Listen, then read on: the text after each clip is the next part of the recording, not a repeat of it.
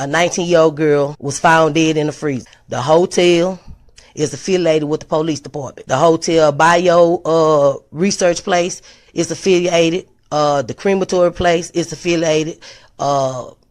Everything that about that hotel is affiliated with that police department in Rosemont. They have the same address. 2 live videos that was posted by those 2 people that's affiliated in gangs posted live videos in details about what happened to Kanika, what was going to happen to Kanika. All that's facts to the case. Everything else is the images, is made up, said, and everything. Y'all people have to understand. Y'all got to figure out what's true and what's fake. And even the fake shit, I keep telling y'all over and over, the fake stuff also is telling us the real deal. Hello, ladies and gentlemen. This is Edward Joseph, and let's talk live. Edward Joseph, talk your shit. All right, let's talk. Well, today, peoples, has been such an interesting day. I am here, I am live, and I am going to talk about some things, peoples. Peoples, Edward Joseph, talk your shit.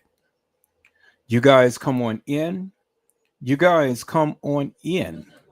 You guys come on in, for there's so much to talk about, peoples. You guys come on in. Peoples, I am here and I am back and I am ready to just talk my shit. Is that all right, peoples? Can I just talk my shit for tonight?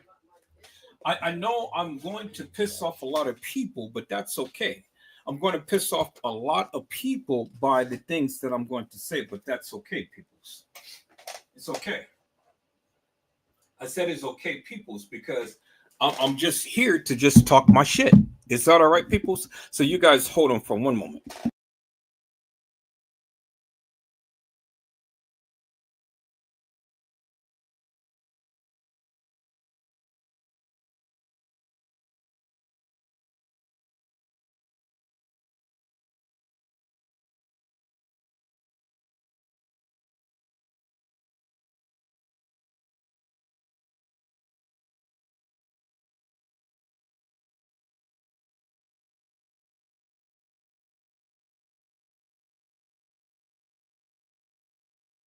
All right, people, you guys hold on for one moment. I'm fit to get me some juice right quick, and then I'm gonna talk my shit. Y'all hold on.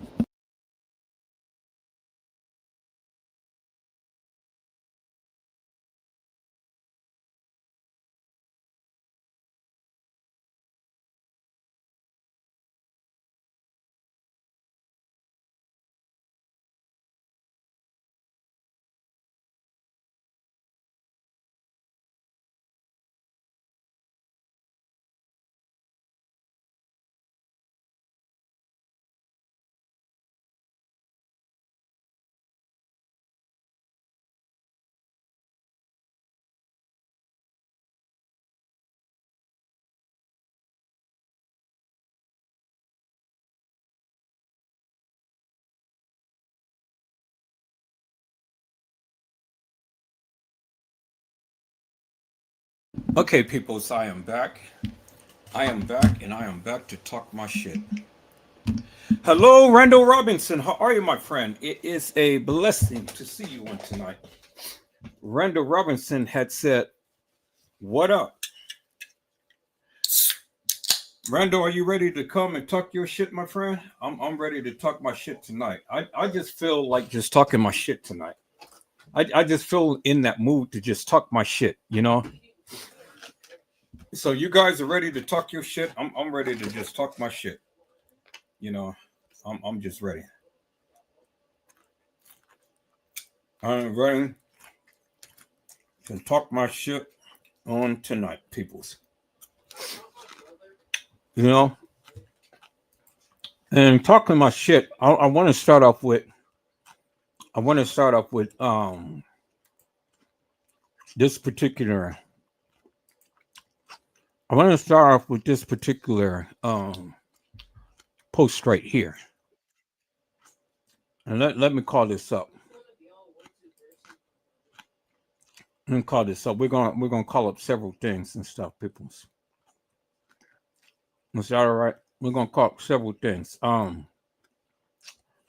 First of all, what I want to do is let me share my screen because I'm going to show you an accident that I almost been into today. Let me share my screen. And you see, this is how God saved me, peoples, because I'm almost been into another accident. Because you do remember this month, 1 year ago, this month, on the 20th, last year, me and my son was in a car accident. And it almost took our lives. And so now, here it is today. I almost been in another car accident. But this time, instead of being on the city street, I was on a highway. And I didn't have my son this time. But I'm fit to show you what almost happened. Let me share my screen.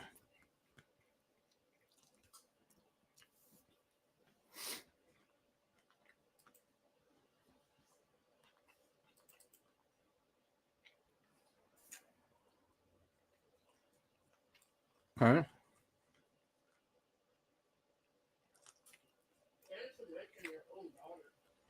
And we're going to start off with this one. Now, this doesn't have any volume to it. You know, it doesn't have no sound. So what I'm going to do is, in lieu of the sound, I'm gonna play a little soundtrack.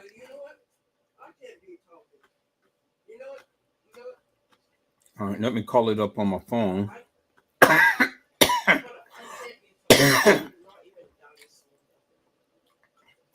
Call it up on my phone.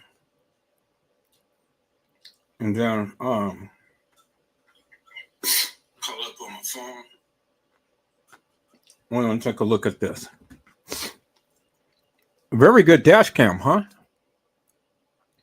All right, so let me stop it for one moment. I'm going to call up the something to play while I'm playing this. Let me get some music going in the background. Let me see. Let's see about this.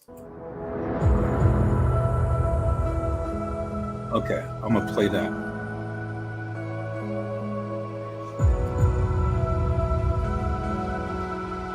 Now let's play the video.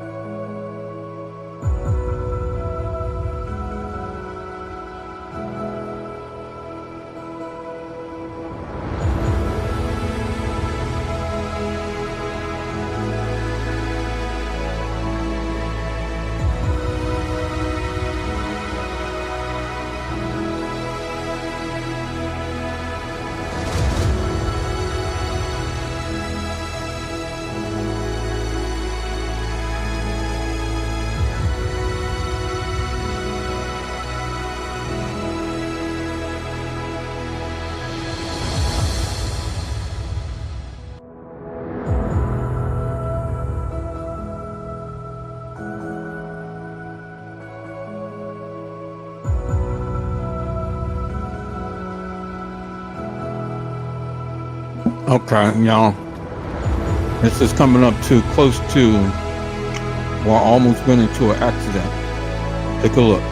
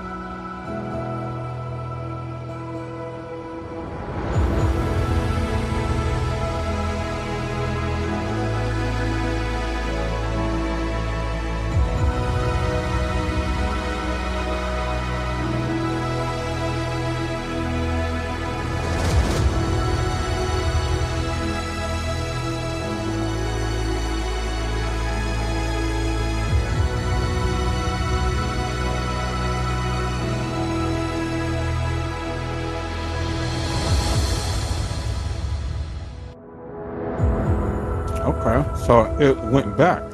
So I guess it's playing the next video.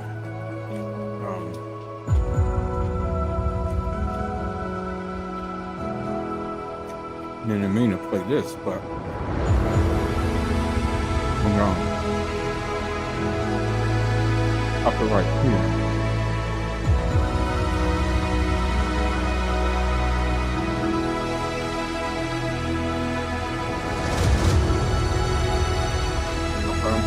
We're going to stop that video right there. And we're going to play the next video.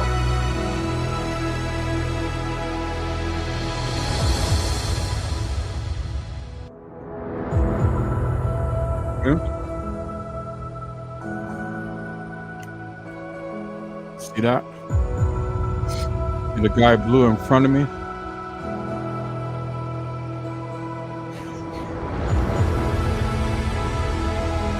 Play it again.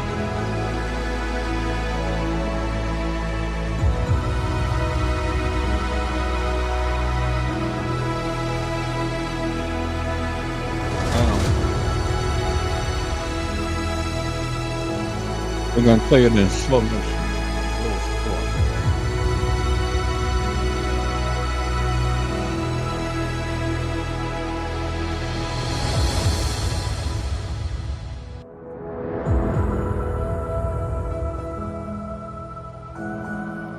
Okay, let me change this music.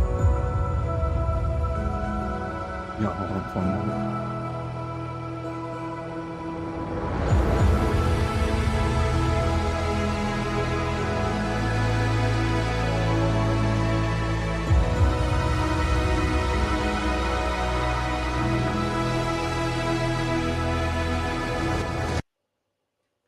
All right, so let me see.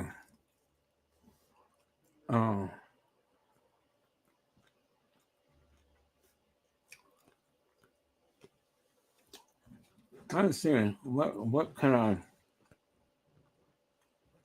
Okay, let's play this. All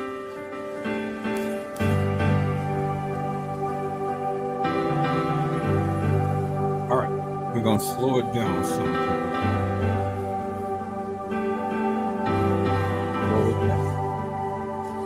I love you for your mercy never fails. All my days I've been held in your hand. Yeah, this has a from the moment that I wake up until I lay my head. Clear settings. Oh, I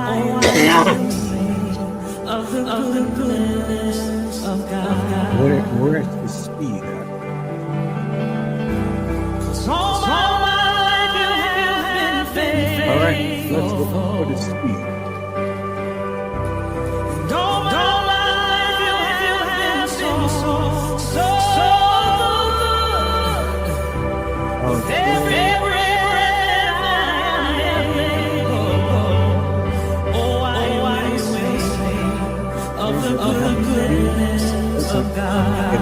clear, so it doesn't play in slow motion.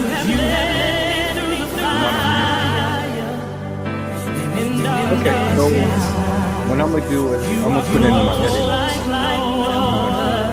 Pull it down. Let me call this up.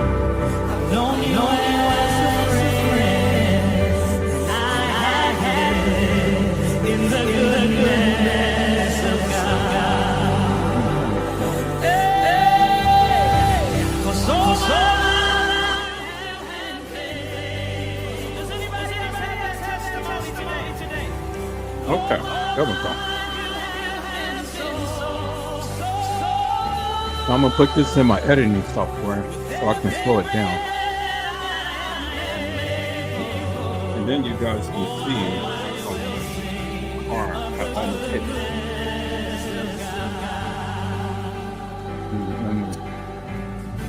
Bring that one. Yeah, I'm gonna do that right there.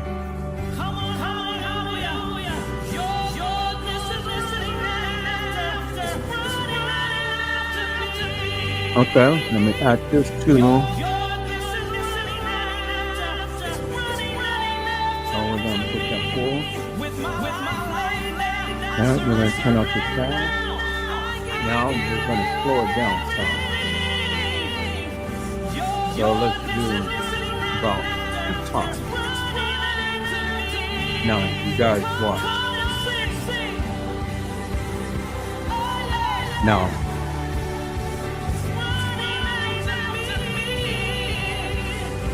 Boom, you see how he literally came right in front of me?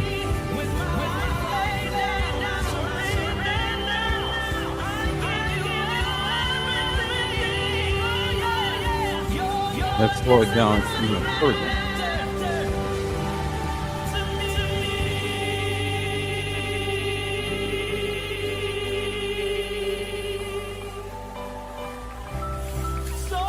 Let's go a half speed. Okay, now let's look at that.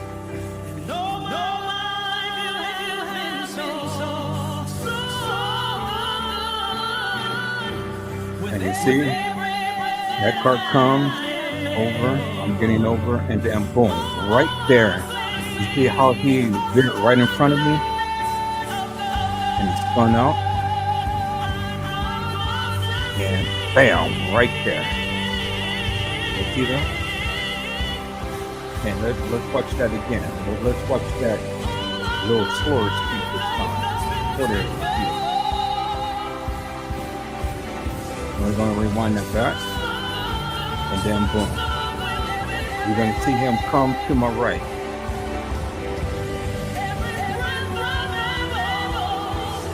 Now I'm getting over.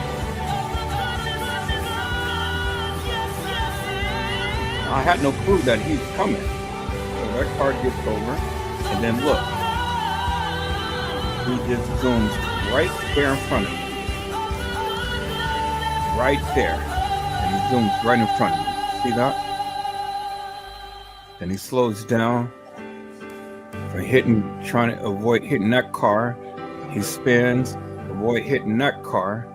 Then he goes and then bam. Yeah. And then he goes right there in front of you guys. Almost got hit. Again, almost a non-accident. And then we go, close down.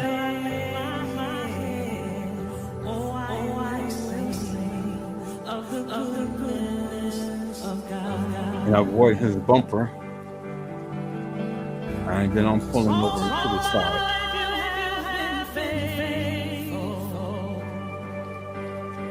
Just get out.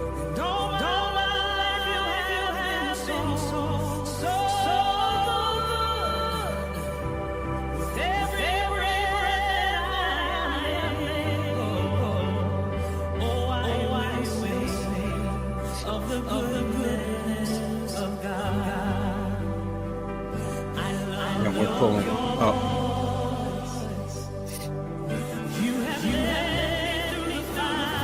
Pulling up close and on the park.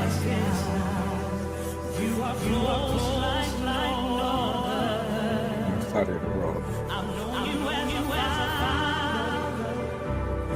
He pulls up a little more, and then we go and we get to the exit. I mean, on the side of the road.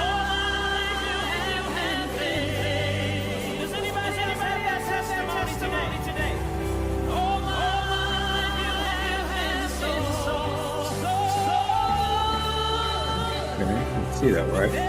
Pull up.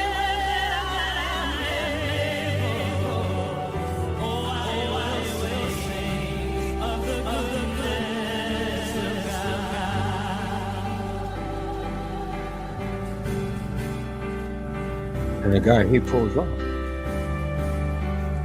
Okay, so now that one. So now let me go and show you the rear.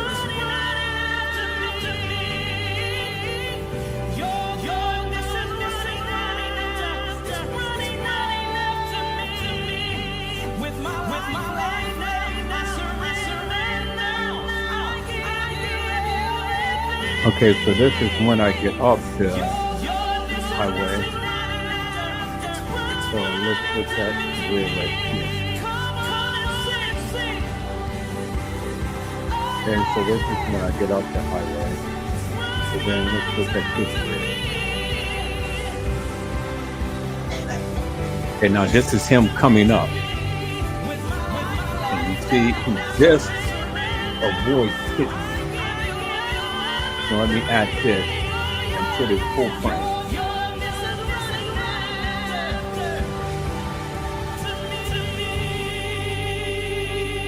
Okay. And we're going to add that. So that's the beginning, and then this is the end. So we're going to move this down. And we're going to do the rear first. So this is the rear.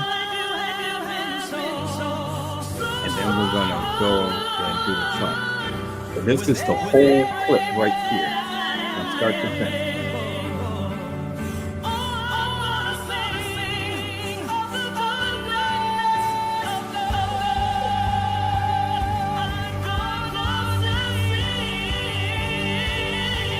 Okay, so let me put the other one in front first.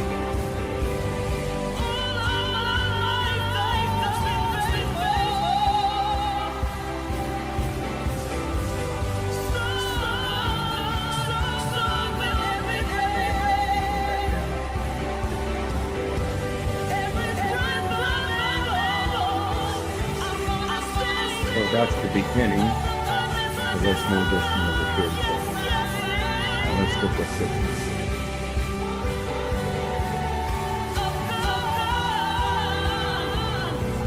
Okay, so this is the rear.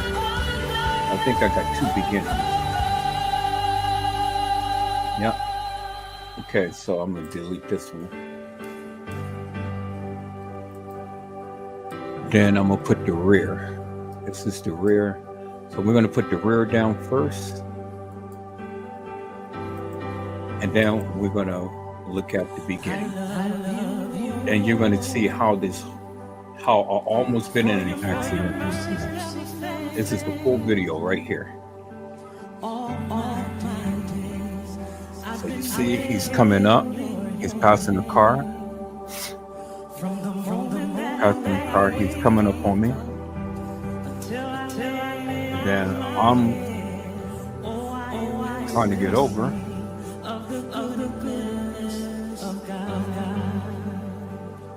And he zooms up. And he zooms right past me. I'm trying to get over.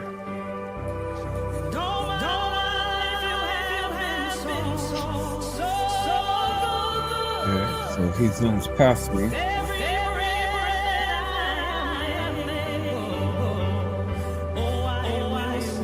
And all of the cars is just looking, it's like, you know what? So then he zooms past me. He crashes out. Now I'm moving over to the shoulder. Look at all of the other cars. There is all the other cars that's moving over to the shoulder. Because everybody just seeing what just happened.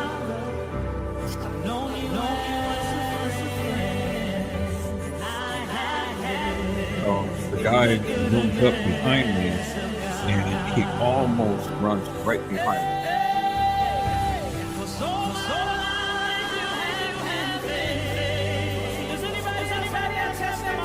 Everybody's seeing what happened.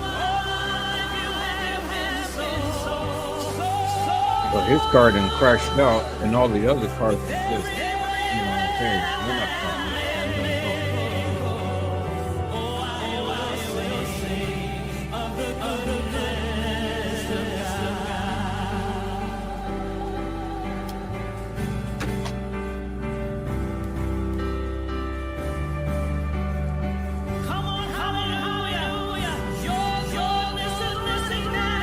And so there's his bumper right there, right on in the front of the freeway.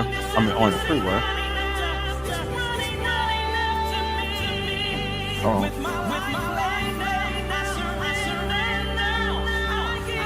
We're still moving forward. And just trying to get off the freeway. Now, I'll come over to the exit.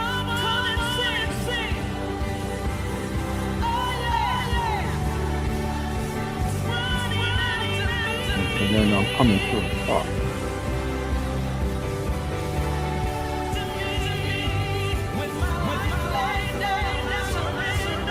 And I come completely to a stop.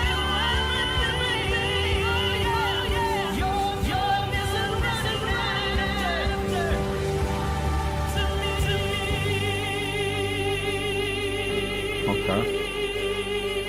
So I come completely to a stop.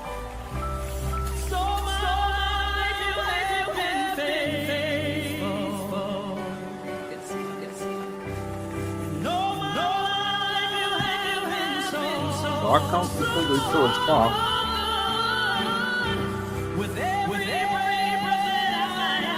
And then now this is the front view.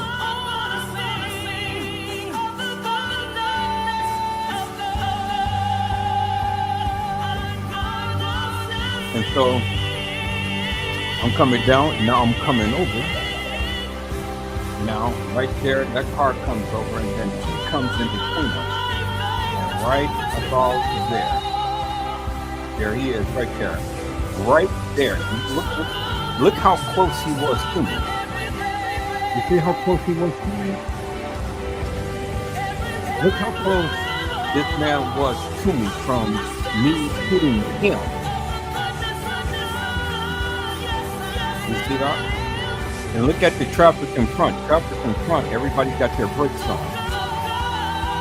Now, how close this guy was to my car. Had I not seen him and not brake a little bit, then it would have been over with. I would have hit him, and then it would have been all over with because I would have hit him. I would have spun out. He would have spun out, and then the people behind us would have spun out. Now look, see how close he is to me right here? It's crazy. Guy literally.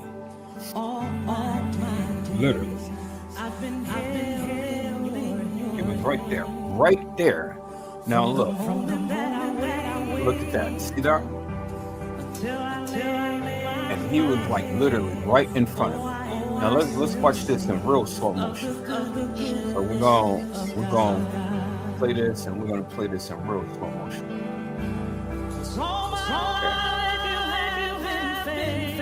Okay.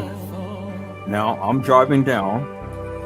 I'm doing 71 miles per hour at that particular junction right there. I'm doing 71 miles per hour.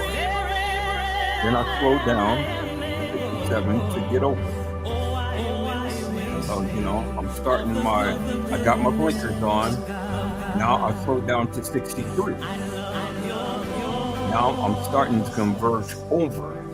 into the other lane. Now I see the car right there. Now it's slowed down to 60. I see the car that's up in front of me. You know, now I'm in changing lanes. Now, as soon as I get almost into my full lane, I'm down to 56. And I slowed down quite a bit.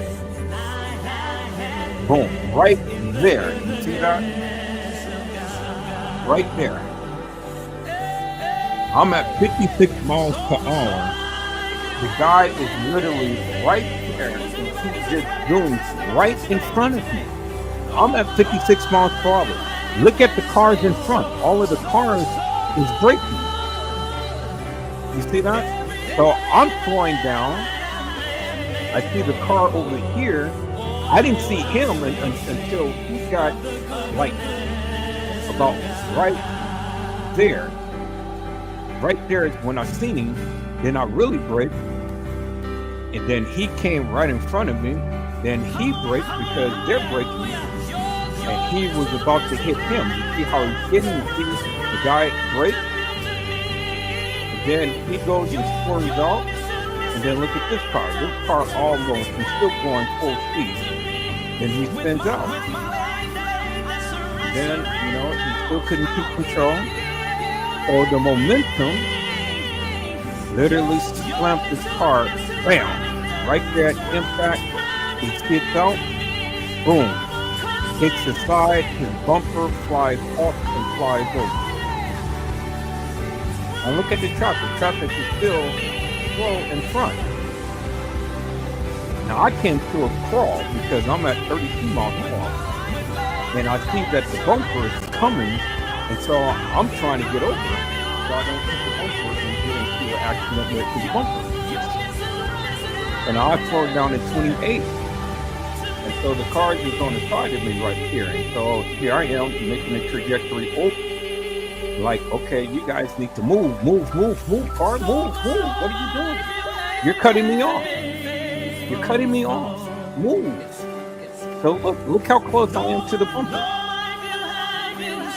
So I'm still going over, and this car is just taking a sweet little time in front of me. And then he brakes. You see his brake lights on. He brakes. So I'm trying to get over to avoid the bumper, and this guy is still braking. And now I clear the bumper, and then he goes and he just like slows down to a fall. I'm like, dude, what's your problem? Now look at the traffic up there. It's a lot of traffic. All of the cars are stopped and things. You know?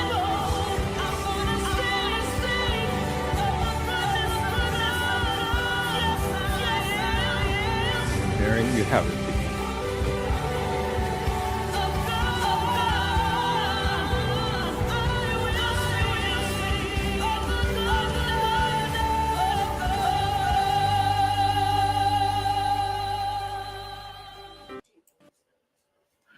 And there you have it, peoples.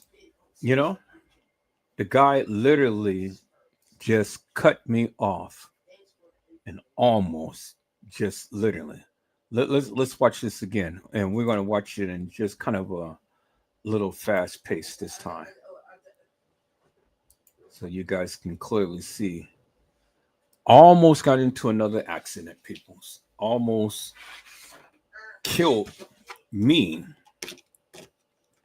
Because had I spun out, those other cars behind me would have just came right up on me.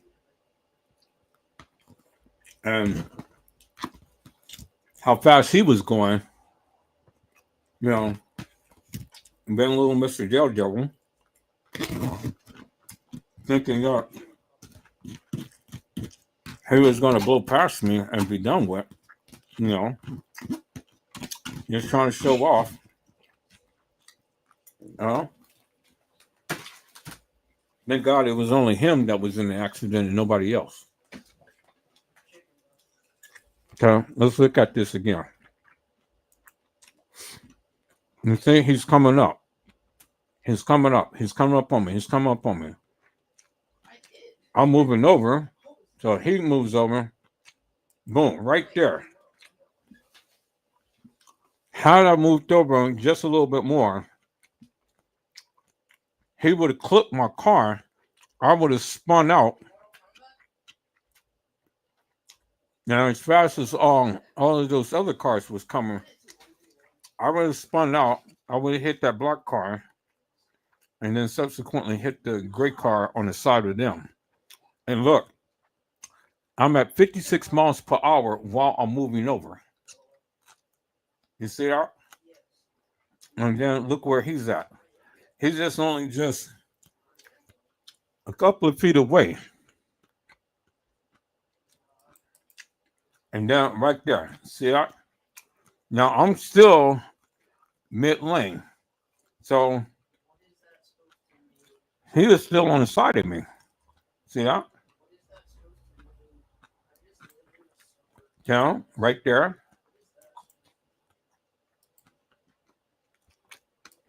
At that point, he's already right here.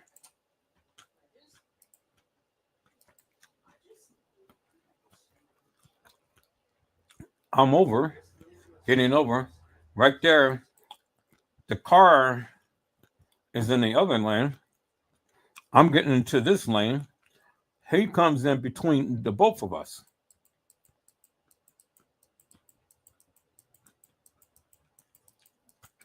Now, I'm almost fully in this lane. And then right there, he cuts in front of me. Right there. I did not see the guy until he was right there in front of me, like that. And I was like, oh, shit. I brake.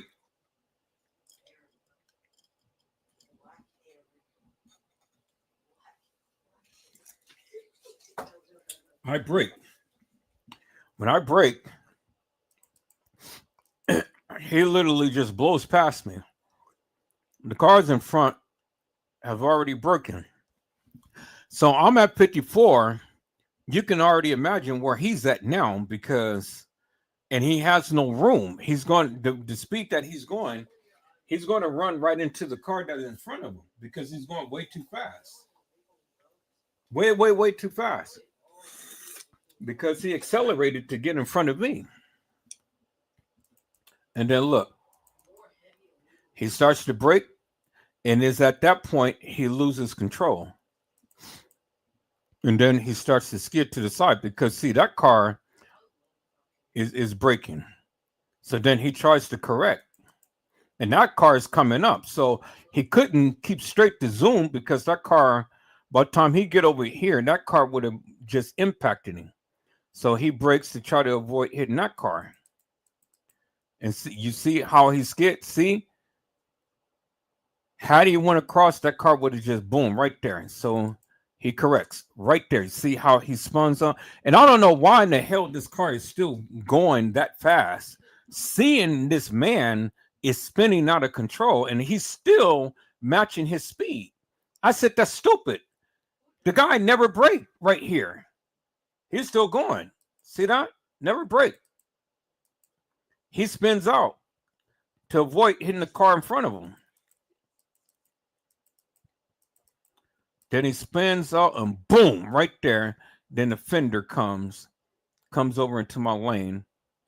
And then here I am trying to get over.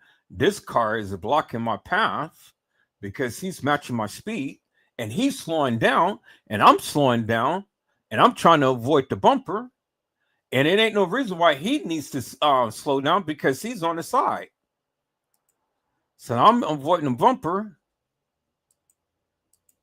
And had I not, I couldn't get over no more because the guy is like right there. And there's the bumper right there, right in front of me. So here I am, moving. So I cleared the bumper. And then I come to the side. And then he's still slowing down, looking like, I'm like, dude, what the hell is your problem?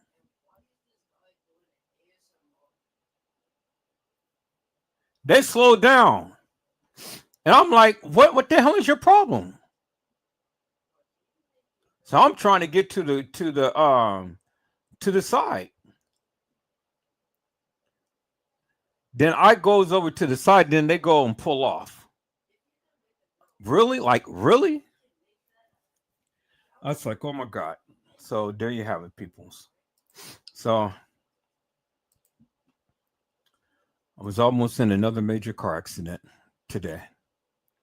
And I thank God that that didn't happen. You know, I thank God that didn't happen. Whew, man. I tell you, almost again, second time, peoples. Second time, almost. But this time I had the dash cam. Instead of the dash cam being over on the city street, I had the dash cam, and my life just flashed before my eyes. And this is just 7 days after I had my accident on last year. This month. I almost been in another major accident.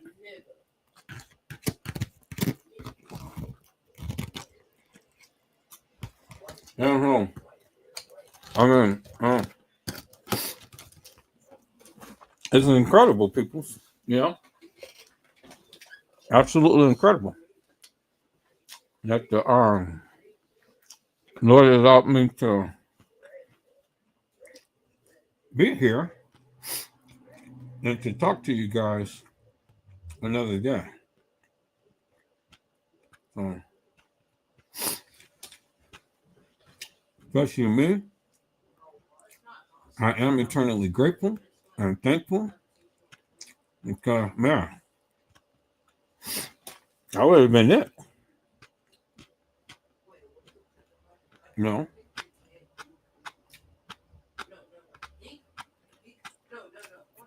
Would have been it, people.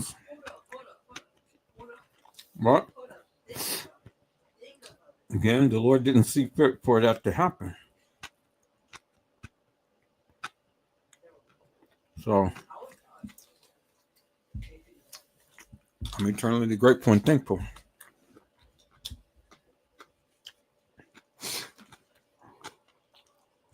Hello, little Bo Peep. How are you, ma'am? It is a blessing to see you on tonight.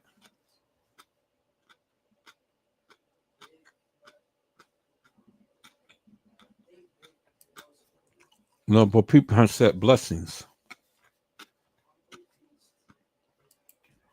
All right, peoples. I'm here to talk my shit tonight, boy. I'm here to come on in and talk my shit. So let me go here and I'm gonna share this. Now I know I'm going to probably lose some friends and things, but that's okay. I was expecting much anyway, but I want to put this right here. So let me share my screen, people. Let's take a look at this, and then we're going to talk about it.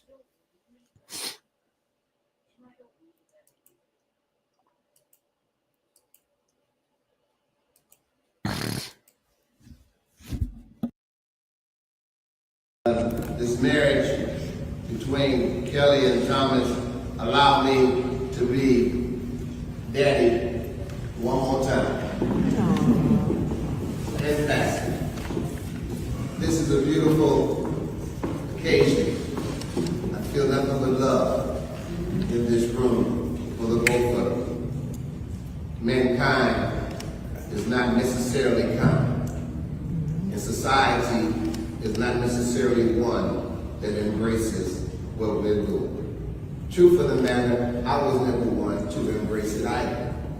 But because of my love for you and my admiration for you, I found myself looking beyond and seeing the love that's in between the both of them. I would want my son to be happy for the rest of his life.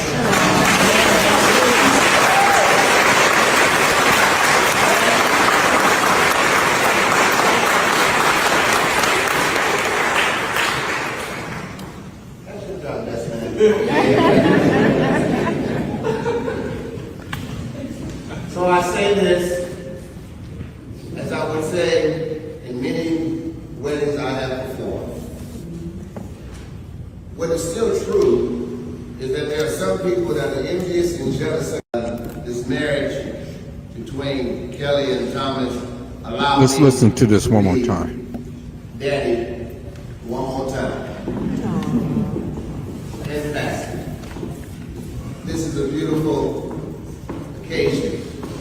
I feel nothing but love in this room for the both of them. Mankind is not necessarily kind, and society is not necessarily one that embraces what we're doing. Truth of the matter, I was never one to embrace it either. But because of my love for you and my admiration for you, I found myself looking beyond and seeing the love that's in between the both of them. I would want my son to be happy for the rest of his life.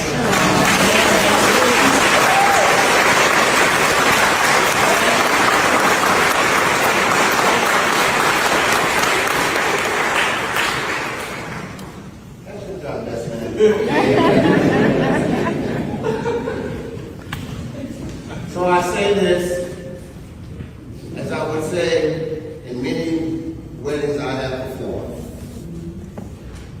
What is still true is that there are some people that are envious and jealous of. Okay, people, let's talk. So we seen the marriage taking place of this bishop's son, and instead of the bishop's son marrying a woman, the bishop's son is marrying a guy.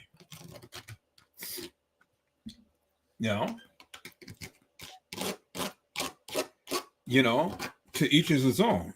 However they choose to live their life, to each is his own.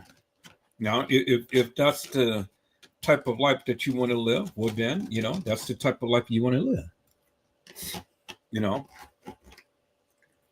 That ain't my problem. And that's not what I have an issue with and things, because, the guy has the right to choose who he chooses to marry. That's not the problem that I have, peoples. The problem that I have is that the bishop, who was supposed to be a man of God, a child of God, he knows better. And he has following. He has people who he pastors. He has people who he preaches to. And he has to preach the uncompromising gospel of Jesus Christ. Now, say what you will, peoples. Say what you will. But in the sacred vows, peoples, God never intended for man and man to marry. Man and man cannot marry under God's law. And man cannot reprocreate, meaning they cannot have babies. And the Lord wants the man and a woman to be able to come together and consummate the marriage and have babies and replenish the earth. That's why God made man and God made woman. He didn't make man and man to come on together to be something in God's sight. No, no, no, no, no, no. He made man and woman. Bones of my bones and flesh of my flesh.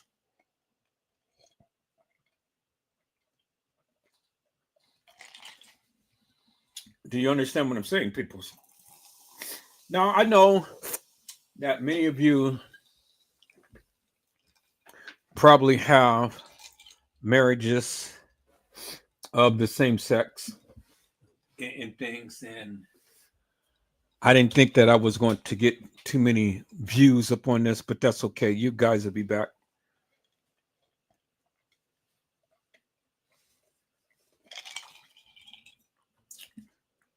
But I thought that I needed to talk about it. God did not make man for man. God made man for a woman, not for two men to come together to get married. People's is not biblical. It's not spiritual. It's not biblical and it's not spiritual. It is demonic. I'm just going to be frank with you. It is. It's just demonic. And I do understand that a lot of people who watches me, a lot of people who's close to me and stuff, you know, are floating this way and stuff. But see, that's your business. You know, that's your business. You have to take that up with the Lord. I don't. That is your business. But it is my business when a bishop or a man who calls himself a child of God or a preacher or a pastor to come and to try to marry two men. Now that's my business. And it's my business to talk about them. Because see, the thing is, peoples, it is not biblical. It's not biblical. And so for and this guy, he's changing his morals and values to please his son. And it's not right. It is not right. Now, I don't hear any other preachers, you know, chiming out about this and stuff. I make this post and stuff, and I don't hear a lot of my other friends who are preachers and pastors and bishops and things. I don't see them chiming out, you know, but I'm chiming out because maybe they're on the down low.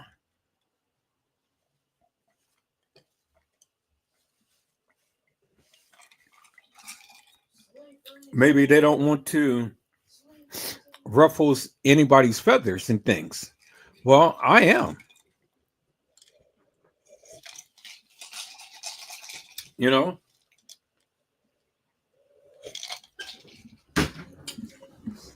I'm here to ruffle some feathers because it's not right. Now, you may engage in it. It's your business. You know, I'm not going to sit here and talk about you, even though, you know, I know that you probably swing that way and things.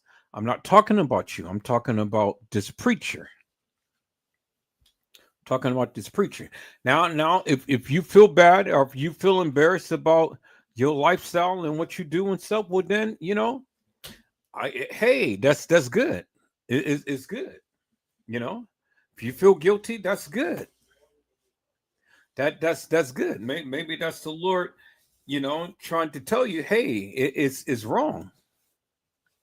You know, and you need to correct it. Now, if you don't feel guilty and you just happy just the way that you are and stuff, well, then hey, you know, more power to you too. But I'm not here to talk about you per se. I'm here to talk about this preacher, the one who is marrying his son. People's is not right. It's just not right. It's not right in God's eyes. There is no scripture that you can ever give to me that says that this is right. None. There's no scriptures whatsoever that you can give to me that ever says that this is right. None whatsoever. And I challenge anybody to give me one scripture that God had endorsed this type of madness. He never did. I said he never did, peoples. And so that's what it is, and that's my stance. I said that's my stance, peoples. You see what I'm saying? That's my stance. So it is what it is. And I know, and I knew that I wasn't going to get nobody to watch this right now and stuff while I'm on this topic, because many of you just may be engaging in it in things, but that's okay. It ain't gonna stop me from talking about it though, peoples. Do you understand what I'm saying? Now, I want to put the record straight. I'm not talking about you per se. I'm talking about this preacher, because this preacher knows that he's wrong in trying to marry his son off to another man. That's wrong, peoples. It is wrong. It's wrong and it's immoral. And this preacher's license needs to be taken because it is wrong and it's immoral. And I don't care what you say, people. It's wrong. It's wrong. And if you live that type of lifestyle, well then, again, that's upon you. That's upon you. That's upon you, and that's upon God. I'm not here to try to vilify you. I'm not here to try to put you down. I'm not here to try to scold you or anything and stuff.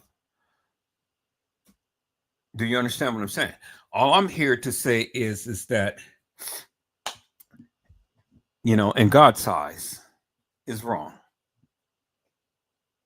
And that's I did my part. I did my job and stuff. And I'm telling you, it's wrong.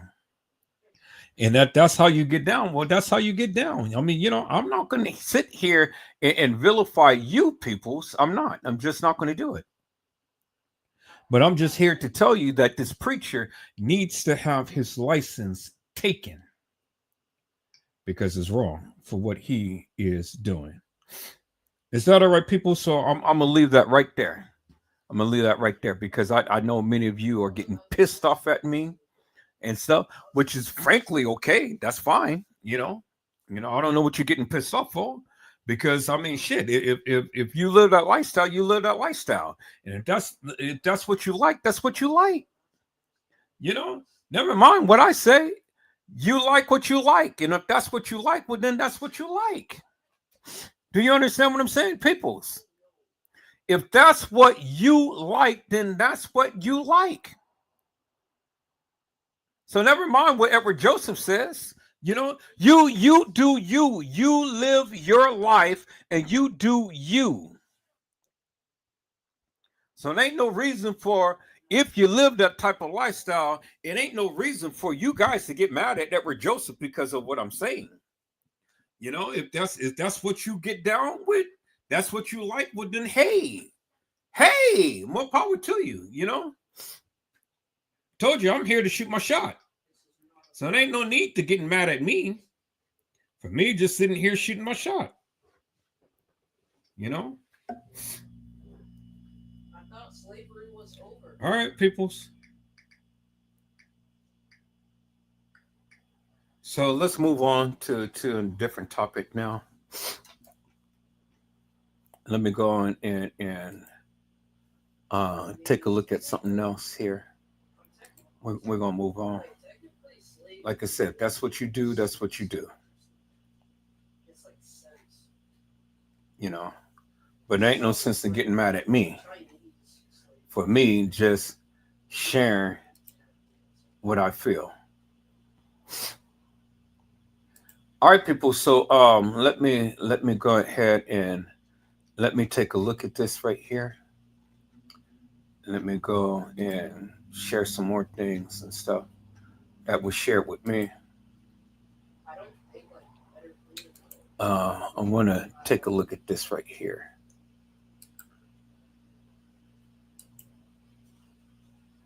Okay, so let's take a look at this, and then Let's talk about it.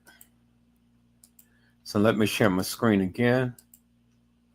And let's look at this.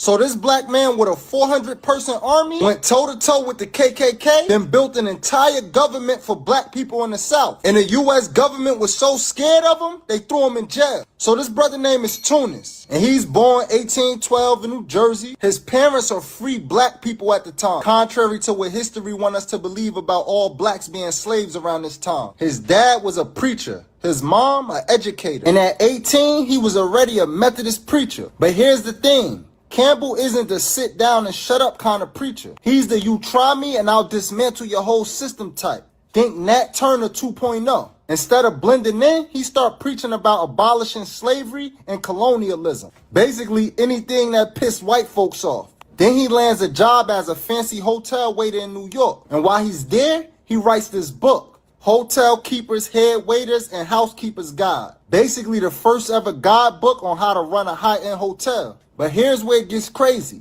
He used the money from that book to fund black schools. And not just any schools. These schools was filled with fugitives he helped escape from the South. This man was Harriet Tubman's plug in a three-piece suit. Then the Civil War hits. The Union looking around like, yo, who can help us get some black troops together? And they like, Tunis got a crew. So they handed him a contract to raise 4,000 U.S. troops. Now it's 1865, and General Sherman drops the famous 40 acres in a mill plan. And the blacks like, yo, Tunis, what do we do with all this land? And Tunis, he don't hesitate. He like, yo, cut down all them trees. And people were like, huh?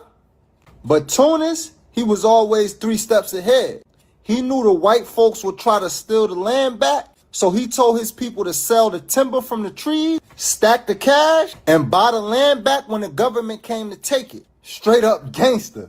But Tunis didn't stop there. He brought 1,200 acres in McIntosh County, Georgia, and built his own town, complete with schools, courthouses, judges, and a 400-man militia. And the KKK tried to torch his house once, but after that, they wouldn't even step foot in his county. They knew better. And it gets even crazier. The Klan starts to terrorize black voters all over Georgia. They even poisoned the black register. And Tunis was like, oh, word? Watch this. He personally registered voters with an armed guard, and nobody was going to mess with him or his people. Now let's fast forward to 1868, and the 14th Amendment passes. And Tunis and his son both got elected. Tunis became the senator of the state, and his son became a state rep. And they were a part of the original 33, the first black legislators in Georgia. But the white folks, they pulled the oldest trick in the book. If you want to watch the full video, comment full below or check out my story for the link. Some good history right there, peoples. Did you know that black people can do some great things if they put their mind to it? And stop talking all of this madness to each other and stay off of drugs and alcohol and stop trying to pimp the ladies and things. You know, you can do a whole lot.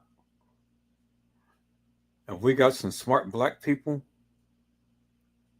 Do you know that, peoples? All right, so let's take a let's take a look at this right here, peoples. This was dropped in my lap as well, so we're going to take a look at this. So let me share my screen, peoples. You know, see, y'all just thought that niggas was just some people who just talks all crazy and shit like that. No. We got some educated black folks, you know, within our society, people. So let's take a look at this here. Donald Trump talking about how great American innovation is, and everything that he named that America invented, it was a black person that invented it. This is a nation that invented the light bulb, the telegraph, the television, the telephone, the computer chip, the smartphone, the GPS, the integrated circuit, and even the internet. Basically, we invented everything. What is left? We invented everything. Bro, black people did all that. We innovate and create everything. And so it's just par for the course of what happens with Black innovation. I'm big on protecting your IP, but a lot of times you're creating and you want to be creative.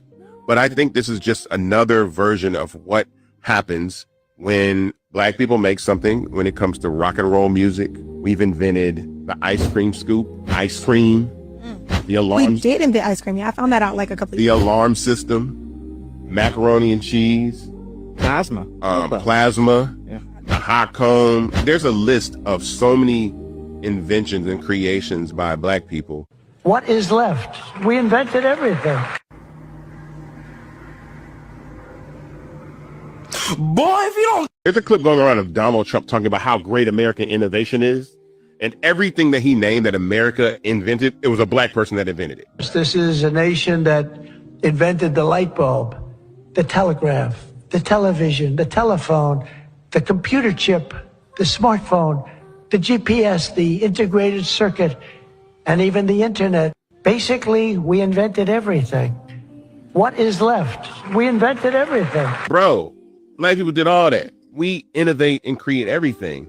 And so it's just par for the course of what happens with Black innovation. I'm big on protecting your IP, but a lot of times you're creating and you want to be creative.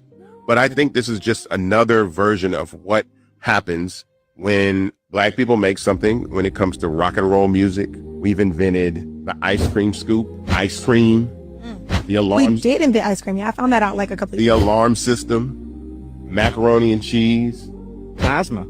plasma, the hot comb. There's a list of so many inventions and creations by Black people.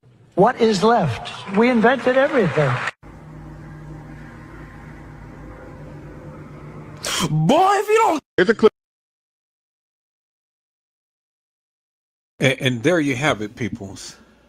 Black people have done wonderful things with our society. Black people had invented a whole lot of things that we use on today. And even though that this is not Black History Month, I just wanted to just drop those little gems, those little jewels in your lap and stuff, peoples. I just wanted to drop that. But we getting ready to search the internet on tonight, people. So let's go here. I'm getting ready to go, and I'm gonna take this home. So let me share my screen right here.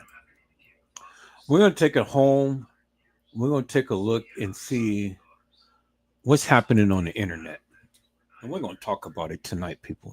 This is Shoot Your Shot night. Shoot Your Shot night, peoples.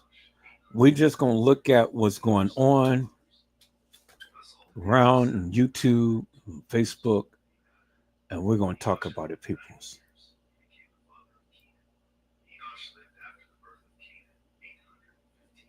We're gonna talk about it on tonight, peoples. All we're gonna do is just shoot our shot tonight. Oh my goodness, y'all hold on for a moment.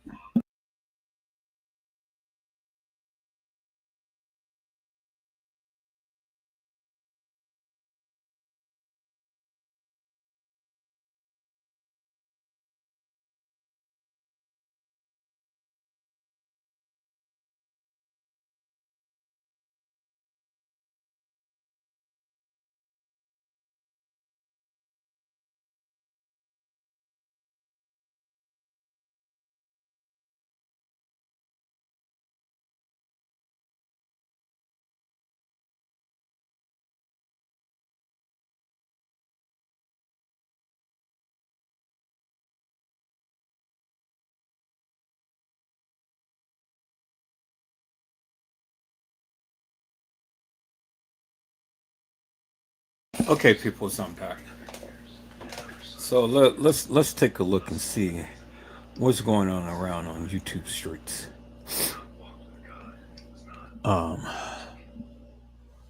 Let's see what's happening here, people. What's happening here?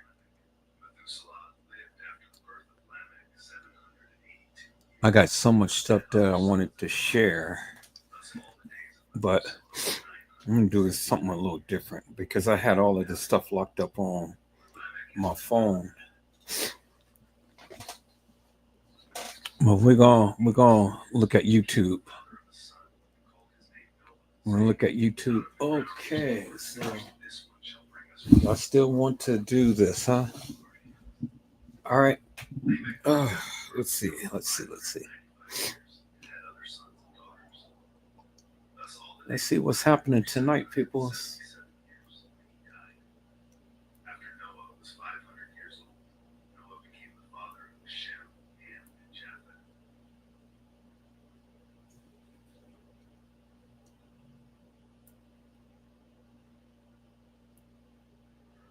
All right.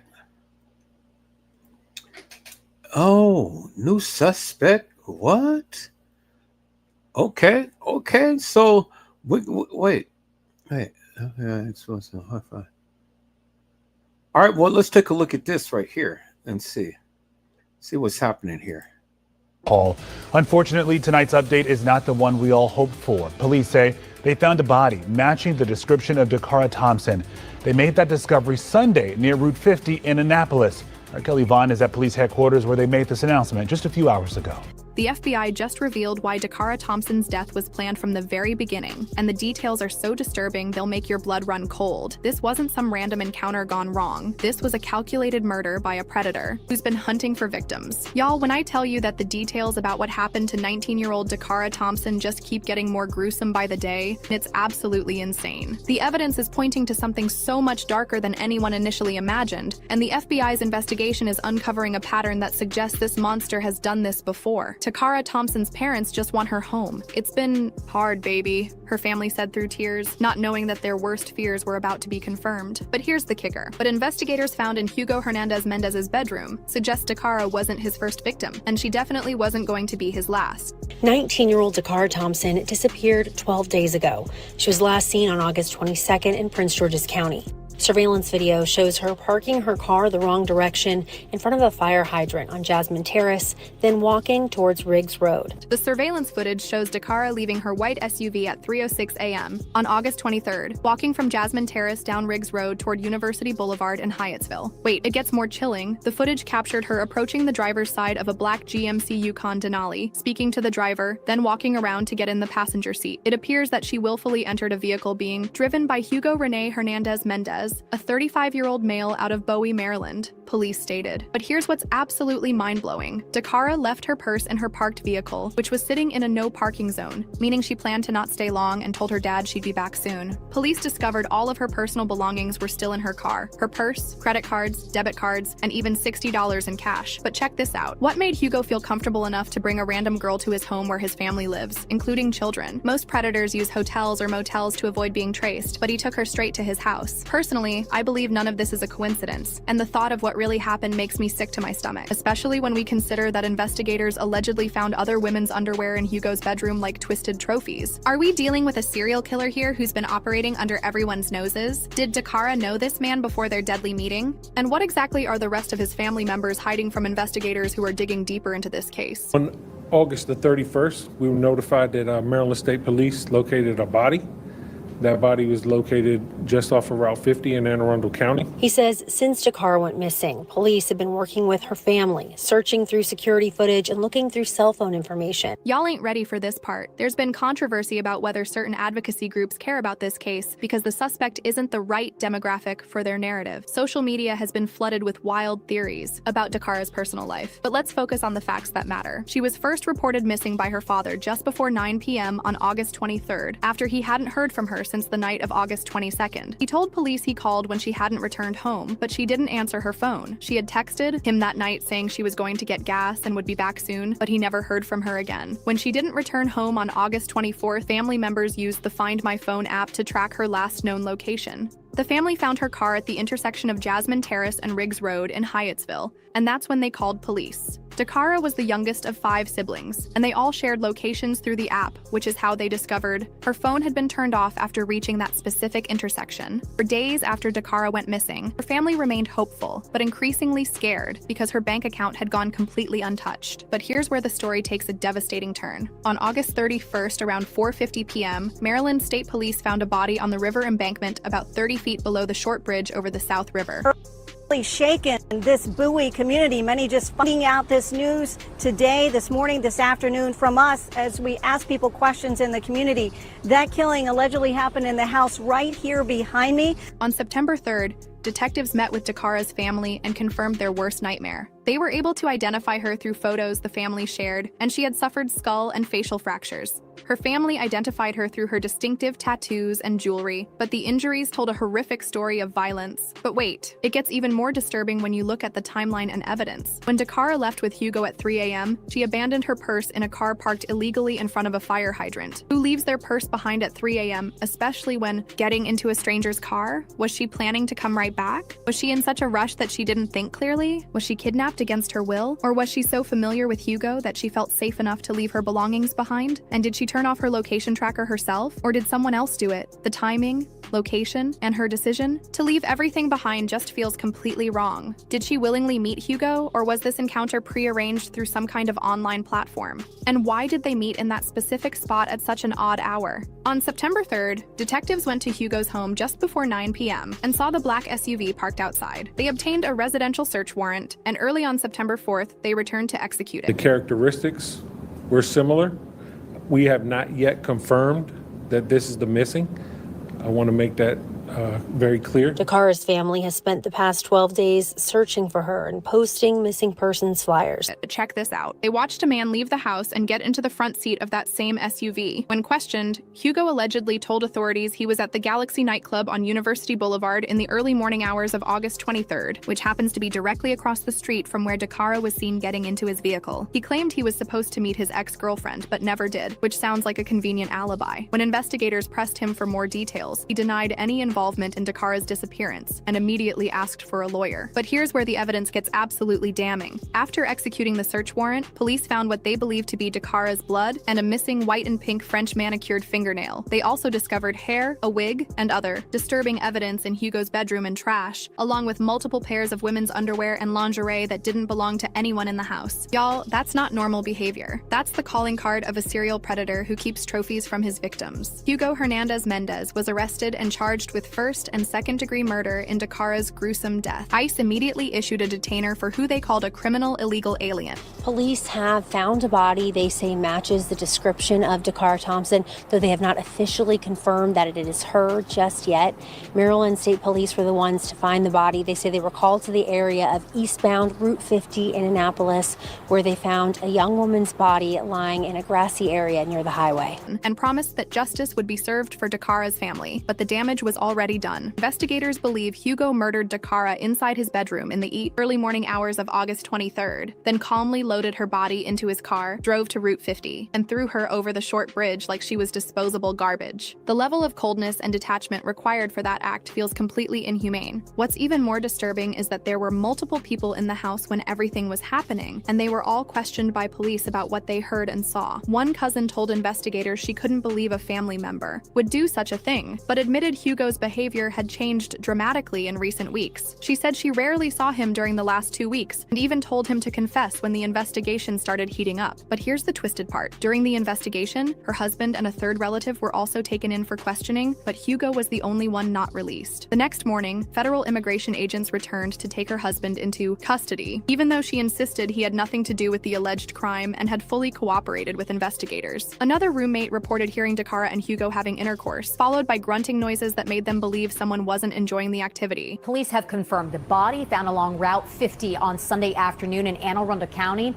is in fact that of missing teen Dakara Thompson. Now, earlier this morning, police announced that she had been killed, and a man has already been arrested and charged in connection with her murder. After waking up hours later, they noticed the GMC wasn't parked outside the house, which was strange since Hugo reportedly didn't work on Saturdays and the vehicle was usually parked out front. But wait, it gets more suspicious. A third and fourth witness claimed they didn't know anything about what happened during those overnight hours because they lived on the opposite side of the house. The question investigators are asking is whether the people in that house saw and heard more than they're admitting. Are they protecting Hugo out of family loyalty, fear of retaliation, or self-preservation? Between the cousin's nervous comments, the husband's sudden immigration arrest, and the roommate's disturbing testimony, it seems like this family is holding crucial pieces of the puzzle. Hugo already had an extensive criminal history that reads like a handbook for reckless and dangerous behavior. We're talking multiple DUI charges, not just once but repeatedly, showing a complete disregard for public safety and the law. He was also caught with open containers of alcohol in his vehicle, cruising around like he was on a permanent road trip to Vegas. Add in charges for operating a vehicle without due care, ignoring traffic control devices, running stop signs, blowing through red lights, and parking wherever he wanted. He was also making unsafe lane changes and treating the road like his personal playground where rules didn't apply to him. That suspect, according to Prince George's County Police, is in the United States illegally and is now subject to an ICE detainer.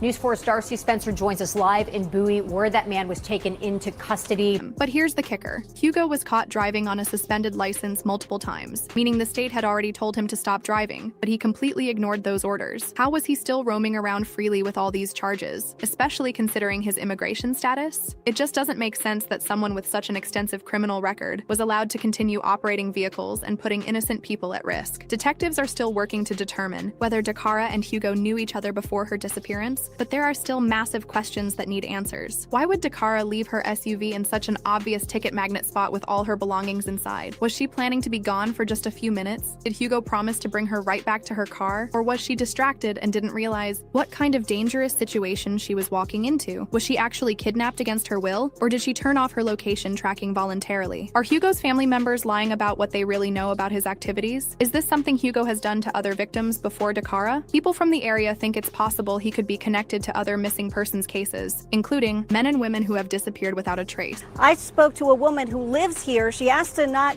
be shown on camera, but she says she had no idea a crime had happened inside the house and that this suspect is her cousin. There was even a father who was found murdered just 2 days after Dakara's body was discovered, raising questions about whether Hugo was operating as part of a larger criminal network. Otherwise, why would he be collecting women's underwear and lingerie like twisted trophies from his victims? The FBI's investigation is revealing that Hugo had been planning and preparing for these types of encounters.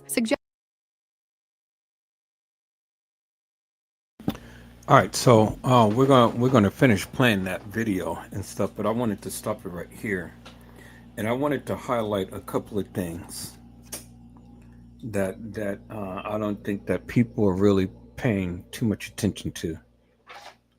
Her car was parked the wrong way, illegally parked in front of a fire hydrant. She's found on video footage getting out of her car and walking to his car and getting in his car. Now, what is that telling you? What is that telling you, peoples? What is that telling you? Now we want to try to paint the young people as totally innocent and, you know, scot-free and stuff. We want to make them out to be angels, and, you know, they know no harm, they know no foul, they're not mixed into, you know, anything hilarious or nefarious. Okay, so she is in a vehicle and she's parked the wrong way. Let's see if we can get some video footage, because she had clips of that in here in this video. But I want to see if I can get the street clips of her. So let's go ahead and let's add another channel. Let's go back and we're going to share this particular one. So we're going to share this tab right here. And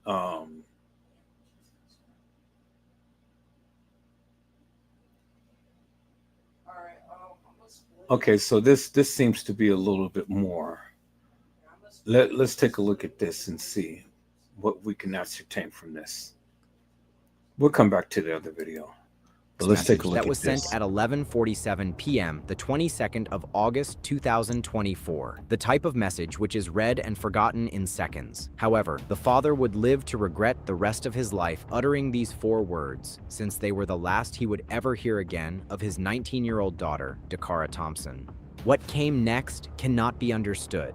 This bright young woman would be dead in a few hours, killed by a stranger in such a random and senseless way that the reality that it is a frightening thing, that safety is merely an illusion, would be revealed. This is how Dakara Thompson, a story, starts with a normal text and ends with the question that will haunt us all. How does an innocent journey to obtain gas turn into an experience with pure evil?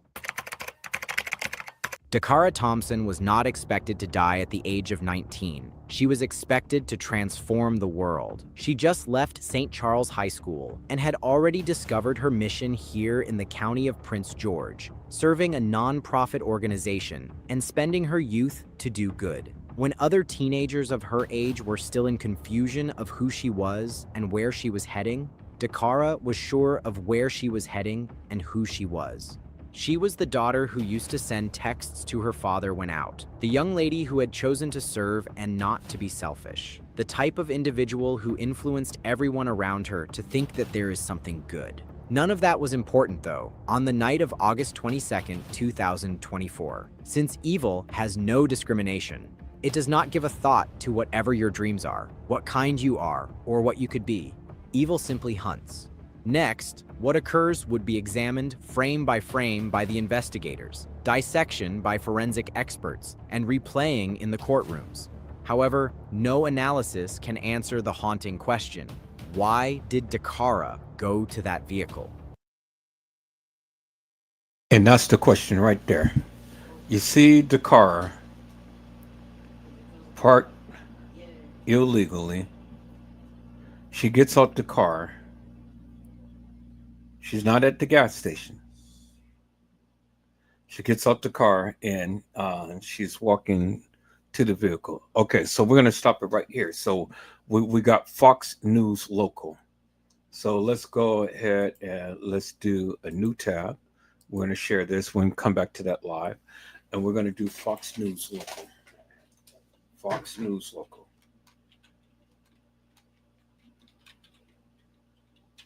I'll go to Dakara.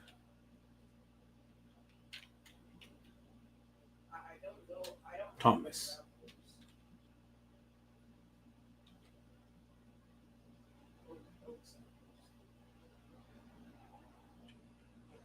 Thompson. Okay, let's look at Fox News Local. All right. So full video. Okay, no, that's the funeral. Okay, I wanted to when they show.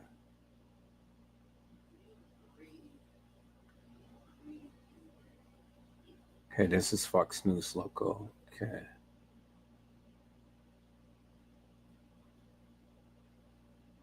We're going to look at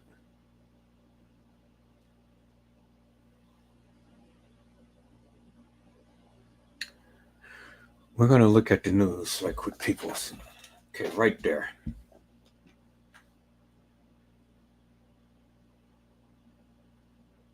Okay, let's take a look at this right here. If you have a gun for self-defense.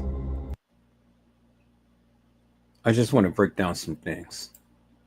We begin with a news alert tonight. A body found in Anne Arundel County may be linked to missing Prince George's County woman Dakara Thompson. That is a big story tonight at 10 o'clock. Shamari Stone's live tonight in Waldorf with the latest. Shamari. Well, Jim and Angie, moments ago, we tried to speak with Dakara Thompson's mother, and Dakara Thompson's mother and father. They don't want to discuss this latest development at this point. Meanwhile, this investigation is continuing. Tonight, Sky Fox hovering near a grassy area off of Route 50 in Annapolis after Maryland State Police discovered the body around 5 o'clock Sunday evening. Right now, Prince George's County Police cannot confirm the body found is 19-year-old Dakara Thompson, but say it does look like her. Investigators are waiting on an autopsy result to confirm. Fox 5 first told you about Dakara's disappearance. When we spoke to her parents last week, they told us the last time they saw Dakara was when she left home in Lanham and said she'd be back. We found Dakara abandoned, and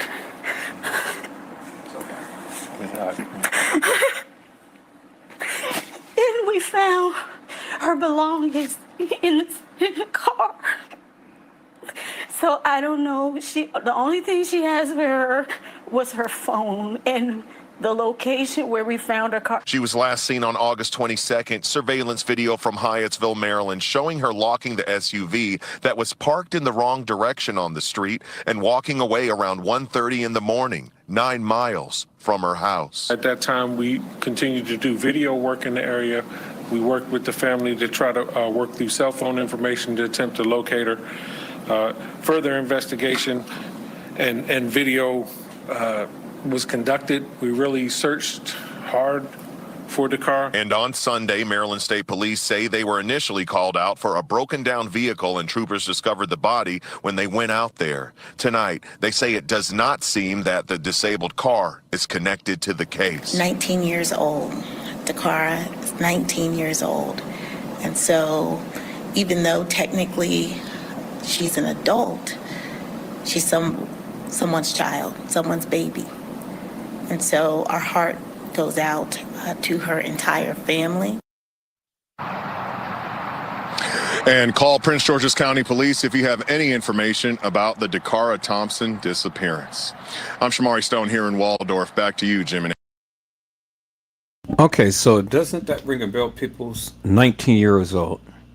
Kanika was 19 years old. Dakara was 19 years old. I want to go back to this part right here. This is the part right here I want to focus upon. That part right here. Okay, let's go right here and let's take a look at this again. Location where we found her car. She was last seen on August 22nd. Surveillance video from Hyattsville, Maryland, showing her locking the SUV that was parked in the wrong direction on the street and walking away around 1:30 in the morning. Locking her SUV parked on the wrong side of the street. Locking her SUV right here, parked on the wrong side of the street, and walking away from her vehicle. Okay, y'all see that, right? So, when you see this young lady at 1:35 midnight, 1:35 midnight, 1:35 midnight,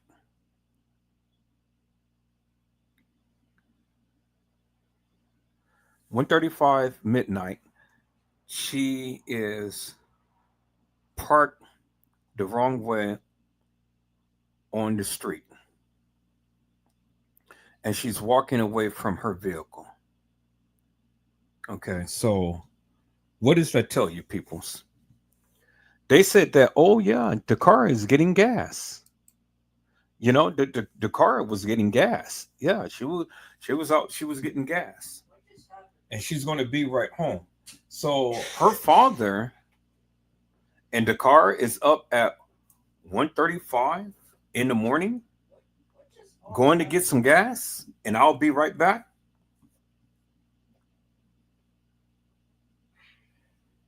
I want you guys to think about that for one moment.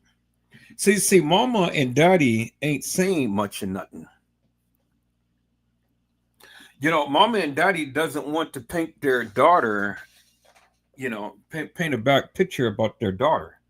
You know, mama and daddy ain't saying nothing. But mama and daddy knows that their daughter wasn't squeaky clean.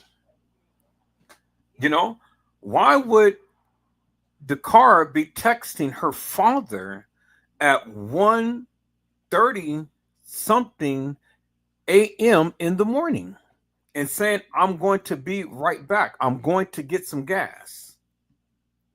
I'm going to get some gas at 1:30 a.m. in the morning, and I will be right back. And then she goes and she drives out, and we see her parked on the wrong side of the street, locks her vehicle, and walks outside of her vehicle at 1:35 a.m. in the morning.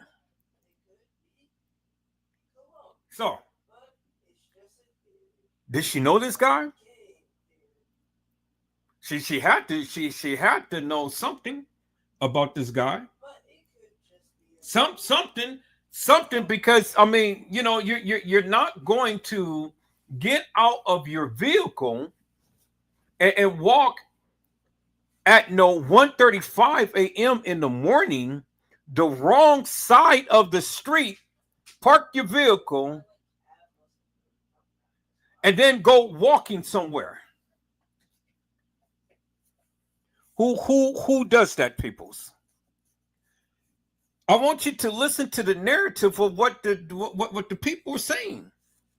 They said that she texted her father and told her father, hey, I'm going to get some gas and I'm going to be right back at 1:30 in the morning. So it is imperative that she gets gas at 1:30 in the morning. Peoples, I want you to listen to the narrative. It is important of the details. See, you guys just get so hung up on what happened to Dakar, but you don't understand the behind the scenes that had happened that led up to what happened to Dakar. Hello, Carlin Henry. How are you, ma'am? It is a blessing to see you on tonight. Carlin Henry says, blessings, Edward, Joseph, and chat. Mariah Lavender had said, peoples, it doesn't sound right. Peoples, I want you to listen to this again because I want to focus upon this part right here.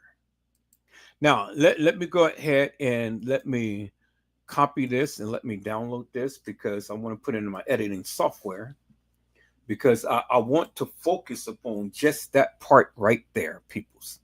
That's all I want to focus upon. I don't want to focus upon nothing else. We already know what happened to Dakar.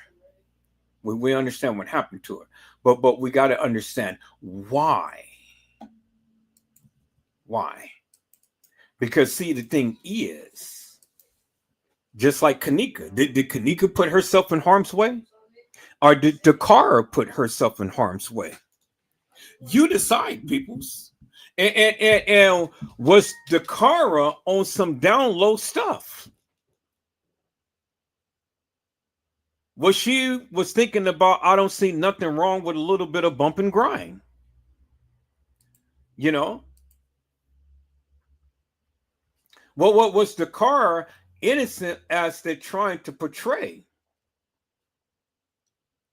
Or was there something a little bit more sinister to that of what she was doing? What was Dakar trying to get a little extra change on the side? You know, what was she ready to do a little something? Let's take a look at that, people. So, okay, I got that downloaded. So here, let me add that to my editing software, and I'm going to add that to here. Okay, we're going to spin that around. Hold up. We're going to take a look at this, people, because I wanted to talk about this because everybody, you know, see, you guys be killing me. You guys really be killing me. So here, I'm gonna put it in my my other software, my Power Director. You guys be killing me with these young people being so innocent in things and stuff. But, you know, we're going to see how innocent Dakara was. Now, we know that she didn't cause her own death, peoples. Now, we ain't going to go that far now. But here, let me block out the sound up on this. Because I just want to edit. I just want to get to this part, and we're going to edit down that little part right there. Because we're going to take a look at this, peoples. We're going to get to the bottom of this right here. Because was the car out doing a little something? So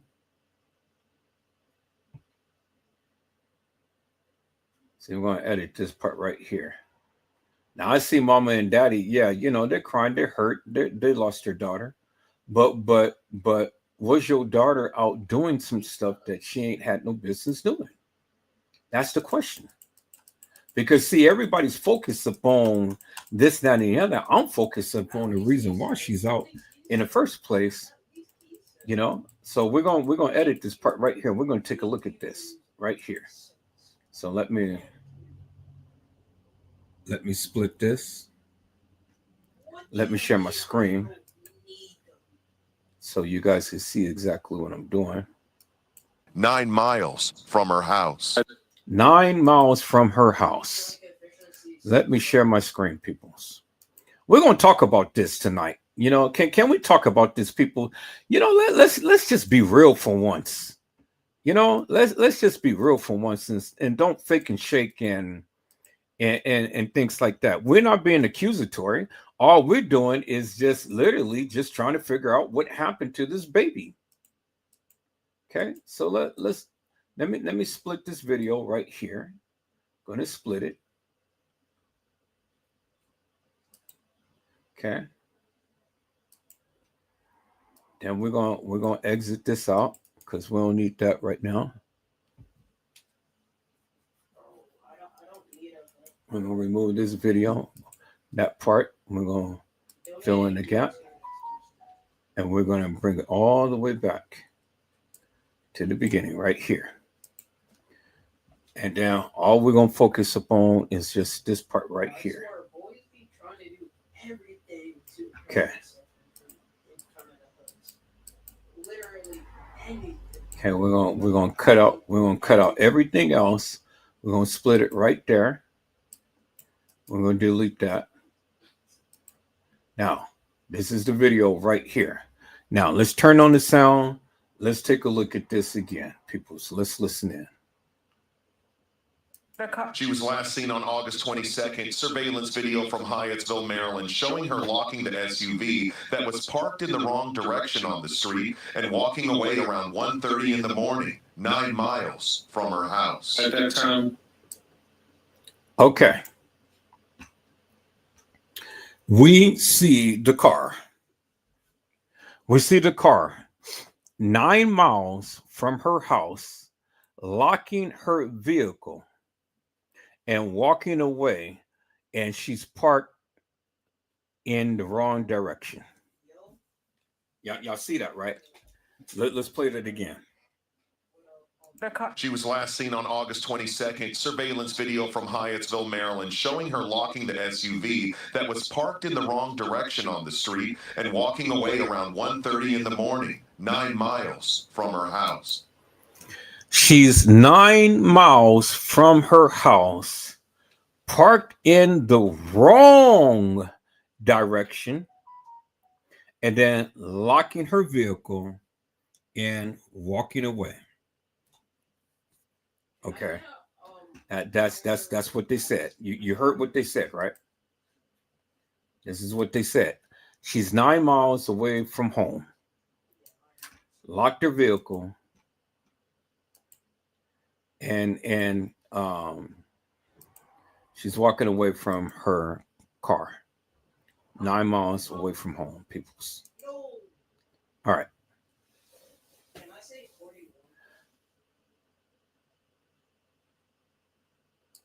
Carla Henry has said, yes, that's what I have a problem with and why.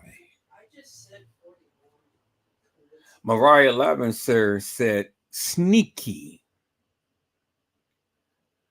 Carla Henry had said, but why would she leave her pocketbook in her car and not park her car? Well, her car was parked. Car was parked. But the car was parked in the wrong direction, as we see. The car was parked. But the car was parked in the wrong direction. You heard what he said, right? The car was parked in the wrong direction. And she got out the car at 1:35, locked the car with all of her stuff in it, and walked away from the car. Now let's go back and let's see what the news had said, peoples. Because see, we're gonna edit some more stuff out this clip. So we got that part. So that's the part that I wanted. But now let's go ahead and let's add this again, because I want to hear the part about she's texting her father. Let's listen in. Hi, everybody. We begin with a news alert tonight. A body found in Anne Arundel County may be linked to missing Prince George's County woman Dakara Thompson. That is a big story tonight at 10 o'clock. Shamari Stone's live tonight in Waldorf with the latest. Shamari. Well, Jim and Angie, moments ago, we tried to speak with Dakara Thompson's mother, and Dakara Thompson's mother and father. They don't want to discuss this latest development at this point. Meanwhile, this investigation is continuing. Tonight, Sky Fox hovering near a grassy area off of Route 50 in Annapolis after Maryland State Police discovered the body around 5 o'clock Sunday evening. Right now, Prince George's County Police cannot confirm the body found is 19-year-old Dakara Thompson, but say it does look like her. Investigators are waiting on an autopsy result to confirm. Fox 5 first told you about Dakara's disappearance. When we spoke to her parents last week, they told us the last time they saw Dakara was when she left home in Lanham and said she'd be back. We found Dakara abandoned, and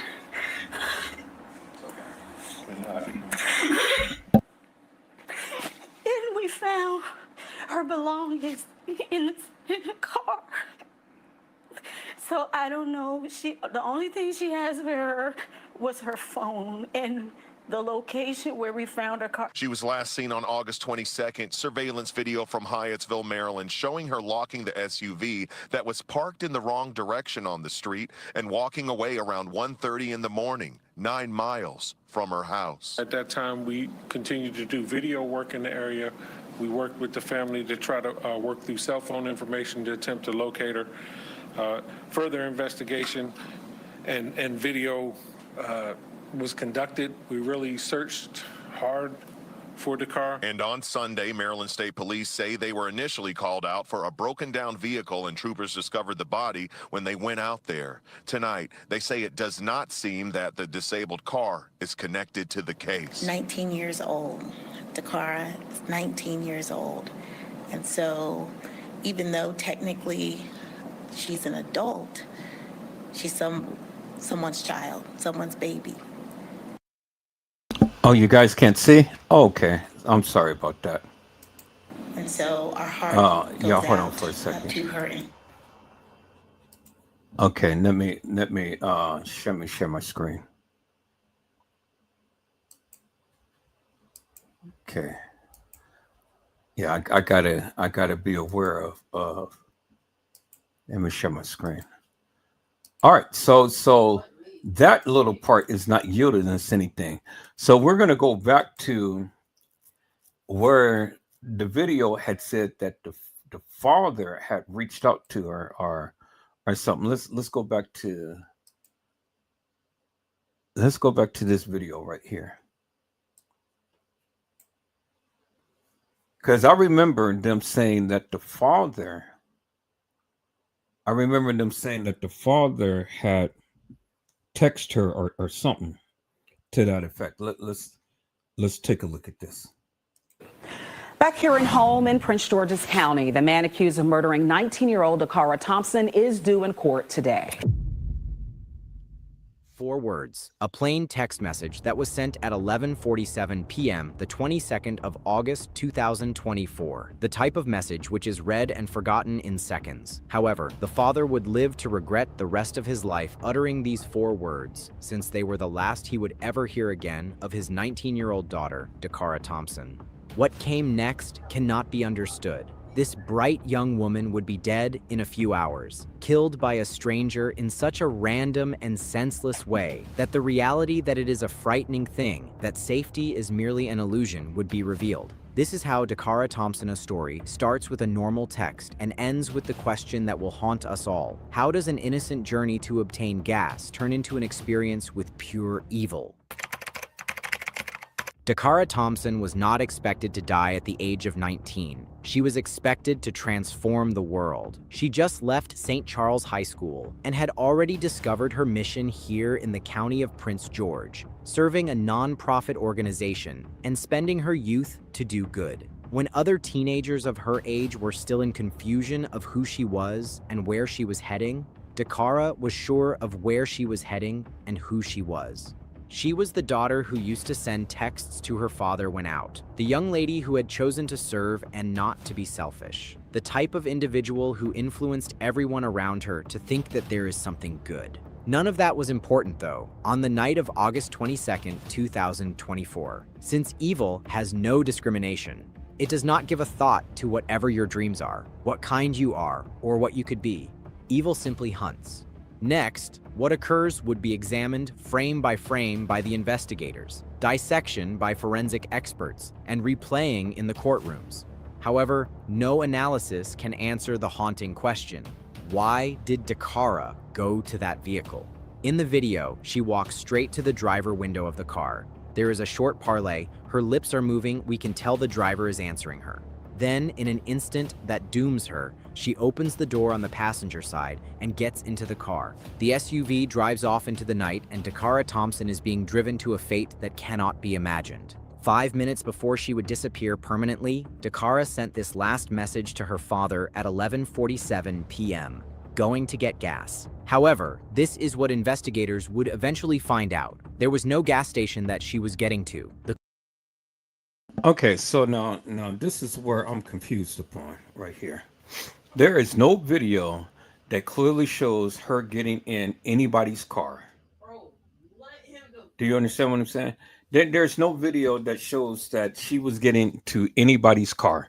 See, this is when these YouTubers start to put their own spin to different shit and stuff.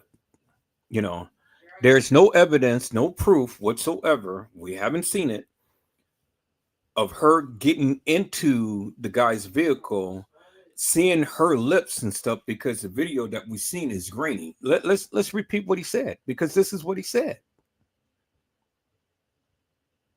This is them putting their spin upon it. Driver is answering her. Then, okay, let's go. Let's rewind it back. Simply hunts. Next, what occurs would be examined frame by the investigators, dissection by forensic experts, and replaying in the courtrooms. However, no analysis can answer the haunting question: why did Dakara go to that vehicle? Go to what vehicle? We don't see her go to any vehicle. We see her walking. We can assume that she went to the vehicle. You know, we don't know. We really don't know. We don't know if she went to a vehicle. We don't know if she went walking and standing somewhere. We have absolutely no other video that clearly shows her going to any vehicle, peoples. And we can't literally see her lips because it's dark. It's at night. You see? So let's listen to this madness. In the video, she walks straight to the driver window of the car. There is a short parlay, her lips are moving, we can tell the driver is answering her. We can tell the driver is answering her. Her lips is moving. You don't see nothing in this video that clearly shows that this girl's lips is moving, that she walked up to any vehicle, and that she got into any type of car. See, this is what I'm saying. You got to be very careful when you listen to these YouTubers when they be going ahead and they be expressing all of this bullshit and stuff, because again, peoples, there is nothing that clearly shows that this girl literally walked up to anybody's car and got into a car. Or you can even see her lips moving for that. So this guy is just lining up a storm. He's putting in his own narrative. Now let's listen in to what else he said.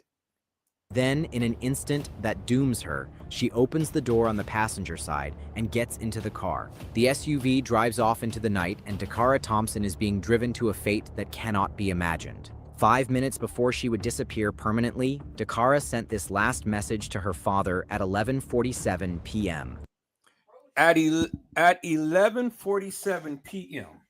Let's write that down.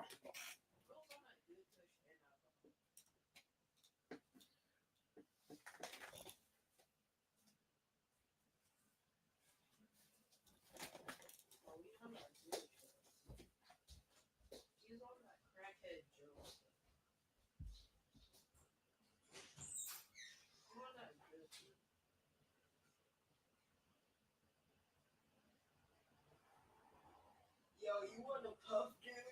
You want a puff, dude?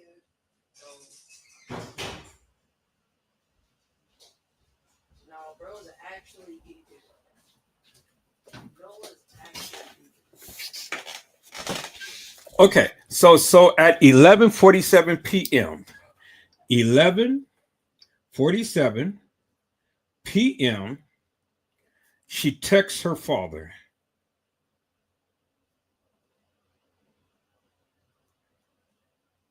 Her father.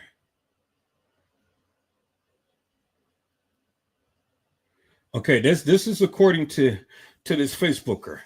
All right. Going to get gas. However, this is what investigators would eventually find out. There was no gas station that she was getting to. The closest station was in the opposite direction. So where was she really going? And why was she lying to the person she loved best? The questions are like cancer cells, and everyone is more repulsive than the other. Did she know her killer? Was it an intended meeting that failed? Or did she happen to be in the wrong place at the time a monster was stalking the streets and was a mere victim of opportunity? When Dakara failed to arrive home that night, the family of Dakara was in a state of catastrophe. It was not a girl who vanished without a reason. This was not a person who had forgotten to make a call home. The report of the missing person had been filed by August 24th. Okay, so date last seen was August the 22nd, 2025. Date last seen August the 22nd, 2025. Okay, that's on the flyer. All right. Was last seen at the Shell gas station. Now that's what it says right there on the flyer. It says was last seen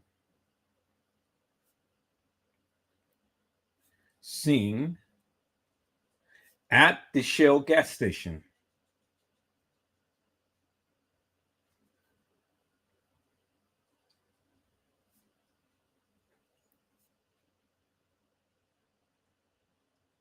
Okay, so who's getting this information? Because it says on August the 22nd, 2025, the car was last seen at the Shell gas station. That's what it says, right? Okay, so let's go back to the news. I want to go back to the news now. Let's go back to the news. Let's see if we can be able to get a little bit more from the news instead of these YouTubers. See if we can get anything else. All right. Why did Amazon send me $20,000? Okay, let's listen to what the news say. The body has been found in Anne Arundel County. That is the scene that is believed to be connected to the case of a missing Prince George's County 19-year-old who has been missing for close to 2 weeks now. Stephanie Ramirez is live outside of the police headquarters there in Upper Marlboro. Stephanie, what are the updates at this hour, and have police confirmed that the body is in fact that of the missing 19-year-old? Yes.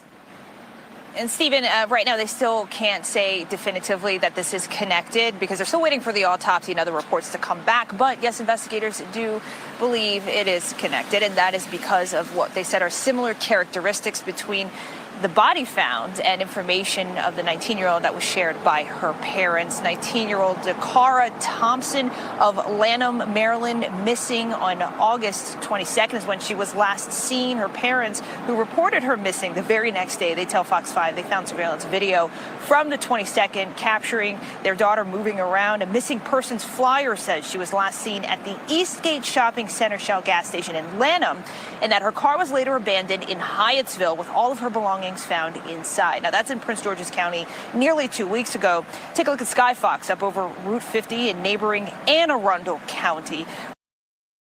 Okay, so the news reported that she was last seen at a gas station, at a Shell gas station. That's what it says, right? And that the family have found video footage the very next day. Let's listen to that again. Now, I want to download this because I want to piece this thing together. So here, let me go ahead and download this. Going to download this. You guys should be able to see everything that I'm doing. All right, so let me go ahead and download this because we're gonna piece this thing together based upon what the news had said, not these YouTubers.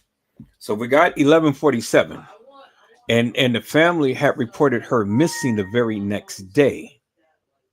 All right, so I got that. Cool. So now let's listen in to this, peoples. So we know that she was found last seen by a Shell gas station, but then she's been moving around that night. So let's rewind this a little bit. Okay, so now this is where it gets very interesting. Let's listen in to what they said. Next day, they tell Fox 5 they found surveillance video. Okay, so here, let's rewind that back a little bit. And that is because of what they said are similar characteristics between the body found and information of the 19-year-old that was shared by her parents. 19-year-old Dakara Thompson of Lanham, Maryland, missing on August 22nd is when she was last seen. Her parents, who reported her missing the very next day, they tell Fox 5 they found surveillance video from the 22nd capturing their daughter moving around. A missing persons flyer says she was last seen at the Eastgate Shopping Center Shell gas station in Lanham. Okay, so nobody gave that report. It says that the flyer said that she was missing at the Shell gas station. So it never said that anybody gave a report of them seeing her at the gas station. It just said that the flyer said. So we don't know who gave that information. We don't know where that information came from because the flyer said. So the flyer really can't speak to anything because we don't know who made the flyer. But we do know that the family had made the missing persons report the very next day. The very next day. So the family made the missing person report on the 23rd. That's what the news said, right? It said that the family made the missing persons report 24 hours later. 24 hours later. Listen to what they said, peoples. Let me rewind this back right here. I'm telling you what they said. Let's listen in. 18-year-old Dakara Thompson of Lanham, Maryland, missing on August 22nd is when she was last seen. Missing on August 22nd when she was last seen. Parents who reported her missing the very next day, they tell Fox 5 they found surveillance video.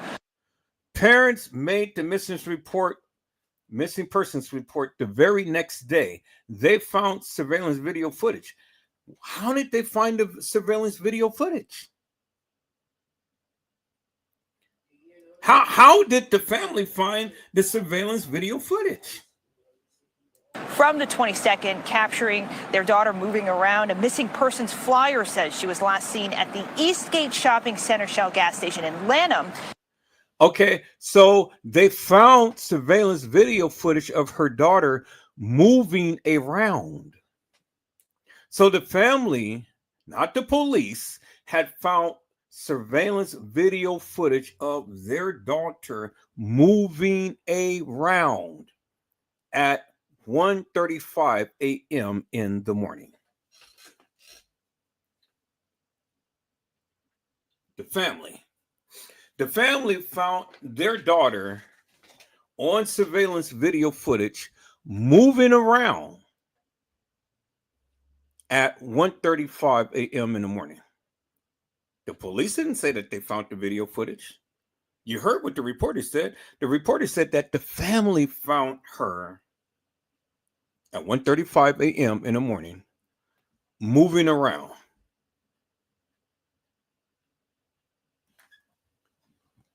Y'all didn't hear what I said, peoples. The family found their daughter moving around at 1:35 a.m. in the morning. Hello, Trish Hollywood. How are you, ma'am? It is a blessing to see you on today. Trish Hollywood says, "Hey, Edward in chat." Trish, help me to make sense of this, ma'am. Help me to make sense of this, because see, we're getting down to the nitty gritty on this one.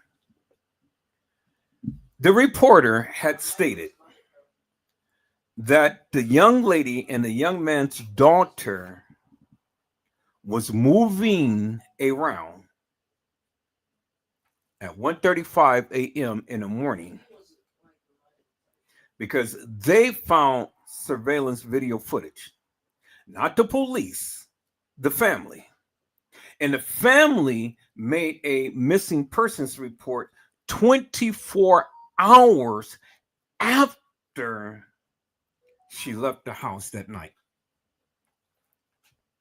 What is that telling you, Trish? What is that telling you, Mel? That's telling you that what? Is it telling you that the car was out doing some stuff? She was out getting her little grind on, huh? She was out getting her grind on. Trish Hollywood had said the family knows something. Just like the family of the perpetrator knew something, because they said that they heard moaning and it was like somebody wasn't enjoying some sex. That's what they said. Ain't what I said. Go back and listen to the videos. That's what they said. But Trish Hollywood has said the family knows something. Yeah, you damn straight that the family knows something. The family knew the car was out getting her bump and grind on. And all of this wasn't no cut and dry. It wasn't cut and dry, peoples. The car was out doing some stuff. And they're trying to make it seem like, oh, well, my daughter, she don't get out and do splits on a dick.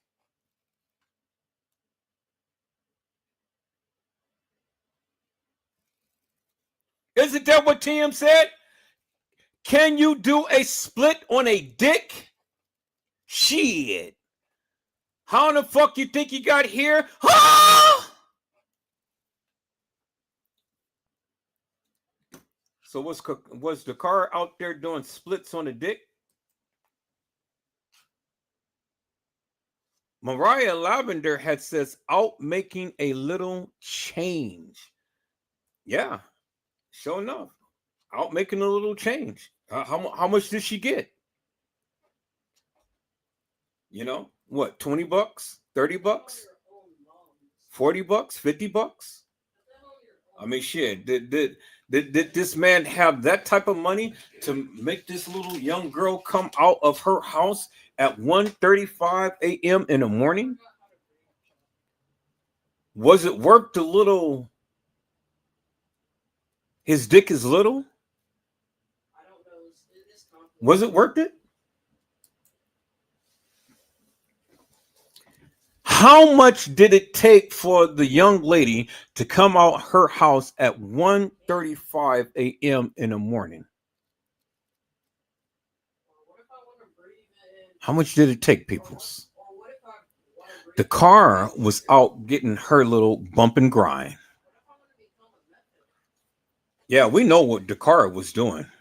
Yeah, we sure do. We know what she was doing. And so what was it, all of that, to leave all of her belongings in her car and park the wrong way and get out and walk to meet up with somebody? So did she know this guy? Something had to happen in order for them to be able to hook up at 1:35 in the morning, peoples. So did she have an encounter with this guy at one point? Because I don't believe that this was just a chance encounter. I don't believe that. Nobody is going to go out at 1:35 a.m. in the morning to go meet with somebody who they don't even know of. Who does that, peoples? Who does that? Think about that for a moment. Let's look at this. Because, see, this is interesting. Let's listen to what she said.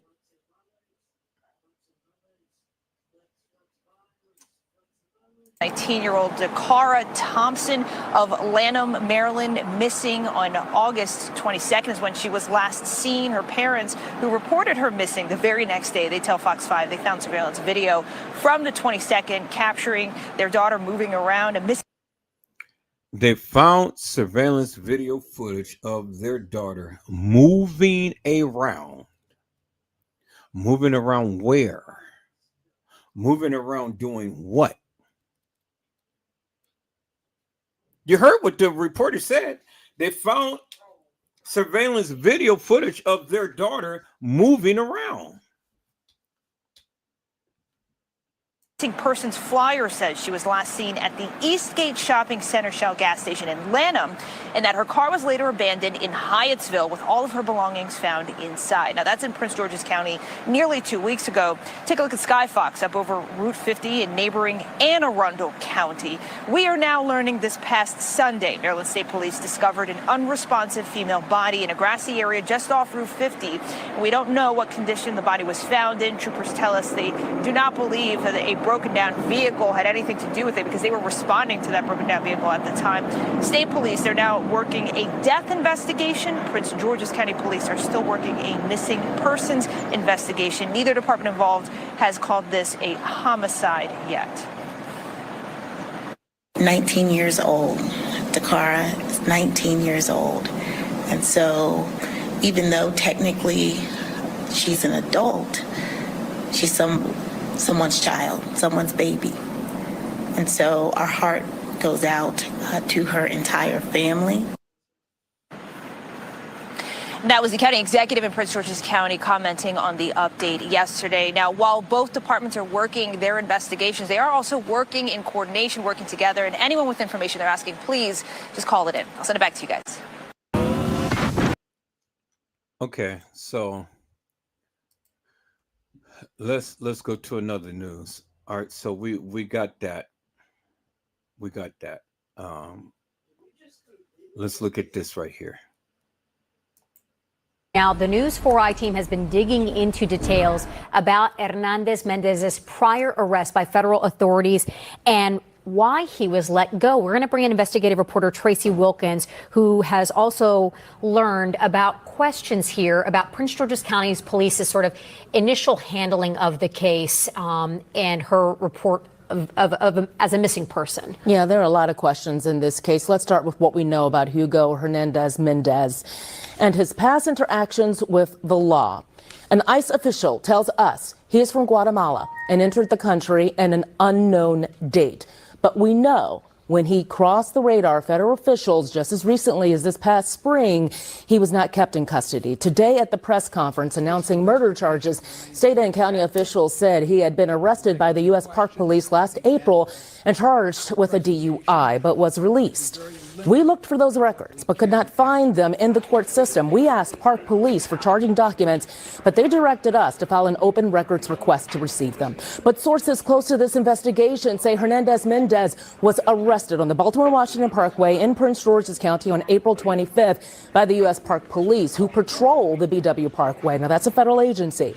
Given the federal push to detain undocumented people in this country, there are questions now as to why he was released after this DUI charge. Here's what County Executive Aisha Braveboy said about that arrest earlier today. Well, I think that the U.S. Government has made status of individuals relevant. This was someone who was in their custody, and they made the decision to release him. So I think the questions should be asked of the Justice Department. Now, we reached out to the DOJ and also Maryland U.S. Attorney's Office for clarification on why Hernandez was not held, since ICE tells us he was undocumented. But they told us they have no comment on this case. ICE issued a detainer for Hernandez Mendez yesterday as this murder investigation was unfolding. This case has taken a devastating turn. There are also questions about how it all started. Prince George's County Police have said that once they were notified about the case, they began investigating areas where Thompson was last seen. They produced a flyer that was distributed. But initially, the department did not reach out to news outlets or publish Thompson's picture on their blog or their X account. I've spoken with Prince George's County Police about why, and it was explained to me that because Thompson was a healthy adult, her case was not considered critical. When we asked the chief about that today, here's what's his response. The facts as we have it is she was in that vehicle before she was ever reported missing. So we did canvass the area. We searched, we questioned people in the area. We looked for video. We did all of these things as a practice. Critical missings get distributed. But the family did a lot of hard work and they distributed information and you all covered that. So the information was out and the community had it.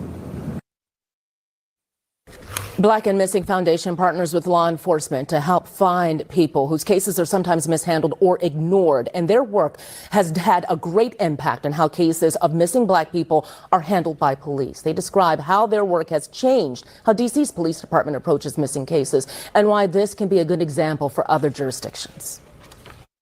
Regardless of the situation of that person being missing, everyone gets a flyer.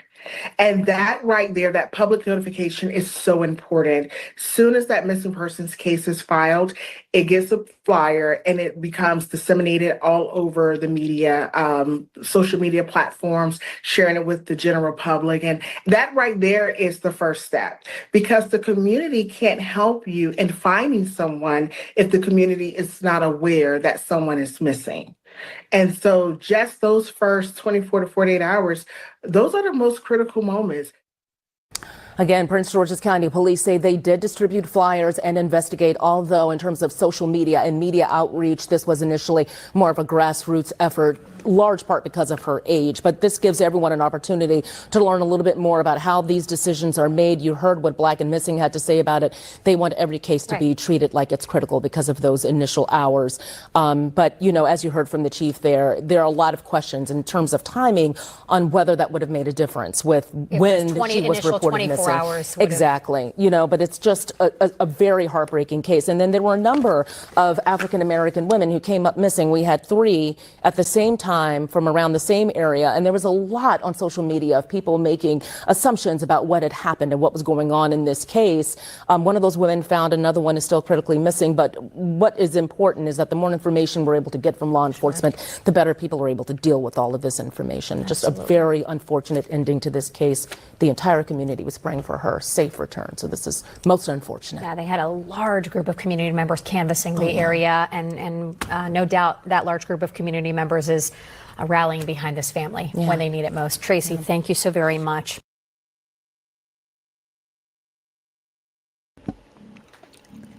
All right, listen, people.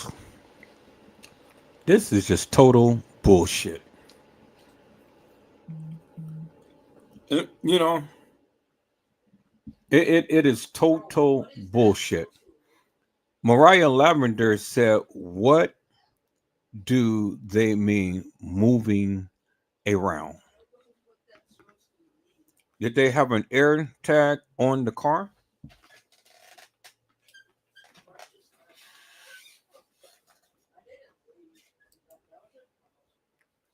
Carla Henry said, it's two other women missing from the same area, and they all favor each other.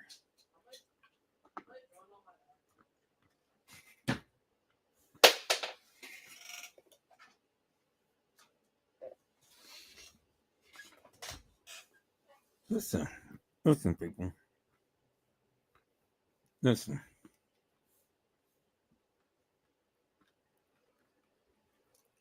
The guy was arrested, undocumented, and then let go.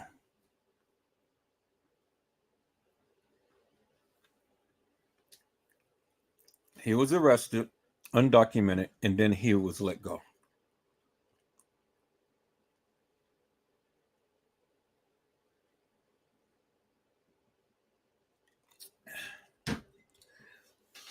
Why was he let go?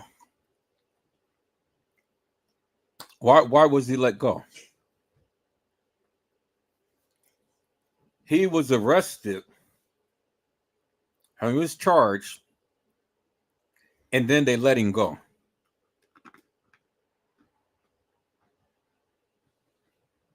Why didn't they deport him?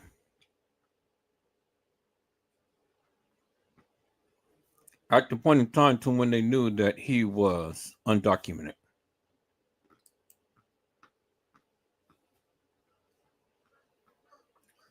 The police department failed miserably.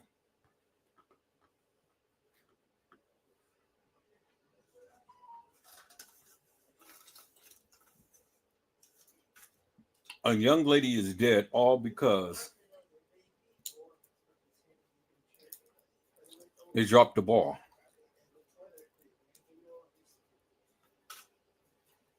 And they let a serial killer loose. Plain and simple, because two other girls came up missing around the same time in the same area. And remember, they found different women's clothing in that man's house. So I'll bet you any type of money that they will be able to connect those girls who's missing to him. Two other girls is gone, all because the goddamn police had literally dropped the ball. They dropped the ball, peoples.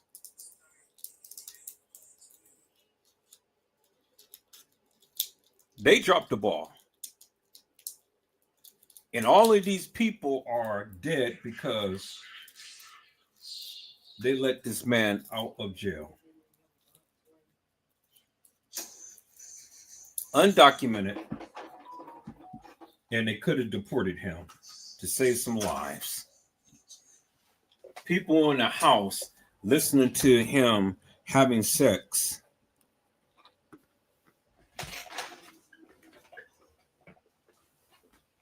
And they don't do nothing about it. Carla Henry had asked, when did they let him out of jail? Well, I want to find that out too.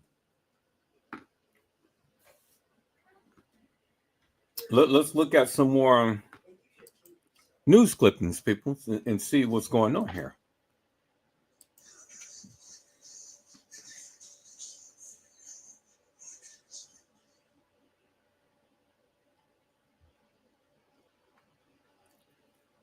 You know, because the more and more that we listen to this stuff, the more and more that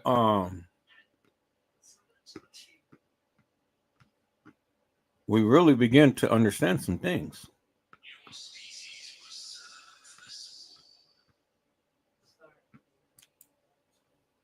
Tired of expensive real estate?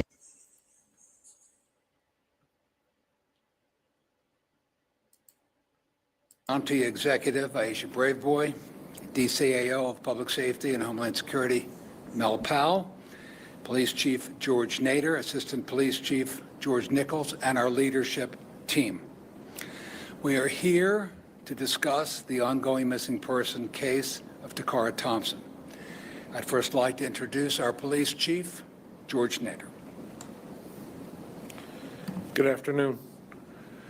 Anytime someone goes missing in our community, we take it seriously. Our detectives work diligently with the family to try to locate that individual.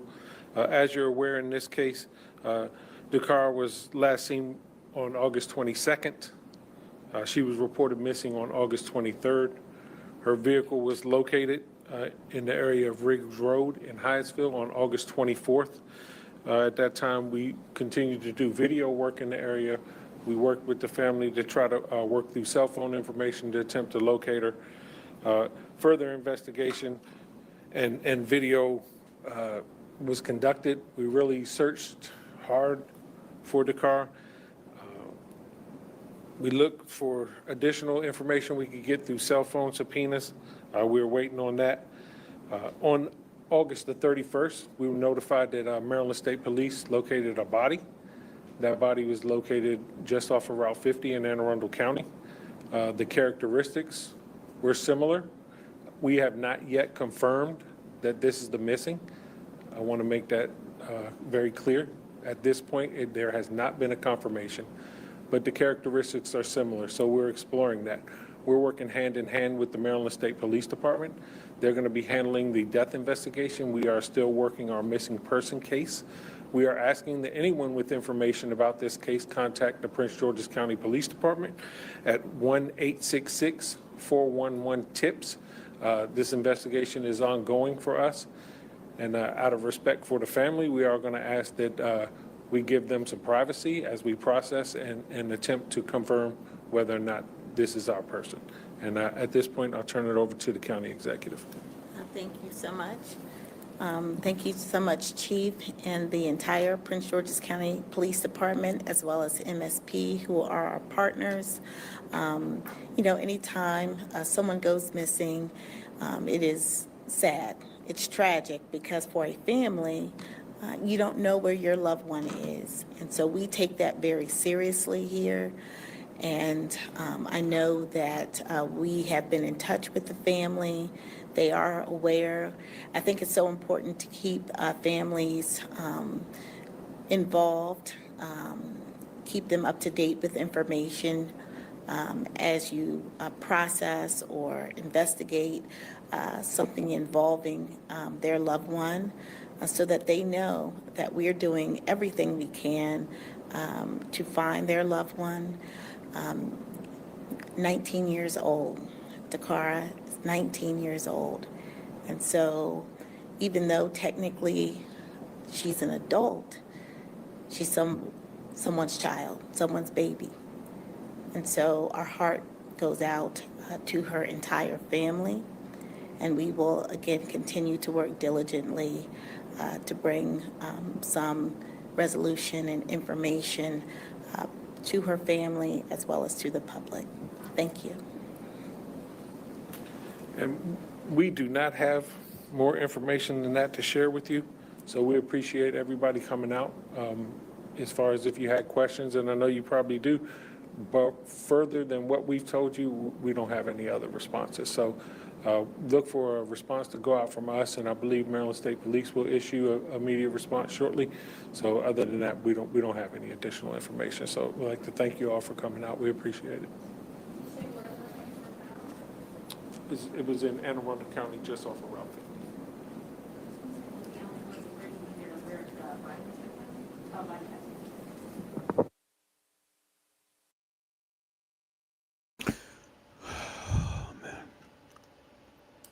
Okay, so Trish Hollywood had said they always let them, when the young girls are black, they say not enough evidence to convict. But had she been white, they would have been convict him and lock him up. And Trish Hollywood had said they just made that cut and dry. And see, Trish, this is what I don't understand, man. This is what I don't understand right here, man. Carla Henry said, "Who found her car, mom or dad?" Well. See, and this is another thing that I don't understand, Carla Henry. You know, she was supposed who the girl is 19. She ain't a baby no more. She's 19 years old. Her name is Kenneka Jenkins. She's 19. Kenneka.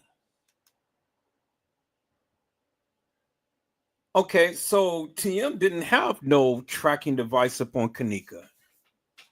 And so who keeps a tracking device upon their daughter that's 19? I get it, you know, that, I mean, they're still your daughter. I get it, but she's 19. She's no longer a baby. So you're going to keep track of your 19-year-old? Really? Really? Peoples, did you hear what they said? They said that the family made a missing persons report the very next day, and they found surveillance video footage of her of their daughter moving around. What do they mean by moving around? Well, God damn it, it doesn't take a rocket scientist to figure this shit out, peoples. The family knew what Dakara was out there doing. They knew. Because it didn't say that the police had found the surveillance video footage. It said that the family had found surveillance video footage of Dakara moving around. That's what it said, right? That's what they said. So the family already knew Dakara was out there doing some stuff that she ain't had no business doing. But then let me be careful when I say that, because again, she's grown. She's 19. She's no longer have to listen to what they say. She's 19. You know? She can make her own decision. She can do whatever she wants. She is 19. She's no longer under the rule of mama and daddy. She can make her own decisions. She can do whatever she wants. She was 19. So let's get that straight once and for all, peoples. She was 19, so she can do whatever she wants. She didn't have to listen to mom and daddy. She didn't have to check in. She was 19. But they kept trackers up on her.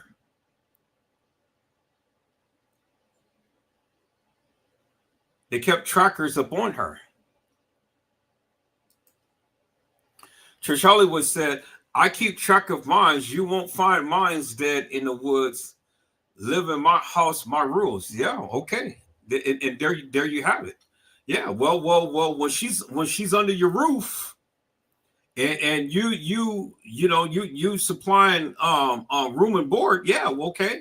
Well, then you have every right to keep trackers and markers and pens and pencils and scratch pads and everything and stuff. You know? But my thing is, hey, I'm not against it because again, she's 19.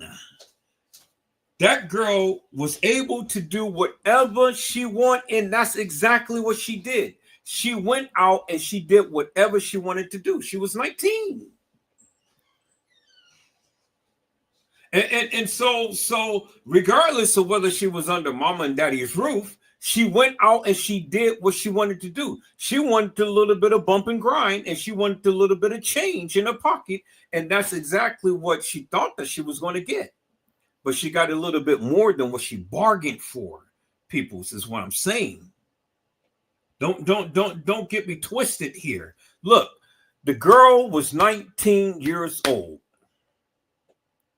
And the family knew exactly what she was out doing because they didn't make the missing persons report the same night. They made the missing persons report the next day. Isn't that what TM had asked? TM had asked the dispatcher, should I make a missing persons report now or should I wait 24 hours? And then the dispatcher said, well, wait 24 hours. She could be sleeping over a friend's house or something like that. Okay, well, I'm going to come back tomorrow and make a missing persons report. But peoples, she's already made the missing persons report well before the night. Because you do remember the post that Lenora had made. Lenora had said that we will be out there tomorrow because Lenora made the post on the 8th saying that you mess with the wrong family. We will be out there tomorrow on the night to protest. That's what Lenora said. That's the post that Lenora had made. Y'all remember that, right?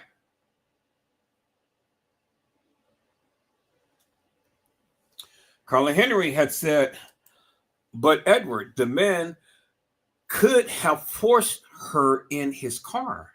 Well, see, Carla Henry, I'm not saying that didn't happen, and I'm not saying that it did happen. Well, what I'm saying is that at the time to when we see her walking from her car and with her key fob locking her car, we didn't see her by no car. We didn't see her by nobody. We just seen her walking. So we really don't know if she was looking for somebody else or whether she was actually meeting up with him. We don't know. That is in question. See, we can assume that she came to meet him, but for all we know, she could have been meeting some other little young dude out there. We don't know. We don't have no video footage whatsoever to state that that Dakara had literally was going to meet up with this man. And then Carla Henry had said, why would she leave her pocketbook and money in the car parked the wrong way? And that's exactly what I'm saying. Because see, it doesn't make no sense, Carla, unless we had some type of evidence that she was going to meet up with this guy. We can only assume, but we don't know.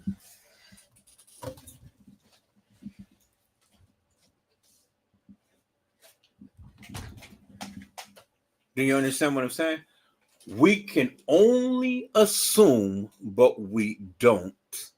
Do you think this is good? Yeah, I just bought it. Mike, I just bought it. I just ate some cereal the other day.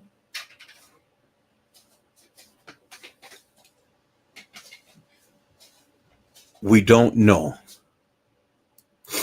Trish Hollywood said she had done this before. This wasn't her first time.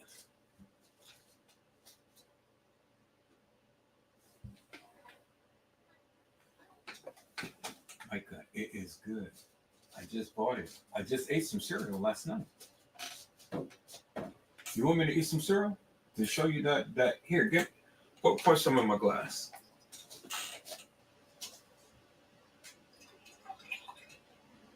Give me a little bit of chocolate milk. Chocolate.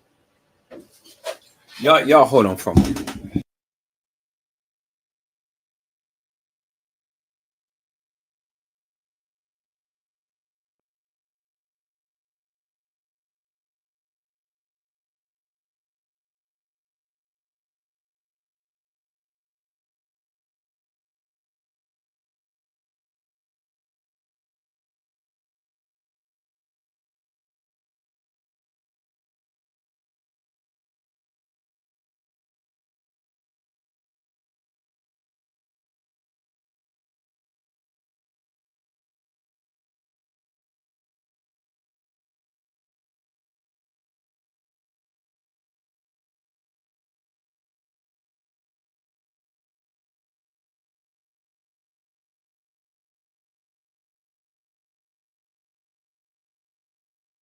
All right, people, so I'm back.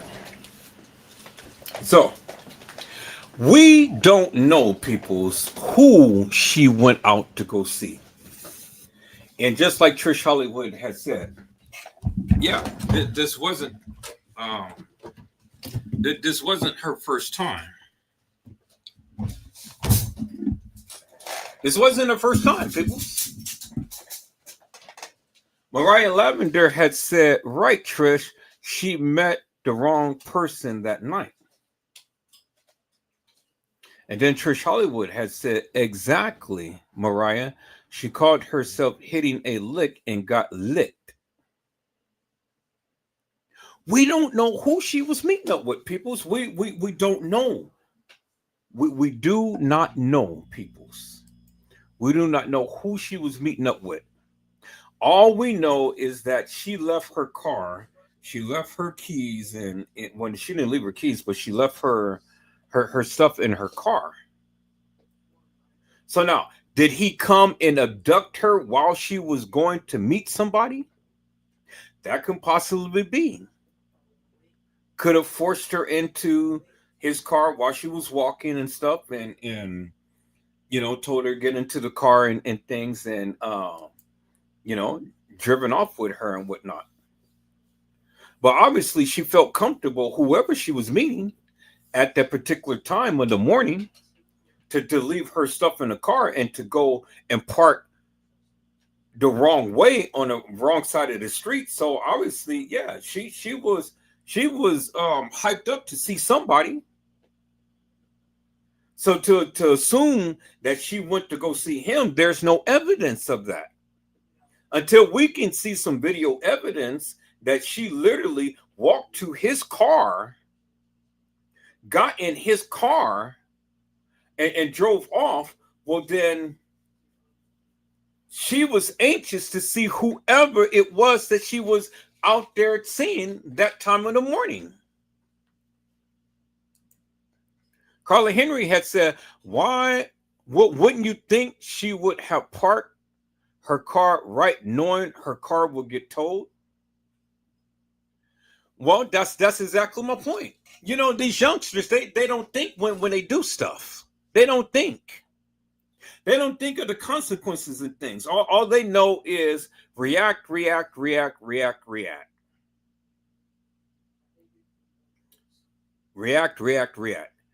Trish Hollywood has said, sounds like to me he has somebody she met online.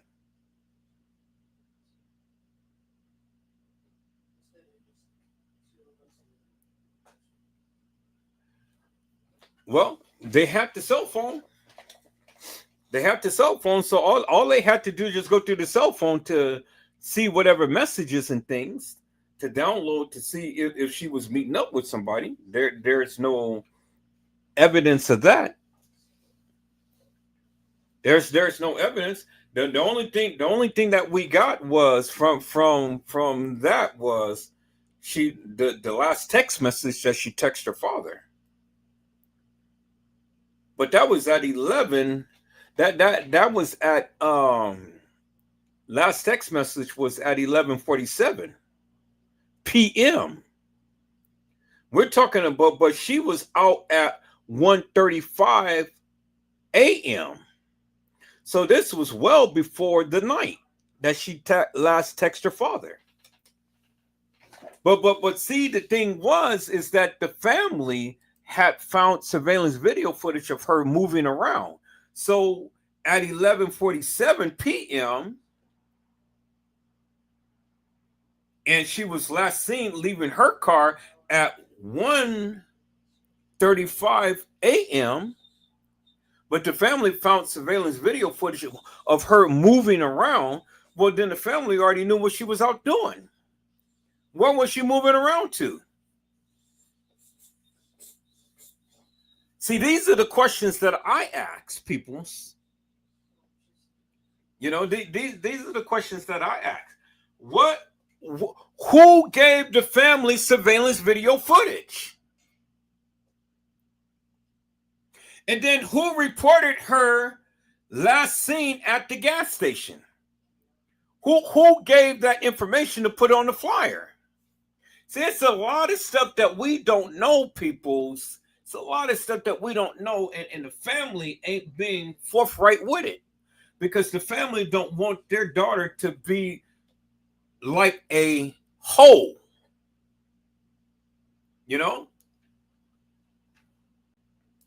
Colin Henry had said, look at that man's face who slept with him, and his face was all scratched up and too old for her.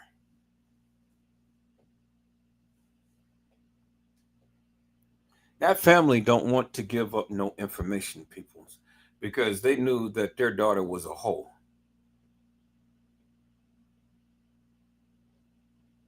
She was a hoe. And you know she was a hoe. How do you know? Because they told you so. So, do we have another Kenneka Jenkins on the horizon, peoples? Let me be a thought in peace. Is that what we're looking at, peoples? Let me be a thought in peace. His dick is little. Was the car a little black young hoe? Was she?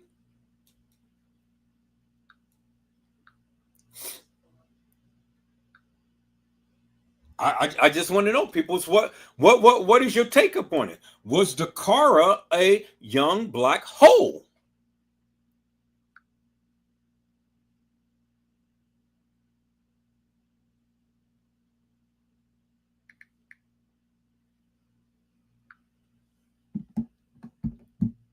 Well, she was something.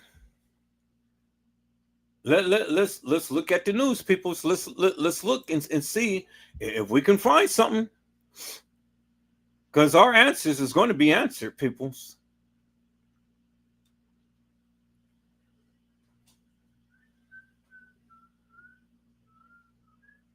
We're going to get some answers one way or the other.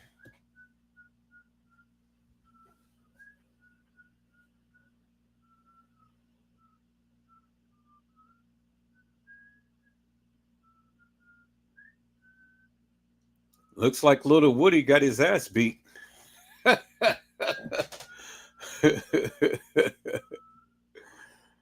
Oh man, little Woody got his ass beat because look, he's all bruised up. But we're gonna take a look at that. Then we're gonna get back in this. Life moves fast. It's what you get, sucker. involving a dirt bike that left musician Lil Woody lying in the middle of the street until someone came and picked him off the ground. The musician, who gained notoriety during the YSL RICO case in Fulton County last year, survived with stitches and has a lot of pain. Now the artist says he won't make music anymore because of the state of the industry. He sat down with Fox 5's Judea Murray to explain why and discuss what he learned from testifying during the Young Thug trial. From taking the stand in the YSL trial to silly dances on TikTok, rapper Lil Woody has grown his following since 2024 to over 1 million people. But one thing you won't see the rapper doing anytime soon, making new music. 100K, hit the club, I threw a dub up. Kenneth Copeland, whose stage name is Lil Woody, was supposed to be the star witness during the Young Thug trial. I recall. I'm sorry, I don't recall. But despite a 2015 video of him speaking with police detectives, Woody received some praise for his testimony, or lack thereof. You asked me that? I like the thought that you and Kel have been in. I have lied. I made things up. I have got my life together. Man, y'all pissing me off. Woody sat down with Fox 5 outside the Peace Tower at Freedom Park this week to discuss how he has been working to do better since getting off the stand in August of last year. Sammy, I had no control. I was just, like somebody was just pushing me in the back and I was just going. I was afraid. I ain't know who was who. I just knew that, I'm gonna do whatever to protect myself. Going through that process, I didn't trust the state, I didn't trust the defense, I didn't trust nobody. That's why I take my life more serious now. And, I hold myself accountable. Woody has since disavowed gang violence. He wrote a book called Books Up, Guns Down, and he plans to make a documentary about his life. And while he does all that, he's working to keep kids out of gangs. Walk away. You gotta tell yourself, okay, today I'm done.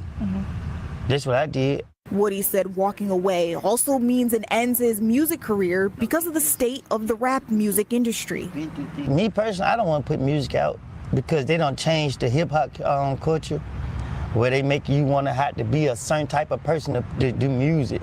Woody says the industry pushes musicians towards gang life and getting street cred, something he wants to see change. Once they get the music scene back on where it need to be, I'd rather support those, and let the kids know that you ain't got to be a violent person to be a rapper, drug dealer to be a rapper, anything. You could be a educated graduate to be a rapper. You can be whatever you want to be. You ain't got to uphold that image. So, me personally, I won't be doing music. Despite not making any music, he says he's got a lot in store for the future. In Atlanta, I'm Judea Murray, Fox 5 News. Yeah, I just found out that he was in an accident, but, still, my thing is simply this. The nigga got what he deserved. That's just how I feel about it, people. The nigga got what he deserved. So he got into an accident. He got bruised up and stuff. Well, okay, he got what he deserved. It's just that simple. So, accident or not, God has a way of humbling the people and making the people,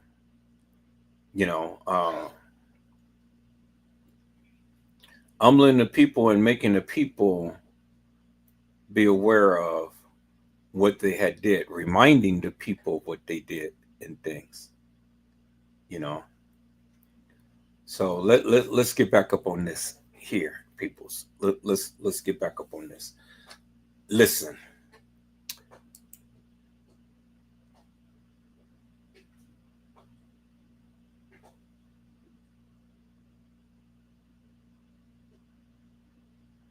Trish Hollywood had said all of them are hoes.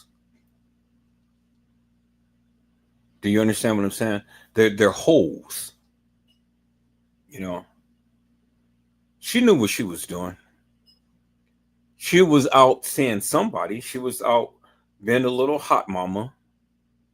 Her little kitty cat got hot and stuff, and so she wanted to be out. And just like what Carla Henry said, I mean, about Mariah Lavender said, by the way, they putting it, yes, she was selling ass. So she was out a little hot mama. She was been a hoe. Pretty much. The family said that they got surveillance video footage of her moving around. She was a little hoe. What, y'all getting mad because I'm calling her a hoe? Well, I mean, she was out selling kitty cat.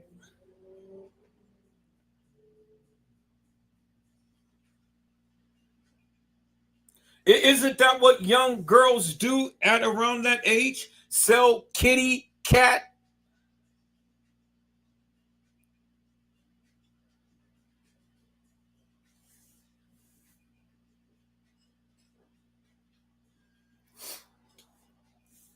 All right. Let's take a look at this, people. See, y'all getting mad at me. I told you I'm going to talk my shit. I told you I'm just going to keep it real on 100. I'm going to call it the way that I see it, peoples. I'm not going to sugarcoat this shit. You heard what they said, right? Trish Hollywood has said at 19, she's still a baby. She had no business out there that time of the night, and her mama needs to be held responsible. Just like TM, just like Kanika, just like Shamaya, just like Monifa, just like Irene, just like Bree. Young girls at a party saying, "Let me be a thought in peace. His dick is little." And they over at a hotel party drinking it up and sexing it up. Let me be a thought in peace. His dick is little.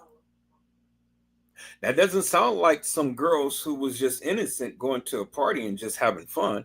They down there getting their buns busted. Their kitty cat tapped. Y'all got to just call it for what it is, people. You know, they're down there doing the nasty. And then y'all want to sit up here talking about that y'all can't sleep and shit. Give me a goddamn break with that shit. They down there selling their kitty cat. Young, hot things. And the car ain't no better. She's out selling the kit.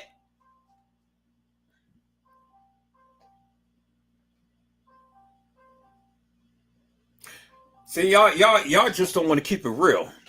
Y'all just think that these little young hot things and stuff,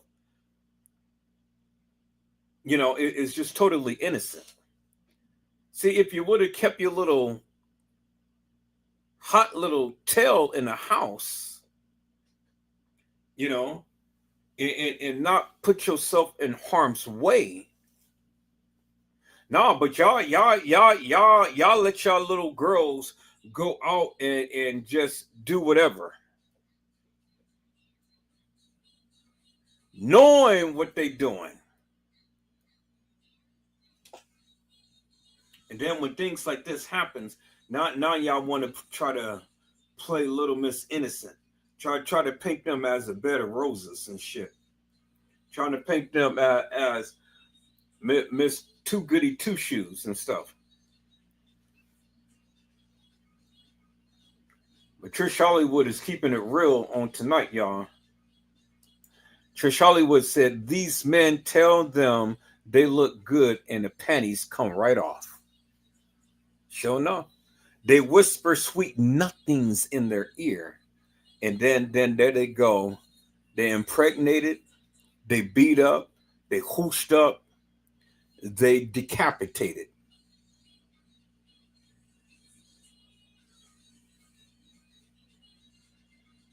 all because they spoke a little sweet nothings in their ear. And this is what happens all too often. What happened to the other girls whose clothing was found in this man's house? And the family knew what he was doing. They need to be held accountable. Accessory to the crime. See, you guys didn't listen to that, right? They found other young people's clothing in his house, and he is undocumented. That man's got scratches on his faces and stuff. Whoever he had did whatever to had scratched him up. He had a DUI, undocumented, and they let his ass back out on the street. And several girls in the same neighborhood came up missing. So who do you think is to blame? You know he did it. You know he did it, peoples. Come on now. Don't play with me.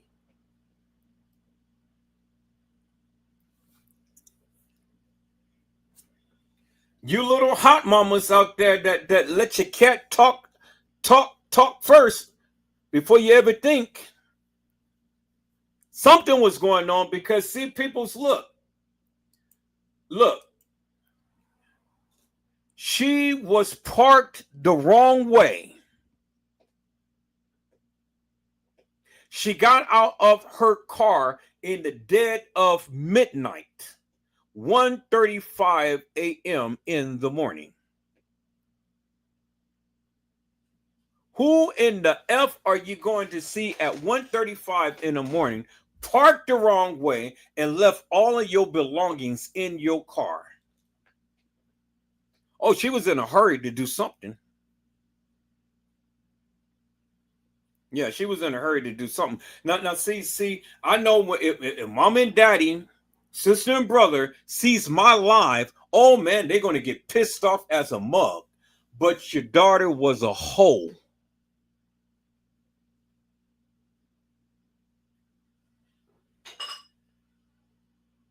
Now, did I just make it plain and clear? Y'all can get mad at me all you want to. I don't care. She was a hoe. 1:35 in the morning, parked on the wrong side of the street.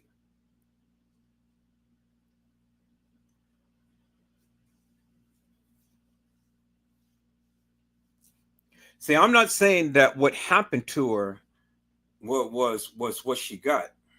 No, that was wrong. But what I'm saying is that the family had knew that she was driving around because that's what was stated. That's what was stated.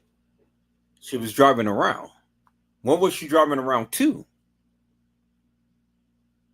Why was she out that time in the morning? She wasn't out getting no gas at no 1:35 in the morning.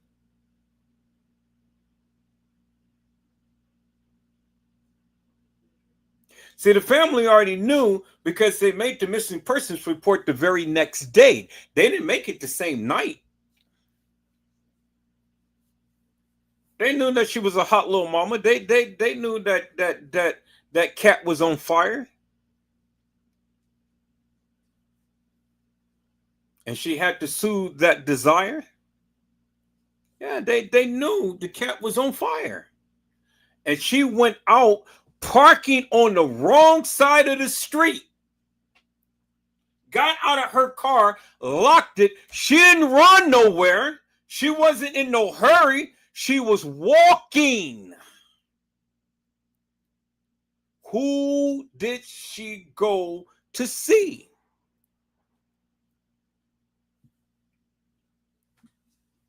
That's the question, peoples. Who did she go to see? Was there any other surveillance video footage that showed up after we saw her get out the car and walking? Where is the other video footage that shows her trajectory and where she was going?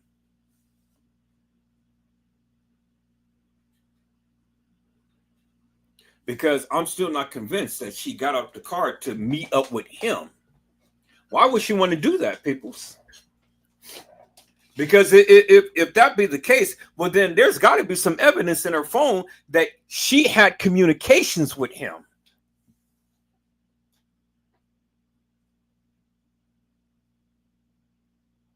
Did she get commandeered right after she got out that car? That is the question.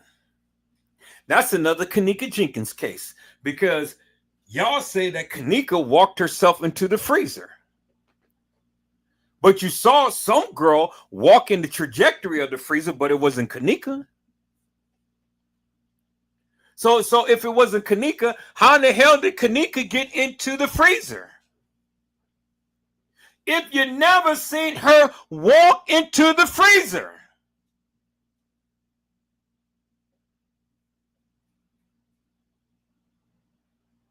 See, y'all ain't talking to me, people. Y'all ain't talking to me. Mariah Lavender said, yep, deport all of their asses. Get them all out of here. Carlin Henry's had said that he is a serial killer. Yes, he is. But see, the question is, Carlin Henry, did she literally go to see him? Because she was in a rush to do something, because she parked on the wrong side of the street. She left her belongings in the car. And then she got out strolling out of her vehicle.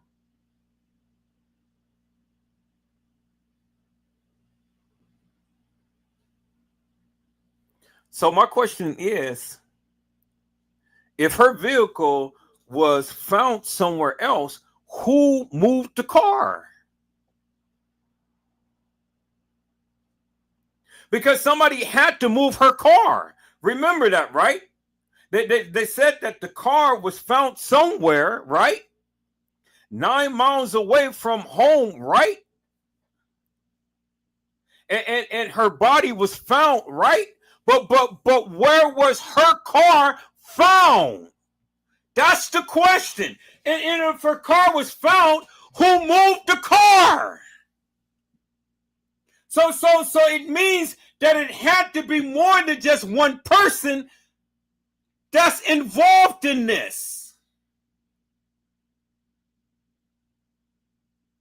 Because if he abducted her, then how did and where did they find the car? Because was the car found where the body was?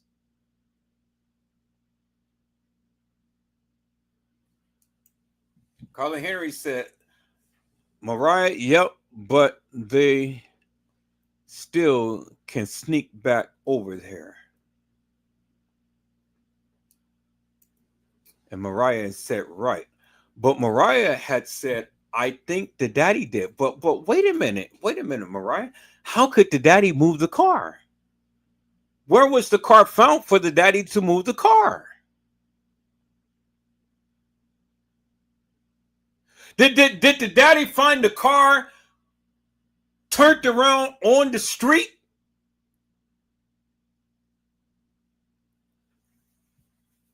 See, these are the questions that needs to be asked, people.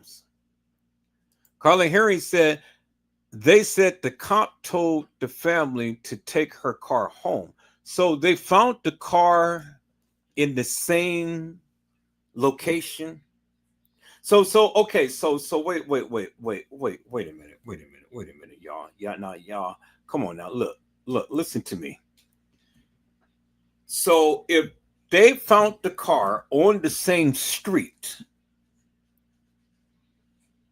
then that means that she had to be abducted at that particular point in time. So now, I'm asking the question. Do you think that she went to go see and meet up with him, or was she abducted? Because look, if she went to go meet with him, well, then where is the information that was in her phone that clearly states that she went to go purposely meet up with him personally? There's no evidence of that. At least I haven't heard any.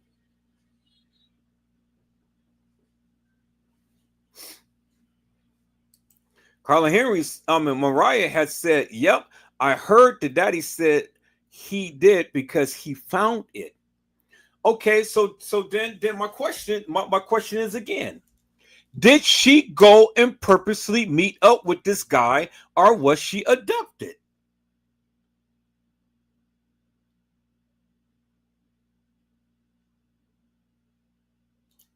Let's see if we can find the answer to that, peoples. Let's see if we can find the answer to that.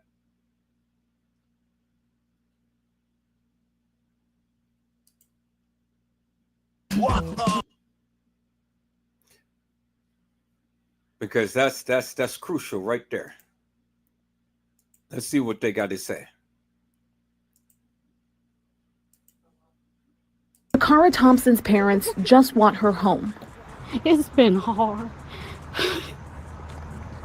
It's been hard. When I tell you the details about what happened to Dakara Thompson just keep getting darker by the day, it's downright chilling. Right now, it looks like we may never hear the full truth from the main suspect, Go EZ Mendez. Still under investigation. It appears that Dakara willfully entered a vehicle being driven by Hugo Rene Hernandez Mendez, 35-year-old male out of Bowie, Maryland. The story goes that he allegedly convinced Dakara to get into his car by saying she left her purse behind in her own vehicle. Wait a minute. So where's these people getting all of this information from? Did you hear what they said out of Bowie, Maryland? Let's look at this again.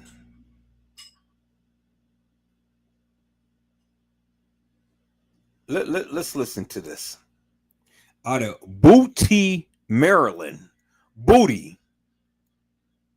It's been hard. When I tell you the details about what happened to Dakara Thompson just keep getting darker by the day, it's downright chilling. Right now, it looks like we may never hear the full truth from the main suspect, Go EZ Mendez. Still under investigation.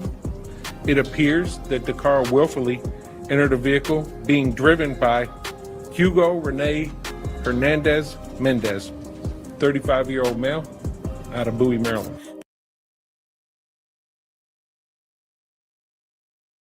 Male out of Bowie, Maryland. Out of Bowie, Maryland. So what he's saying is it looks like Dakara willfully entered into his vehicle. That's that. Okay, so we finally got an answer to the question. He stated that Dakara willfully got into the car with Mr. Mendez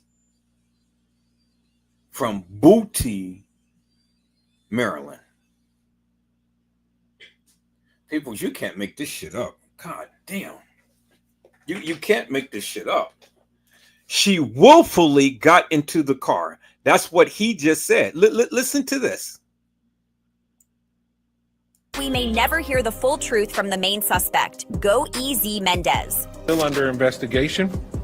It appears that Dakara willfully entered a vehicle being driven by Hugo Rene Hernandez Mendez, 35-year-old male out of Bowie, Maryland. The story. So Hugo Menendez was trying to get some booty from Dakara. Now I want you guys to notice something. Look at Dakara. Look up on her. Look up on her side. It is a butterfly. It's a butterfly. The same side that Kanika had on. She had a butterfly on her left side, peoples. Dakara has a butterfly on her left side.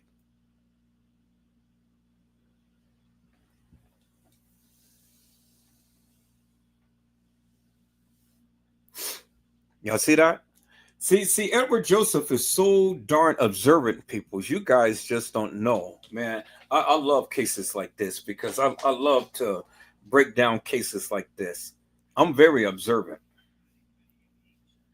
Now, Dakar, she doesn't have no other tattoo other than the tattoo right here along her side, right there. She don't have no piercing on her navel or anything. She ain't got big breasts. You know, she don't wear her part in the head, you know, a part in the center of her head like Kanika. She don't wear long like hair like Kanika. But she's with her father, unlike Kanika. Let's listen to this, peoples. It goes that he allegedly convinced Dakar to get into his car by saying she left her purse behind in her own vehicle. But here's the thing. Her car was parked in a no parking zone, which means she clearly wasn't planning to stay long, and she had even told her father she'd be right back. Now, see, that's bullshit right here, because she got out the car at 1:35 a.m. in the morning. But she last texted her father at 11:47 p.m. People, this shit right here, talking about she texted her father, talking about she's going to be right back. That's bullshit, because that's over an hour or so, peoples. From 11:47 to 1:35. Come on, don't give me this bullshit about talking about she texted her father and said she's going to be right back. That's bullshit. That is pure deep bullshit. According to the police, they said that she had last texted her father at 11:47 p.m. But she got caught getting out of her vehicle and walking at 1:35. And so they're saying that it appears that she literally was going to see Mr. Menendez. So she was up on some bootylicious.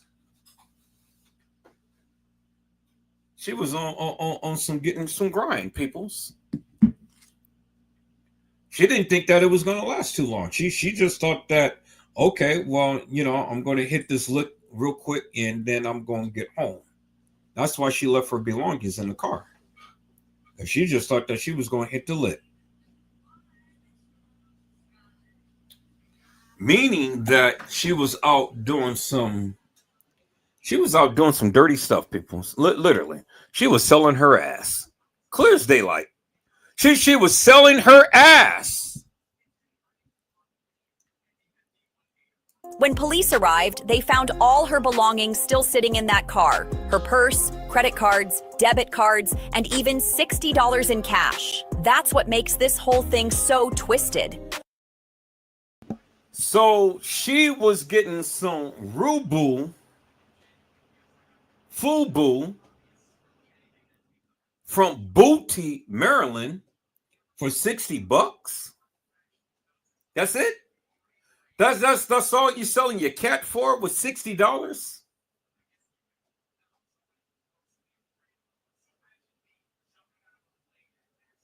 Wow.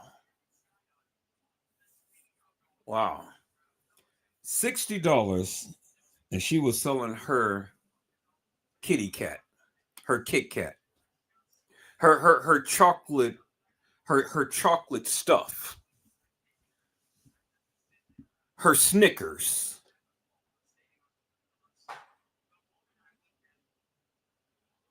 her butter finger, her Mars bar, the ooey gooey nougat. She was selling her stuff for $60, peoples, man. Look at here. That's a crying shame.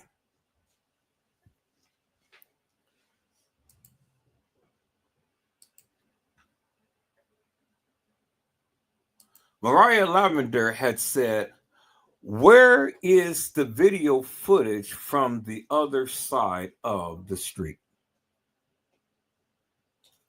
That's what that's what I'm looking for. They ain't giving us everything.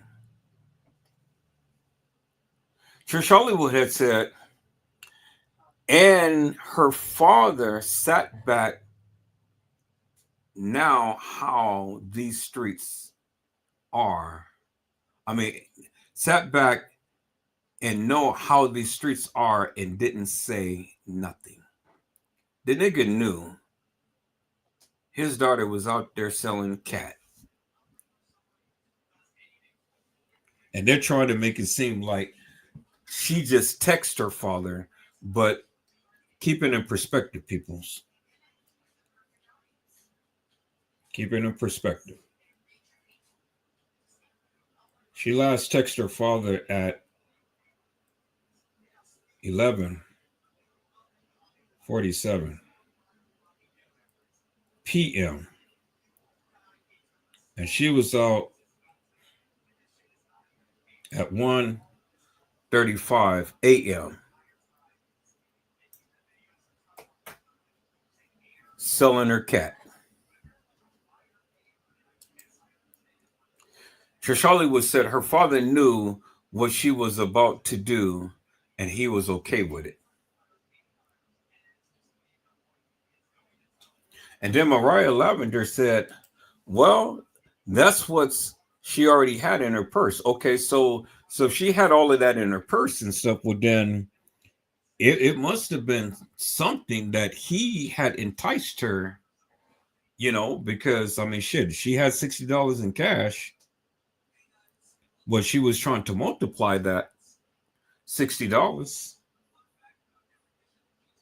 Because, I mean, he must have been offering her something for her to park her car the wrong way and leave her purse and credit cards and everything in that car to go and get in the car with him.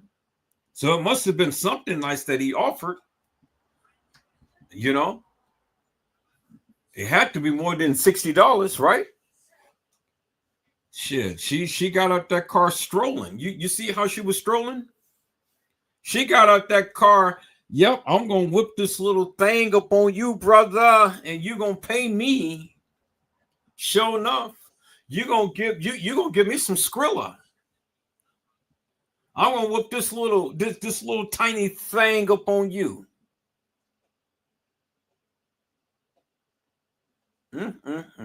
So that means that she had met this person at some point in time for her to be out this time in the morning.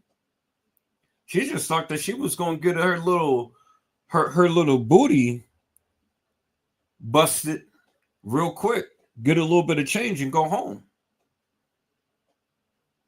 But the man had other plans.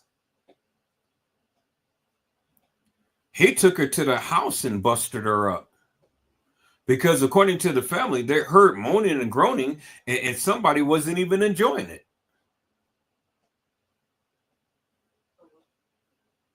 Oh, yeah, yeah. Somebody wasn't even enjoying it, peoples. He took that girl right home and busted her up.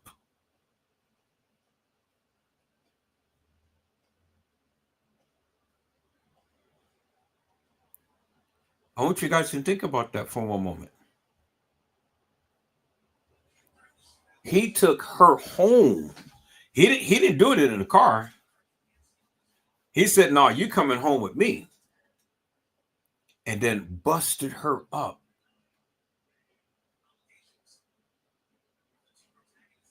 Because the family said that they heard moaning like somebody wasn't enjoying themselves.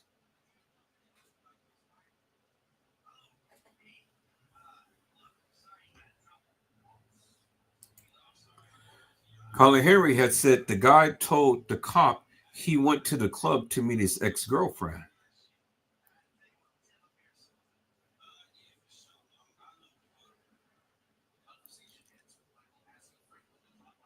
I'm just surprised that this guy had a DUI and he's undocumented and they let him go. Now, that's what I'm really surprised for. You know, the police, they dropped the ball. They literally dropped the ball. If anybody to blame, it's the police. They dropped the ball, peoples. They dropped the ball. Let's listen to this, peoples.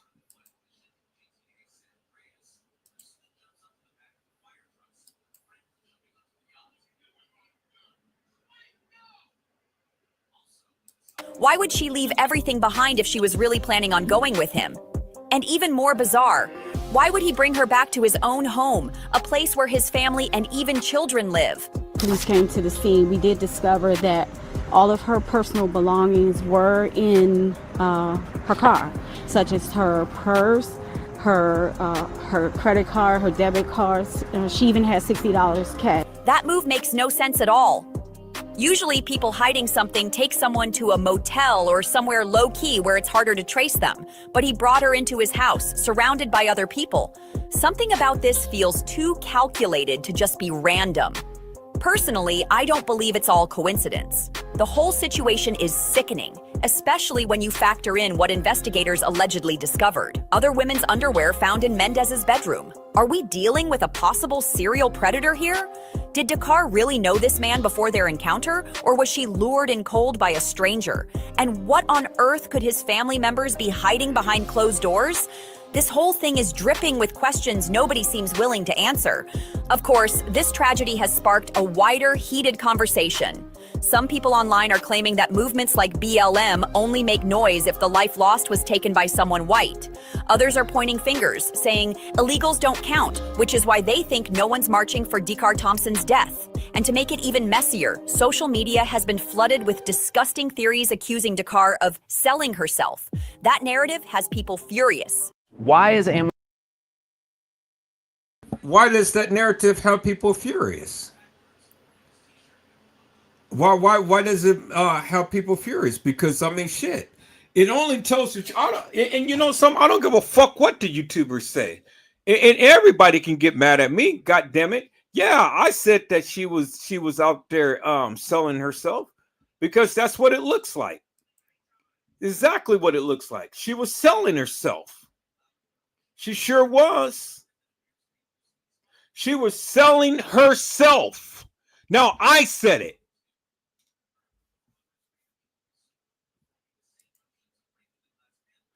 Carla Henry has said they took his license also for DUI, so she was driving around with no license. He was supposed to be driving. And then Carla Henry said, is her family talking about getting justice? Well, okay, so who out there is getting mad at Edward Joseph for me saying that she was out there selling herself? Because what girl is going to be out there at 1:35 a.m. in the morning? So this commentator, this person, this YouTuber who's getting mad and stuff about people saying that she was out there selling herself. I want that bitch to say something to me. Say something to me.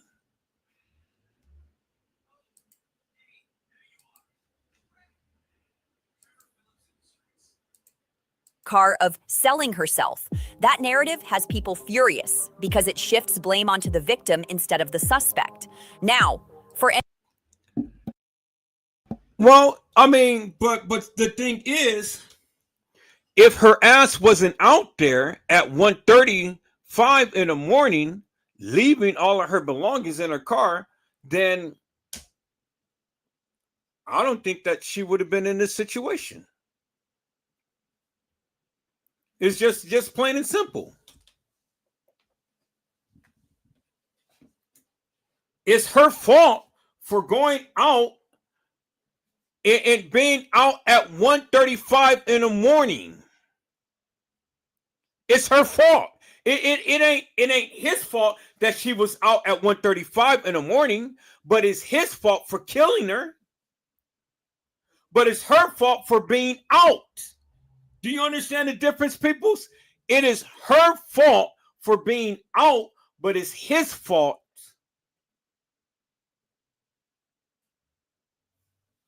for killing her. It's his fault for killing her, but it's her fault for being out.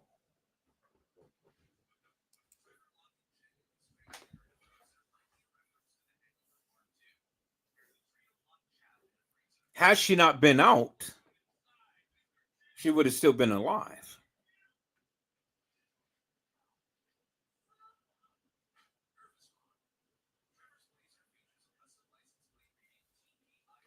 Colin Henry said, lots of people said that that's what she was doing. Colin Henry had said, why would she want to go and get gas that late? She could have got gas the next day because she was out wanting to do a split on a dick.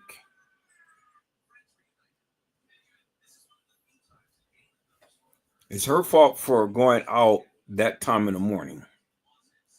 And it's his fault for killing her. I know she didn't expect that. I know she didn't want that. But that's what happens. That's what happens, people, is when you go out at 1:30 in the morning and meeting these Mexicanos, these Taco Bells, trying to get into your enchilada, your tostada, your margarita, because you're the senorita.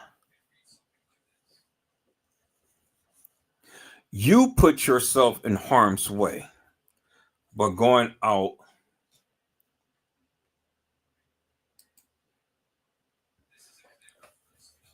and being out that time in the morning.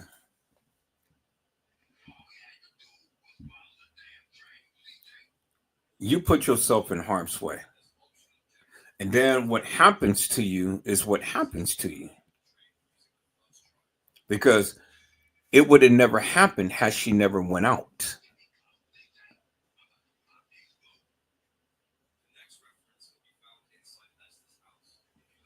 Now, is it her fault? It's her fault for going out and putting herself in that situation. But it's his fault for going ahead and killing her.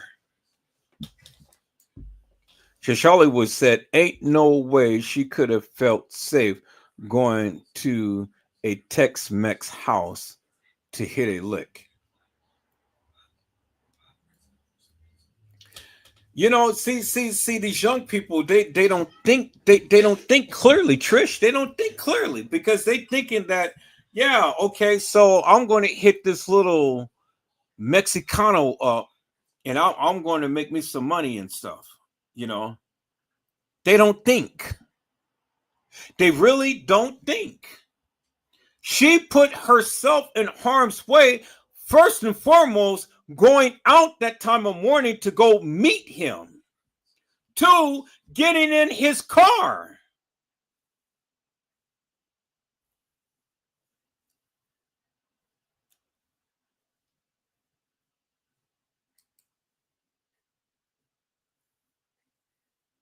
She went to go see Chevy's Fresh Mex tortilla style. He wanted some salsa.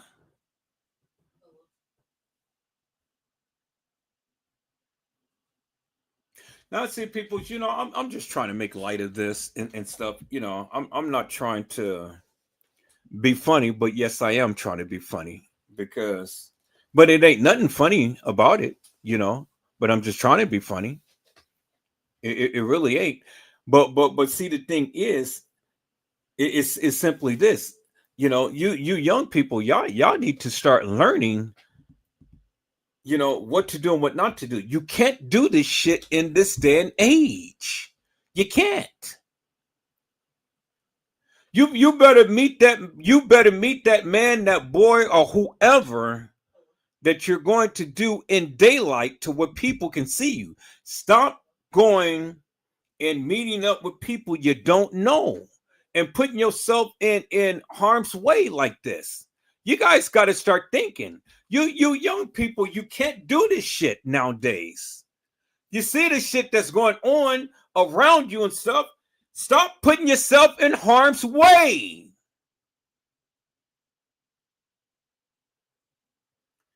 If you're hot, stay home and be hot.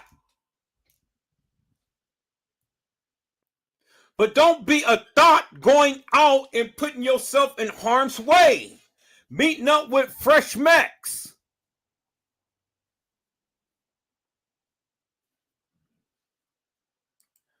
Carla Henry had said her father should have said, okay, I'm going to ride with you. Now, I know the father has so much guilt. I know he does. No, he has so much guilt. You know.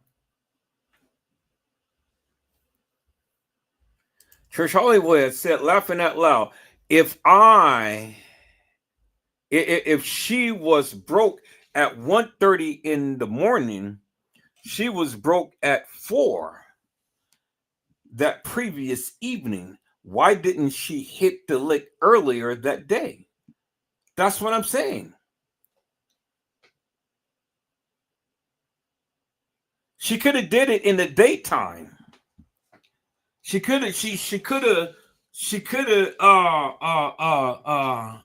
well, you know, I mean, you guys gonna do what you're gonna do and stuff. You know, I can't tell you what to do, but what I'm saying is y'all got to start thinking, because this shit ain't safe. Y'all want to get out here and y'all want to spread your legs to all of these different people and stuff. You never know what you're going to come encounter with. You may get AIDS, you may get gonorrhea, you may get syphilis, you may get whatever type of manner of disease and stuff. And then y'all just can't be effing around with just anybody. Y'all got to leave this pimping, prostitution, this hoeing alone. It ain't worth it, people. It's not worth it.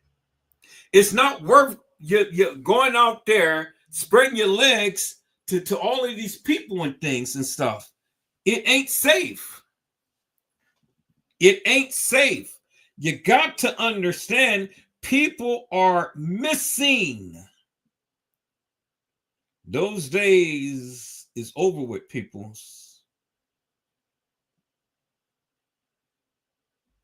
If you're going to do something, you better make sure that you have a pimp or somebody who knows that has your back. You know?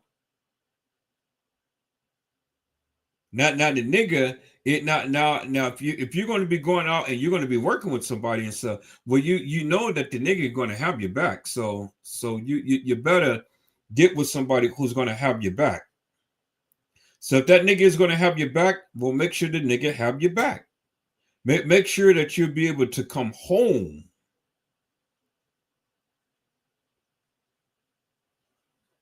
You know, I mean, if that's how you got to do it, it's best to get you a pimp and make sure that he's going to keep you straight. Now, he may beat up on you, but he's going to keep you straight. He's going to make sure that you come home. You know? He's going to make sure you come home. But if you guys, if you girls got to go out there and do that type of stuff, you know, ladies, please, don't do it in the dead of night. And you out there by yourself, you have no protection whatsoever. And don't be getting in car with strangers.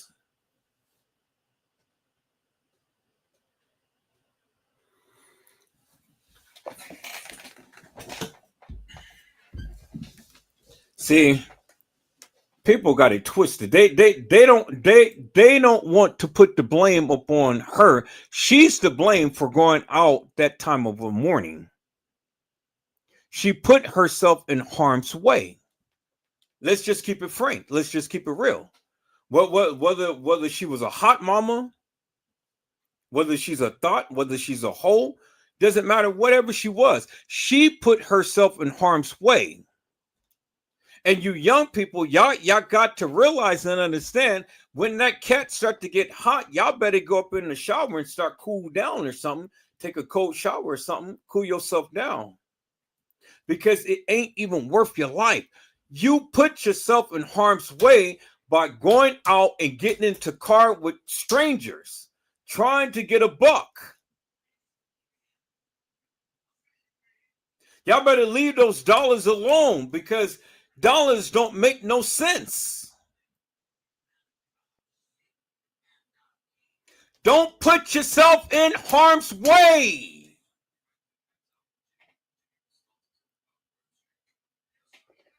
Don't put yourself in harm's way, peoples. Josh Hollywood said that's why it's very important as a young girl to have a job. Yes, ladies, young ladies, stop sitting up here twerking your little ass, wearing these little skimpy outfits, thinking that you're all that in a cup of tea, because you're going to have some nasty, deviant, devilish, demonic men out there that's going to be seeking your little ass. They're going to tell you all of these sweet nothings. They're going to offer you the world and stuff. You're going to bring your little ass over there, and then you're going to find yourself in a situation just like this. See, I blame you because you TikTokers, you Facebookers, you YouTubers, y'all be sitting your asses up here thinking you're all fine in a cup of tea. Just keep posting all of these pictures of you in your little skimpy ass outfits and stuff, twerking your little ass, thinking that you're all fine. And yeah, you're getting all the attention, but you're getting the wrong attention. And so you're going to find yourself, you're going to fall in like or love with somebody. They're going to come, they're going to offer you a ticket and stuff. You're going to go, and then they're going to beat your ass, and then they're going to take you out of here. And I blame you because you stupid for twerking your little ass up on YouTube, Facebook, TikTok, Twitter, Instagram, and the likes. Y'all just can't stay off of the internet. Y'all on Big Goal all day long, sitting with some skimpy little goddamn outfits and stuff. And somebody is just waiting to just do your ass in. You stupid. You want to get attention, but you're getting attention the wrong way. Put some clothes on, get your ass up, get out and go to school, get a job, or do something constructive, but stay your little skimpy little asses off the internet.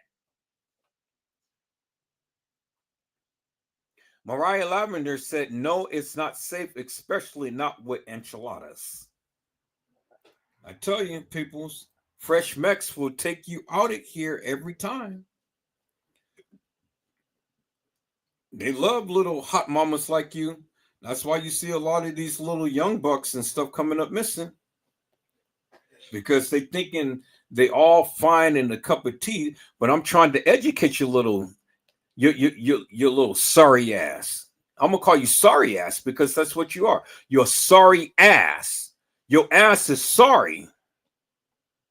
You thinking that you're gonna sit up here, you're gonna twerk, you're gonna skip, and you're gonna do all of this shit. You're gonna entice all of these men. Now, when they get your little ass, they put your ass out there on the streets, pimp your ass out, beat your ass up, or even take your ass out of here. Now you got your whole family all up in arms, all because you wanted to be a little hot mama. You just thought that you was all of that in a cup of tea. You stupid. You a stupid son of a bitch.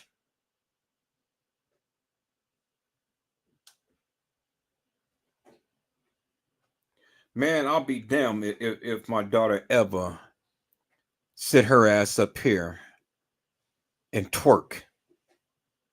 I'll have my ass right over there, and I don't care how old her ass is. I will have my belt, and I will beat the living daylights out of her ass. Y'all stupid. But see, that's the thing, though. You goddamn parents, you don't train your child. You don't train your children up, right? You see what I'm saying? See, I blame you goddamn parents. Because, see, you don't, if your daughter is on here twerking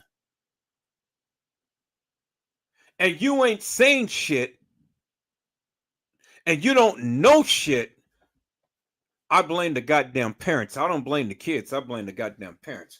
Your ass should have taken the black belt and whooped that ass up and down Front Street. And I don't give a fuck how old she is.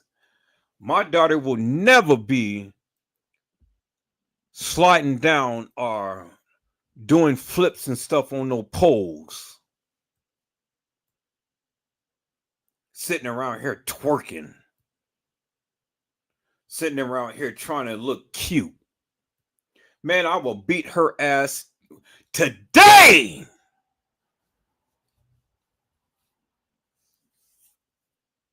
That's why these kids are in the situation that they're in now. That's why these kids are being trafficked, being pimped out, being prostituted.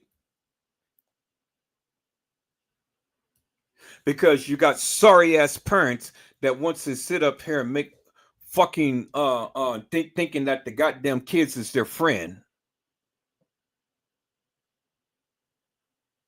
No. Goddamn kid is my child. You're my child. And you better get some act right. Because anytime you walk your motherfucking ass out the goddamn house, you're representing me. And any goddamn thing that you do is a representation of me. And so if your ass is on here twerking and doing all this shit, you best believe I don't give a fuck how old you is. I'm coming with my belt and I'm beating your ass.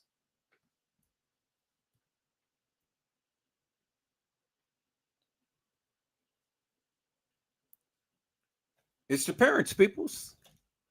You motherfucking parents are hoes, bitches, and motherfuckers. You are sorry son of a bitches that don't even train your child up. The Bible tells us, train your child up in the way they should go, for when they get old, they shall not depart from it. But you're not training your child.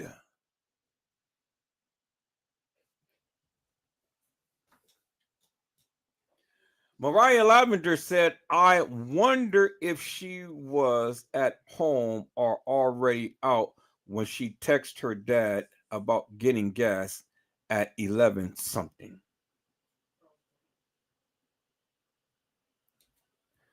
Man, see, we got to put the blame where the blame needs to be put at. That is the goddamn parents, and that is the kids.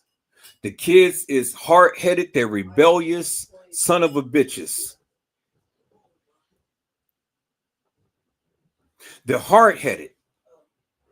They don't listen. They don't want to go to school. They just want to sit on the internet and twerk and talk all of this madness and stuff. And then you got older people that's doing the same thing. You go on TikTok. TikTok ain't nothing but a freak show. Big O, you go on Big O. Big O ain't nothing but a freak show. That's all you see is ladies in shorts and skimpy little tops and stuff with the long lashes on and stuff and the fake hair and shit with all of this goddamn makeup and just trying to look cute. And then want people to send them money, want people to send them these little trinkets and all of this shit. But you stupid because see, you got a lot of people who's watching you all around the world. And what the guy is going to do, he's going to get in your IMs, your DMs or whatever and stuff, and he's going to message you. He's going to say, well, I'm going to send you some money. I want you to come see me. Your stupid ass thinking that you all of that in a cup of tea, go ahead and show him a little whatever and stuff, and then he throws you a little bit more money. So all of that dude is doing, he is literally he's massaging you, he's training you, he's getting you used to getting this little change and shit.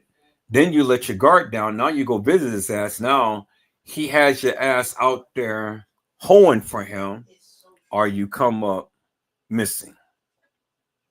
You stupid. All because you wanted the little play up on social media. You glad that all of these no good life suckers is giving you some goddamn attention.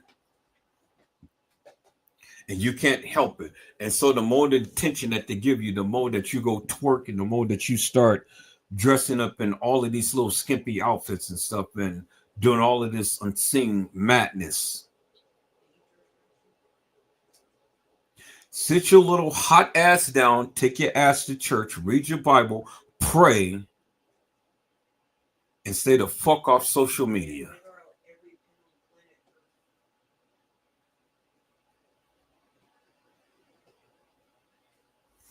You put yourself in harm's way. You go Big O and TikTok. Big O and TikTok is the most freakiest social media platforms I have ever even seen. Big O.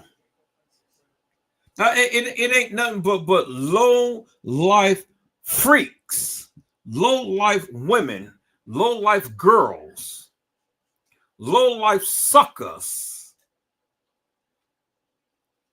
that sit up there and sit in skimpy outfits and stuff and talk all crazy and try to look all cute with their fake fucking hair.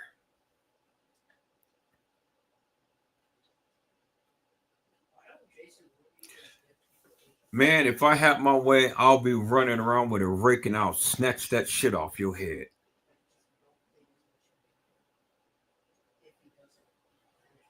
Y'all want to be blondies and stuff. God didn't make you no blondie. God made you a black hair, jet black hair. Kinkerbuds and naps. Y'all want it long and straight like white women. When did you ever know a black woman's hair to be long and straight? The fuck? Send me that bullshit, peoples. You are melatonin, you're black, and you're trying to be white.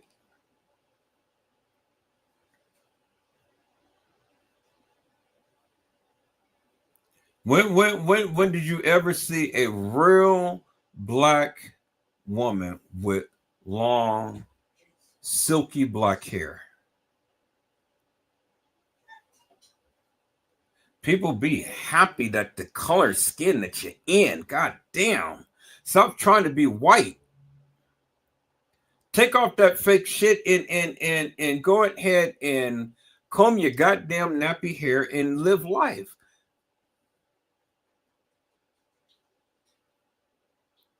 Now y'all trying to be like Cardi B's and all of this stuff and things. You see, when they took off the hair of Kanika, you see how her hair was. Conker bugs and twisties.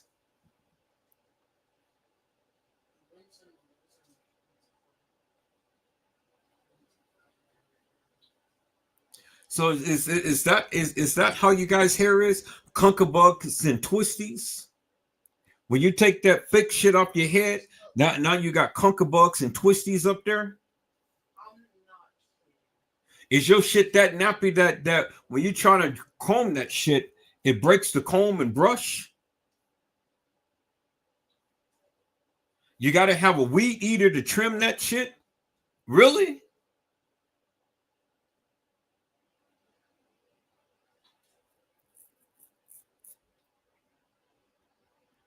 Told you people I was going to talk my shit tonight. I told you I was going to piss off a lot of people. Am I coming down your alley?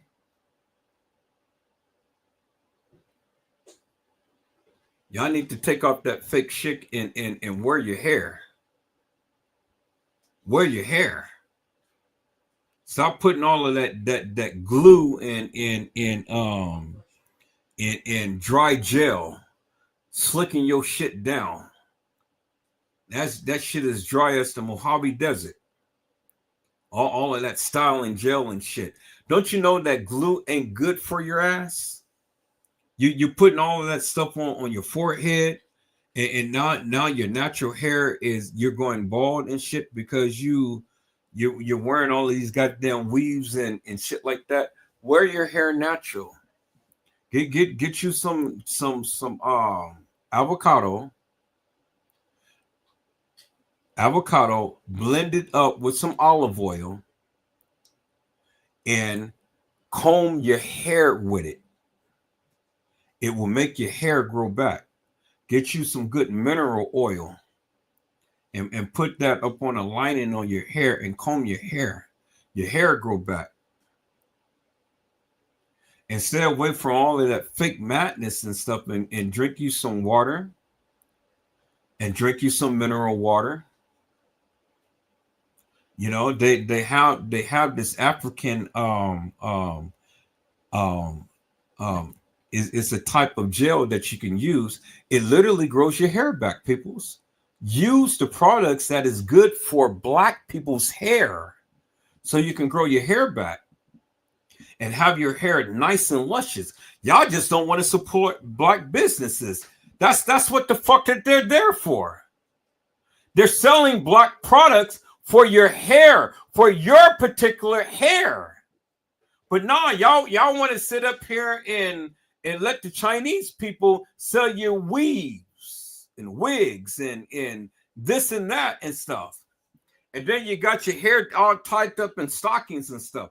Your hair has to breathe. Take that shit off.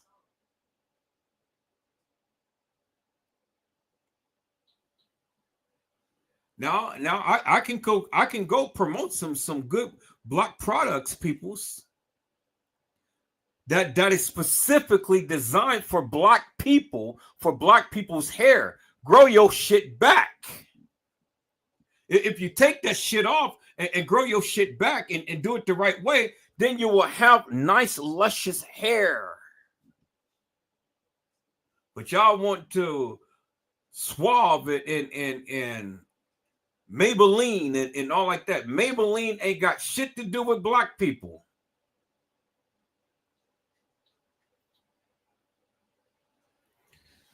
Oh my God, peoples, man! Look at here. Let me go on with this. Trish Hollywood had said, peoples, young black girls bringing raised by thoughts.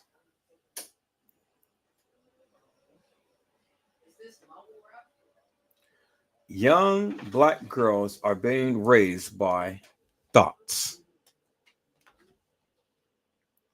Trish Hollywood has says, minds know what it is. I bet not catch my daughters or granddaughters out there, and bet nobody ever come and tell me that. Now, see, that's a mother and that's a grandmother. And that's a mother and grandmother that don't play. She lays down the law. She will never catch her daughters, plural, meaning more than one, or granddaughters, plural, meaning more than one, ever out there thoughting, twerking, or jerking. She'll beat that ass. Don't care how old they are. She'll beat that ass. And that's how a mother and a grandmother should be, peoples. But a lot of you women out there that be all skimped up in these little shorts and stuff and these little skimpy outfits and stuff, you know, you got low self-esteem. You really do. You got low self-esteem. Because when you have to come online and you have to show your cleavage, your ass, your thighs, all of that stuff, and you just be thinking that you God's gift to America and this, I ain't mad at you, but somebody's going to fuck you over. I guarantee you that. I guarantee you that. See. You know, when you want to advertise your goodness to all America, then you fucked up. You fucked up. Because see, you seek attention from the wrong people.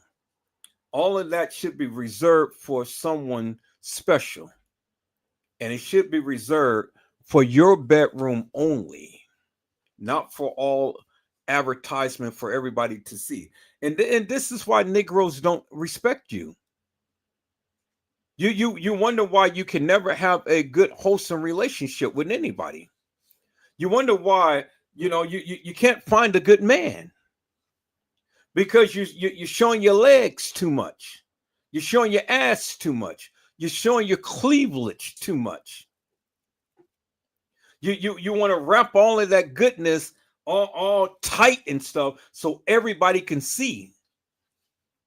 Oh yeah, you may wear it well, but somebody's gonna fuck you over.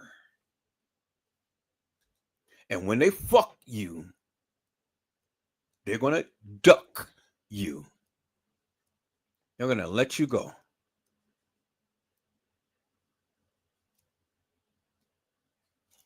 It sure is.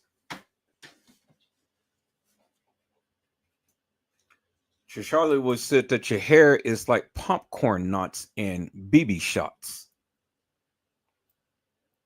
I remember when back in the day when I was growing up, and I would see my sister friends comb their hair, and it was all kinkabugs, and it was like snap, crackle, and pop. Because when they comb their hair, it'd be snapping, crackling, and popping.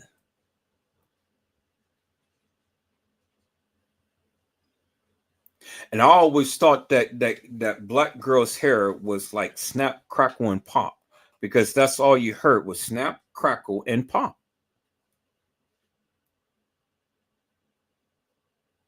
I was like, God damn. Wow.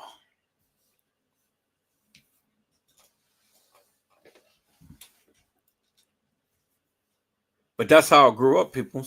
Snap, crackle, and pop.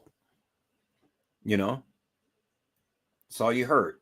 Every time they comb their hair, snap, crackle, pop, snap, crackle, pop. But now, girls comb their hair, you don't hear the snap, crackle, and pop. You don't hear shit. Because it ain't their hair that they're combing.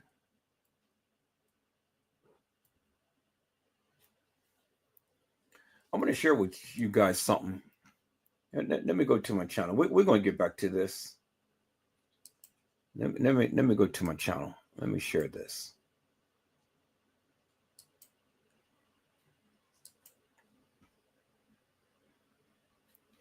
Let me go to my channel, people.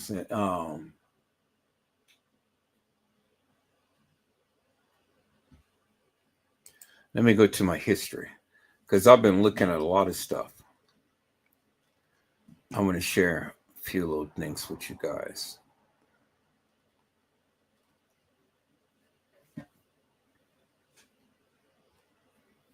This is just straight crazy, people, But I told you I was going to shoot my shot.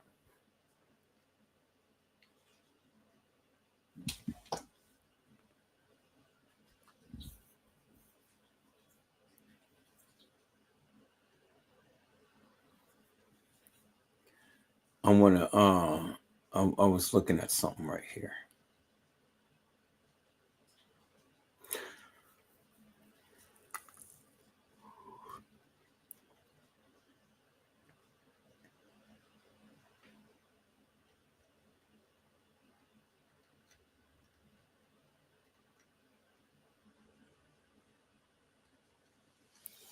Trying to think it's on YouTube. Yeah, I think it was on YouTube.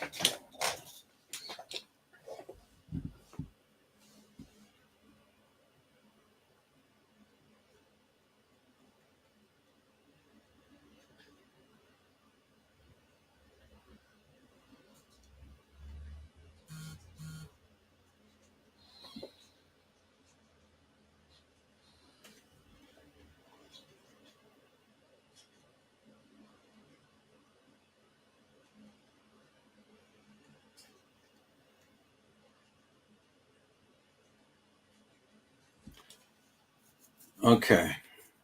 Trying to. It's just looking at something, people's.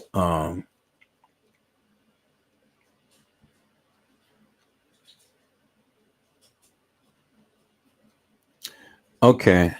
I don't think it was. Was it on YouTube? Had to be on YouTube. Okay, so I'm gonna go back into my history and I'm gonna call it up because there was some things I was watching.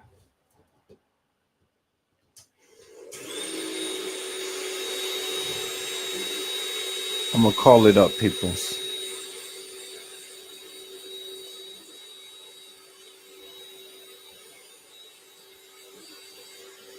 Yeah, I don't see it here, so I'm gonna call it up and then I'm gonna show you guys. But I can't. It's not on here. I thought it was gonna be on my history, but it's not.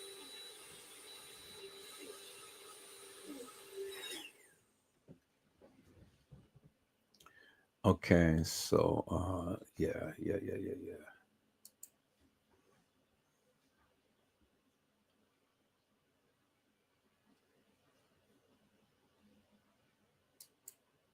Hey y'all, so let's play a game. Who fuck fuck? What do you mean what am I doing? You know what the fuck I'm talking about. Stop acting slow. Why are you trying to record, bro? We're not You know why I'm trying to we're not record. doing that, bro. Take the phone. We're not doing that. You take the Now she want to change the topic, y'all. Am I tripping? This was just texting my last night. I'm with him. She know I talked to him. I've been talking to him. She been knowing I was talking to him. Fuck are we talking about? Now you don't have nothing to say. What are you talking Now you don't have nothing to say. What are you going on about? Oh my god, y'all. Like you telling me that you don't have nothing to say and I seen the messages? What messages? What You just last week. Yo, What are we talking about? I don't know what you're going for. Like what? Like You know what now she did? She did. She did. Oh, so now you back in her play. And you're back in her play. So y'all been knew. And y'all been knew I was fucking with him. We talking about? Y'all been weirdos. These weirdos. Y'all like because we talking about? Like you want to fight? We talking about? Yeah. That's why the I beat her ass. Do you want this? You want this little girl? No. Do you want this little girl? Why you popped up at his house? Look how stupid you look. Look how stupid you embarrassing yourself. You embarrassing yourself. Your friend should have told you. Like you a kid, I wouldn't even go there with you. Stop talking to me. Look how stupid you look. Why he dragging you out? You better put that fucking phone. Tell us put her phone down. No, you shouldn't even came there. I told you don't come there. Bitch, you didn't tell me your fucking. Why she here? Sade, I'm really You Apple Pay him. You sent me snapshots. You sent $200. Whatever you sent him, you cashed out. You sent it to me. Yes, you did. He showed it to me. It was from your name. He had to send me some money. It came from you. That's why you're a kid. Look how your emotions is. You not control your emotions. You popped up at a nigga house and he with a bitch and he don't want you. He don't want you. You want her? Cause let me know right now. So I can go. You want her? No. Huh? No. Oh. What you mean no? What do you mean no? What do you mean? I'm trying to get out. I'm trying to put your stuff in us so you can leave. I'm like, bitches already set up when I wasn't no, cheating on you. no, I'm not saying none of that. I just asked you to leave. I just asked you to leave. Look at this person calling me to fucking make this shit right to tell you I that I'm just not asked you to cheating. leave, bro. That's all I did. That's all I did. It's set in stone that they don't want to be with me because I cheated with you. So Can you just- here they are. The police on the way. Oh, can you please hear this man out? I've been telling him to please leave me the fuck alone, bro. Can you please hear them out, bro? Man, can you move out the way, please? She's not letting me. She's not letting me leave the room right now. I was not cheating on you with this man, bro. I swear to fucking God. Can you please just fucking hear me out? Like seriously. Cause they're not even fucking a part of, like that. I didn't cheat on you. That's why it's fucking weird. You went through my phone and I didn't cheat on you. I'm telling them to leave me the fuck alone. That's why it's weird. And they're steady calling back and calling back and calling back and calling back to let you know that that's not what the fuck is going on with your bitch. So what are you tripping for? Can you let me out, please? Like I'm not fucking cheating on you, bro. Can you please just hear me out? You ready to fucking new bitch and I ain't did shit to you. See, this is what she do.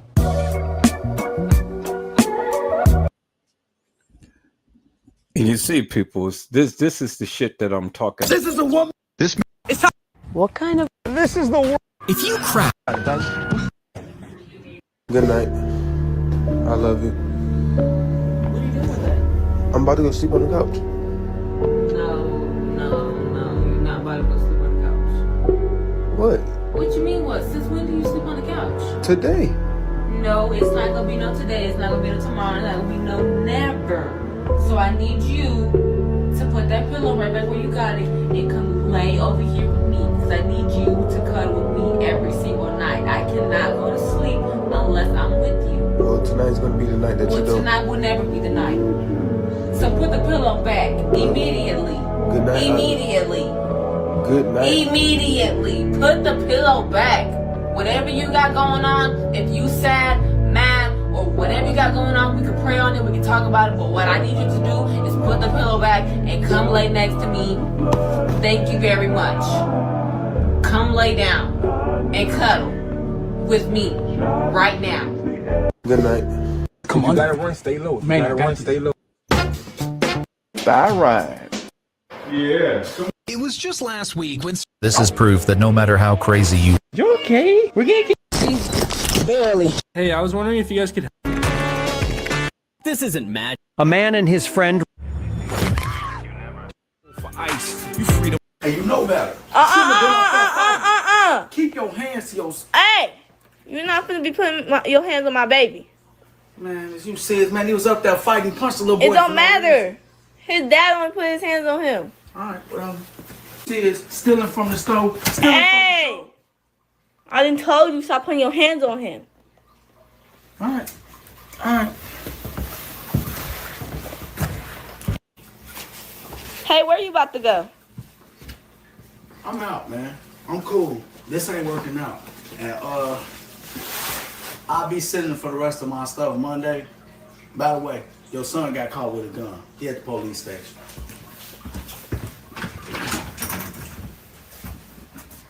And you know, She presses her... This guy is incredible. This is the big... I ain't never seen that. His home is so luxurious. This... Could you lift that up, please? Hey, boo. This man suddenly throws... Excuse me. Excuse me. smiling good. Go. This video is on. Is it? So what song? Oh my. You better not... 20 things. Good rising. Good rising. Oh, you got a power? Can I pray for you? That's what I'm gonna do when someone... What happened to your iPad, you said, sir? If you see this on South... Just get out the face. Did you know Eminem? This is... Now watch this. 5 more times, bro. Okay. Rare photos that will... Why does this fish stay... You know what's crazy to me?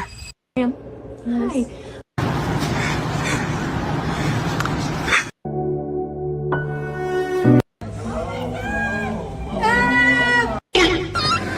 Parents need to stop doing. A girl accidentally... I am so appalled. I think y'all getting away with... This guy was just goofing. Oh my... This girl... My first time. All these start with ass. Hello. At first, everyone laughed. Can't you just take... She came expect... Don't ever think some... Would you cook for me? This jail security... These animals cause... I learned this trick from a... New York. Most people think... You know what? I used to... You take. Here you go, Corday. I got you this. You ever heard an alligator? Sit down, please. Top 3 deadliest and fast... Yes, this is some pig feet. Okay, so Nas. I was put in. God is... Today we're gonna be... Beloved. Rare images that'll... Look at this. You what? What happened? How? She jumped into the wood. She did what? She jumped into the wood in the house. And what wood? Okay, you know what wood house is? Yes. Okay, Oh my. Lizzo. Do you know Lil Wayne's 4 kids are doing now? Number 1, Regina Carter, born 1998. This cheerleader's legs are built like tree trunks. I'll marry me. You will be my wife? When this cashier told a customer he was getting deported unless he married a U.S. citizen, he never expected this response because she pulled out one of the most unexpected proposals you will ever see. Hey, did you hear? What? You know how Donald Trump sent out that law? Uh-huh. You know I'm getting deported. What? Yeah, and I need to they say now I need to like marry a U.S. citizen and stuff like that, I was gonna say like, I'll marry me. You will be my wife? Hell yeah. I'll give you. You already my boo. I'll give you 10,000 too. I don't need that. I like you. For real? Yeah. All right, so this is how the process is gonna work, right? We gonna me and you. We gonna go to Yemen, right? We gonna go where? Yemen. Okay. You know where there's like barely any electricity and stuff like that, because that's where I'm gonna get deported to. Oh. And then we're gonna have to stay there for like 4 years and stuff like that. You're not gonna visit your family, your cousins, no none of that. You're gonna have to stay there. And then after that, what's gonna happen is you're gonna get me in here back to America. But I thought when like we get married, you could stay. Yeah, that's after. Like 4 years, 2 years, 3 years after. Okay. You would do it? Yeah, I like you. For real? That she turned down the money shows how genuine she is. She even agreed to move to another country with him for years. Would you marry her if that was you? I'll marry me. This is crazy. Hey, Americans. Run to me. Yes. You seen this video? So I woke up this morning and God told me, Look, her husband is angry. Countdown to Drop on this. When this couple joined This is the 8th.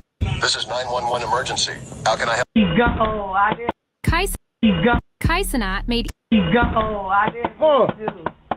I'm sorry, I won't do it again. Kaisenat made. Handle wax to.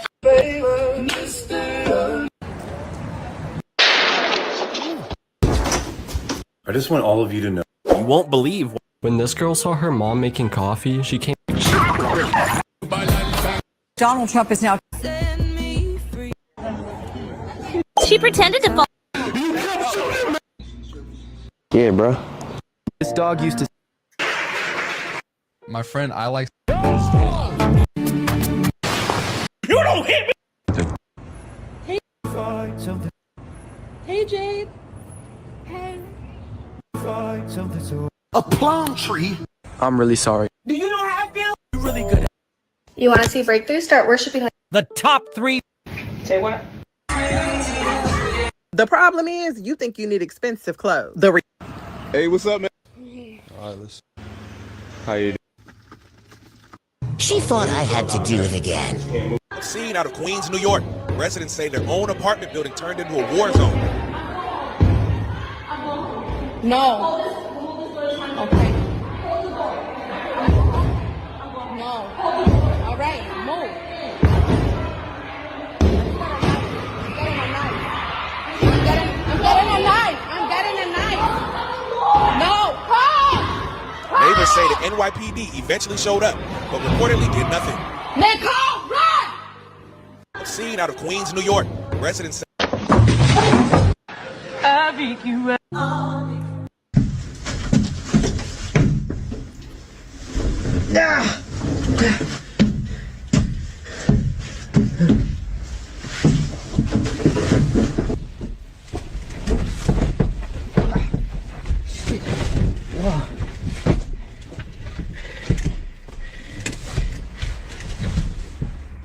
Oh, shit.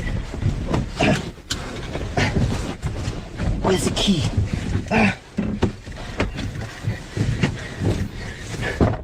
Oh, so it's sweet.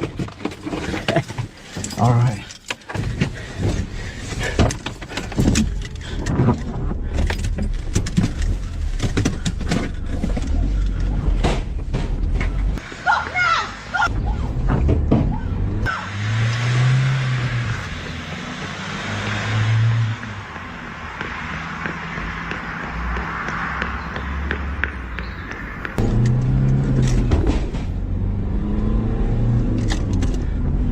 Shit. You know, man. Whoa.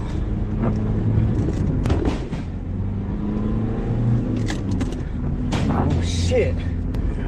You know, man.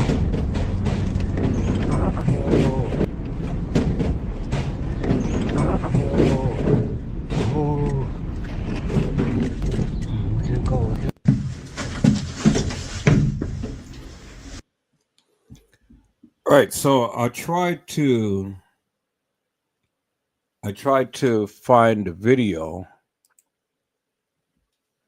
I tried to find a video of these girls and things. I got to go on to my TikTok thing. I'm going to go into my TikTok thing. I'm going to save it to my Facebook, and then I'm going to go ahead and play it and stuff, because you guys need to see this shit. You guys need to see, you know, the stupid shit that these people be doing. Let me do this. Let me see if I can go to Big O. Yeah, hold on for a moment. I'm gonna go to Big O.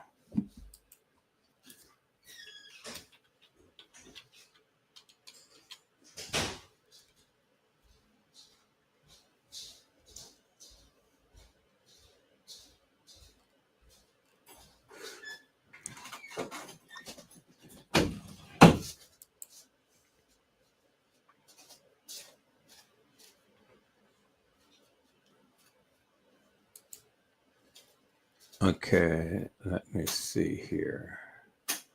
Let me go to Big O.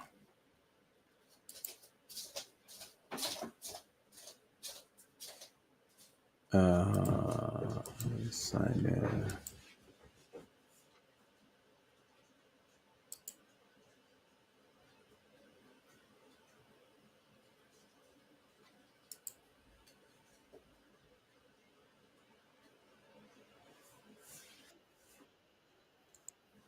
Okay, so we're on Big O now. Let me go to USA. Okay, let me see. Home. Let me go to blogs. How do I do this? Let me go home. I don't want him. I want to go to other things here. So let me see. Social. Big on Instagram.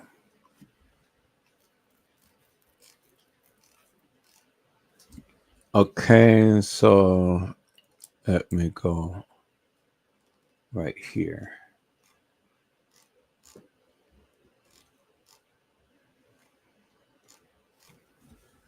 Okay, so this is, I think this is Instagram.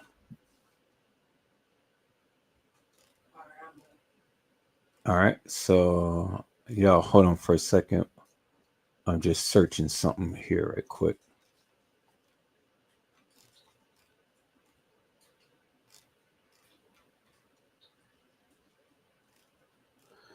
Okay.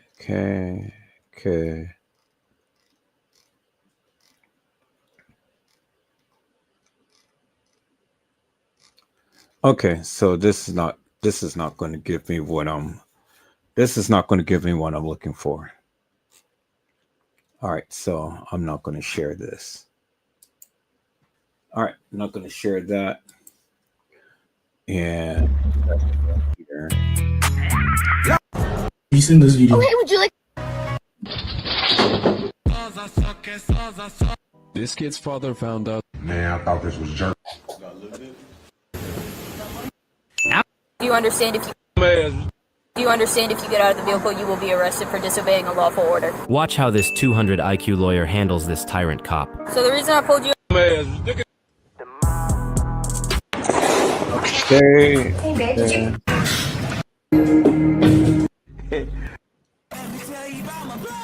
You not tough. Where's the wire? Where's the wire? Where's the? Right there, right Come here. Buddy, come here. Buddy. Footage shows two men attempting to steal an ATM machine in broad daylight. Do you recognize this woman from the psych?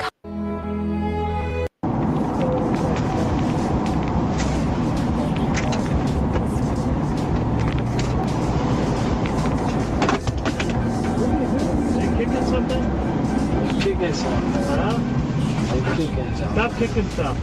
Alright, my bad. Huh? My bad. I just don't know what the hell I did wrong.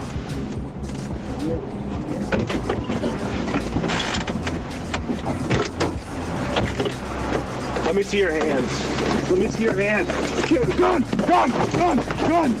You got it? Got it. You stupid. 504.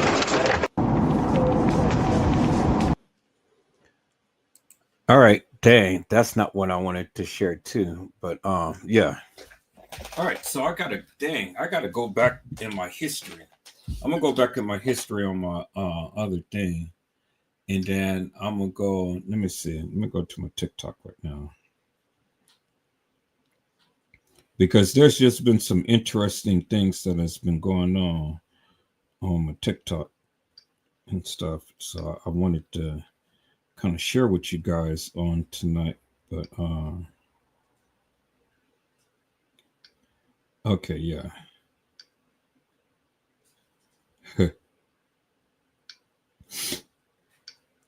There's some things on TikTok that I want to share with you guys and stuff. So let me go to my TikTok right quick. I'm gonna share a few things because that's what I want. That's what I thought that I was going to do. But I mean, you know, I was looking on my TikTok on my page. There's a lot of shit that has just been going on. I want you guys to see a few things that I've been looking at.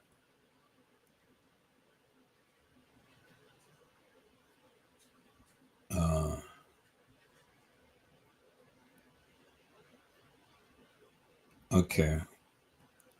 When I go and see those stories again, then I'm gonna share it. But right now, I can't find it. Cannot find what I was looking for.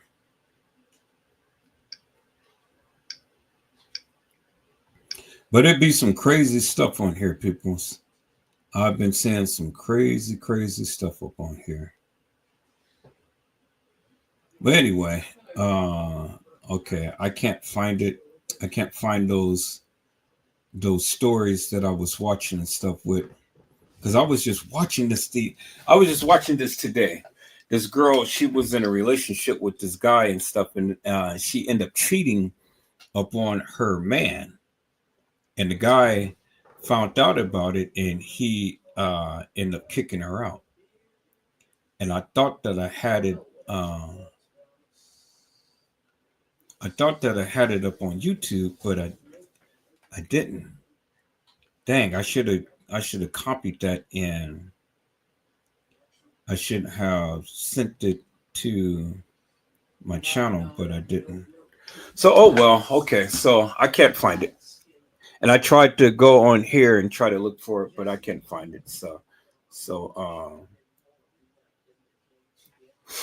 it's okay.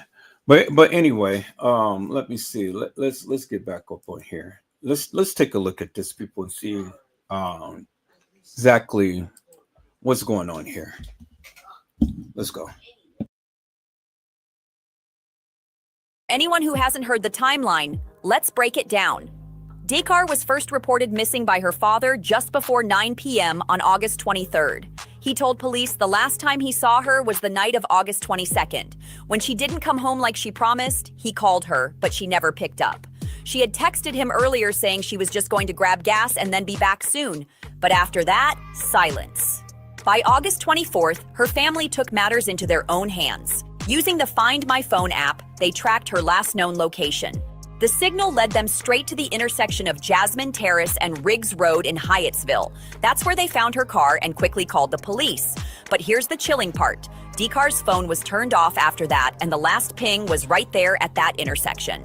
And let's not forget, she was the youngest of 5 siblings, and they all shared their locations. That app ended up being their only clue in a terrifying search. Up until just a couple days after Dekar went missing, her family was still clinging to hope, but deep down, they were terrified.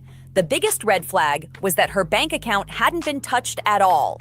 Sadly, on August 31st, at about 4:50 p.m., Maryland State Police got a call to Route 50 near Annapolis about a disabled vehicle on the bridge over the South River. When troopers showed up, they spotted something horrifying. There was a body lying on the embankment about 30 feet below.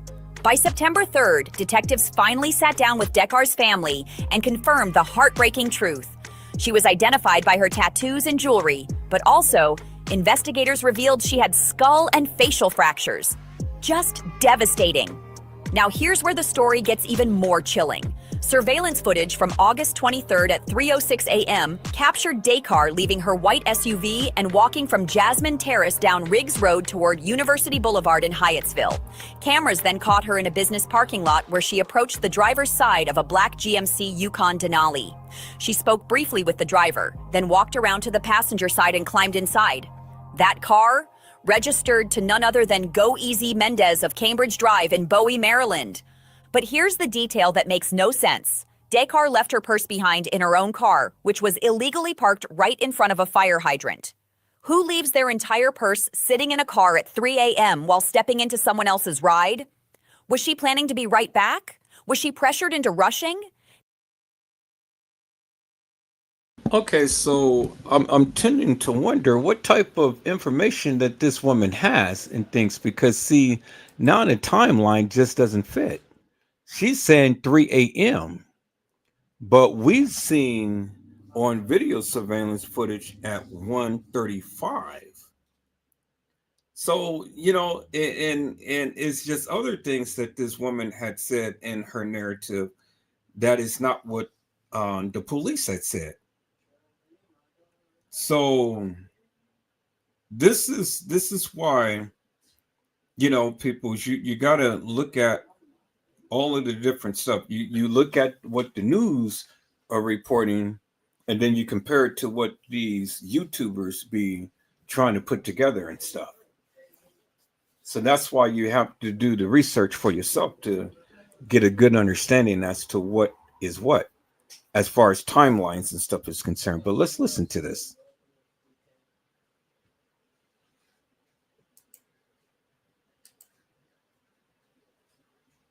Did she trust Mendez enough to not think twice?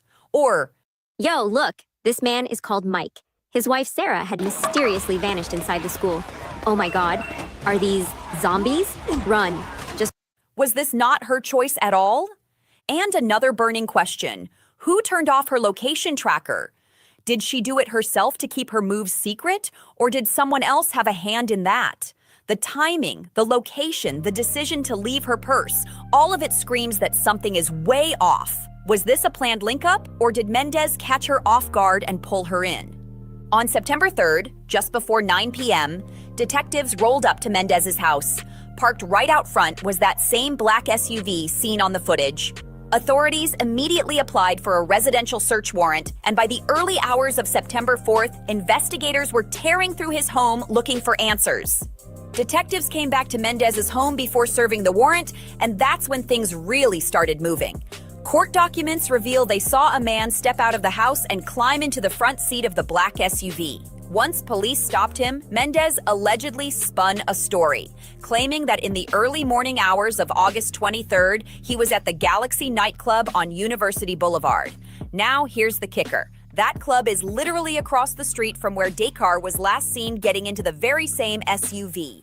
He told officers he was supposed to meet his ex-girlfriend there, but that never happened. When investigators pressed him harder, he flat out denied any role in Dakar's disappearance and quickly asked for a lawyer. But once the search warrant was executed, the truth began spilling out in the ugliest way. Inside the home, police discovered what they believed to be Dakar's blood, one of her missing French manicured fingernails, strands of hair, a wig, and more disturbing evidence scattered between the bedroom and trash. Even more incriminating, multiple pairs of women's underwear and lingerie were also found. That was enough to put him in cuffs. Hugo Easy Mendez was arrested and charged with first and second-degree murder in the horrifying death of 19-year-old Dakar Thompson. ICE immediately flagged him as a criminal illegal alien and promised Dakar's family that justice would be served. Investigators say they believe Mendez killed her inside his bedroom in the early hours of August 23rd before driving her body out to Route 50 near Annapolis and tossing her over the South River Bridge like she was nothing more than trash. Can you even imagine the kind of coldness it takes to carry a body into a car, cruise down Route 50, and then dump it over a bridge without a second thought? That level of detachment is beyond disturbing. It's inhumane. What makes it even more shocking is that there were other people inside the house when all of this was allegedly happening. Police questioned the residents, including a cousin who lived there along with 2 other roommates. that cousin told investigators she was in disbelief that her own family member could commit something so brutal. But she also admitted that in the last 2 weeks before the arrest, she barely saw Mendez at all and noticed his whole vibe had changed. The cousin admitted she even told Mendez straight up to confess. She revealed that during the investigation, her husband, Hernandez Mendez, along with another relative, were all taken in for questioning. But here's the twist. Hernandez Mendez was the only one who wasn't released. The very next morning, federal immigration agents showed up again, this time hauling her husband into custody. She swears her husband had nothing to do with the crime and insists he fully cooperated with investigators. She said she couldn't wrap her head around how her cousin's criminal case somehow spiraled into an immigration case against her husband. But that wasn't the only strange testimony police gathered. Another roommate told detectives they heard Deckar and Hugo having intercourse, followed by a disturbing grunting sound that made them believe it wasn't consensual. Hours later, when that same roommate woke up and stepped outside, they noticed something odd. The GMC wasn't parked outside. That was strange because according to them, Mendez never worked Saturdays and his black SUV was usually always right there in front of the house. As for the third and fourth witnesses, they claimed to know nothing about what happened that night. They told investigators they were on the opposite side of the house from Mendez's room and didn't hear a thing. But come on, are we really buying that? The bigger question is, did the people inside that house see or hear more than they're admitting? Are they staying quiet out of family loyalty, fear, or even self-preservation? Because between the cousin's uneasy comments, the sudden immigration arrest of her husband, and the roommate's eerie account of what they overheard, it's hard not to wonder if this family is sitting on pieces of the puzzle that could blow this case wide open. Investigators are still piecing this nightmare together, but one thing is clear. Hugo's history with the law is nothing short of a cautionary tale. Long before Deckar's name ever got tied to his, Mendez had already built himself a rap sheet that reads like a manual on reckless, out-of-control behavior. We're talking DUI charges, not once, but multiple times. Then there's the open container issue, cruising around with booze in the car like he's on some wild Vegas trip. That alone screams irresponsibility, but stacked together, it paints a picture of a man who never took the law seriously. Add in reckless driving, blowing through red lights, running stop signs, parking wherever he wanted, basically treating the streets like his own personal playground. And let's not forget unsafe lane changes that could have easily cost lives. On top of all that, Hugo was also caught driving on a suspended license. The state told him to sit down, but he basically said, "Nah, I'll drive anyway." The real question is, how was he still roaming the streets free with all these charges, especially since he was already flagged as undocumented? It just doesn't make sense. Now, detectives are trying to figure out whether Deckar and Hugo actually knew each other before she disappeared. But the questions keep piling up. Why would she leave her SUV parked in such an obvious ticket trap, right by a hydrant and all? Did she think she'd only be gone a few minutes? Did Hugo convince her he'd bring her right back? Or was she distracted, not realizing the danger she was stepping into? Did she willingly turn off her phone's location? Are Hugo's family members hiding more than they're saying? Could this be something he's done before? Locals believe it's possible. Some are even whispering that he could be tied to other missing cases in the area, including a father found dead just 2 days after Deckar's body was discovered. And honestly, what's with the stash of women's underwear and lingerie? Was he keeping them like twisted trophies? This whole case is beyond chilling, and it leaves more questions than answers. But what do you think? Drop your thoughts in the comments, hit that like button, share this video, and of course, subscribe so you don't miss the next update.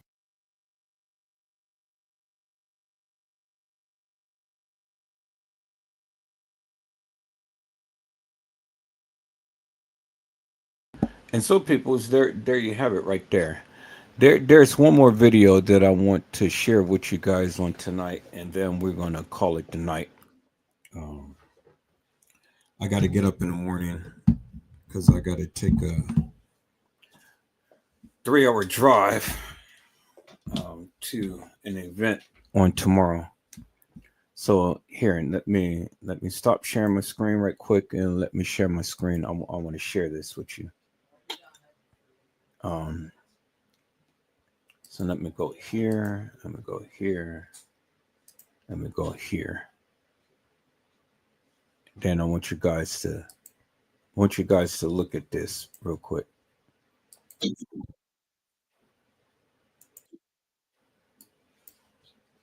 All right, so let's take a look at this right quick, people.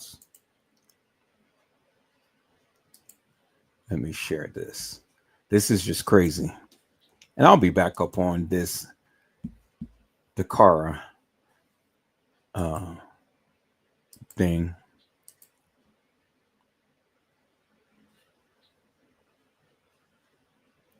But let's look at this right here, people. Wait. I thought you didn't know who he was. Like, why would you explain that to me if you knew what was going on? I'm sorry, okay? That does not make sense. I was just trying It to does not protect make you. sense. It does not make sense. We have been with each other. It does not make sense. We've been with each other for a long time. Wait. As a secret. Wait. What's going on? I don't get it. Did I hear that correctly? Has her own daughter. What do you? Did I hear that? This is her biological father. You know, and this is her biological father. You know, and it's just, you know. But I gave you head. I gave him head. Oh my God! Why would you let her do that? You said we could have sex, so Why did he tell you to motherfucker put her in your mouth? Oh my God! I can't believe you did that to her. Are you insane? So what's going on? Wait. I thought you didn't know who he was. Like, why would you explain that to me if you knew what was going on? I'm sorry, okay? That does not make I was sense. just trying It does to not protect make you. I was sense. trying to It protect does not you. make sense. We have been with each other. It does not make sense. We've been with each other for a long time. Wait. As a secret. Wait. What's going on? I don't get it. Did I hear that correctly? Has her own daughter. What do you? Did I hear that? This is her biological father. You know, and this is her biological father. You know, and it's just, you But know. I gave you head. I gave him head. Oh my God! Why would you let her do that? you said we could have sex, so Why did he tell you to motherfucker put her in your mouth? Oh my God! I can't believe you did that to her. Are you insane?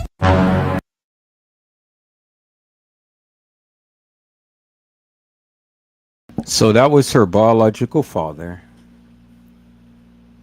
And he had allowed his daughter to, you know, it's crazy, people. This, and he's messing with this woman who knew that she was his biological daughter, but she never said anything. And he knew that she was his biological daughter. And you know the rest that happened after that. People, you can't make this shit up. This is some sick, sad shit. And I'm gonna bring you more cases like this and other cases, because I'll be looking at all of this shit up on Instagram. So what I'm gonna do is, as I start seeing all of these different things, I'm going to copy the link to my Facebook, and then we're gonna watch the shit so you can see the sick shit that's going on. But this is some sick shit. Sick shit. Just sick shit.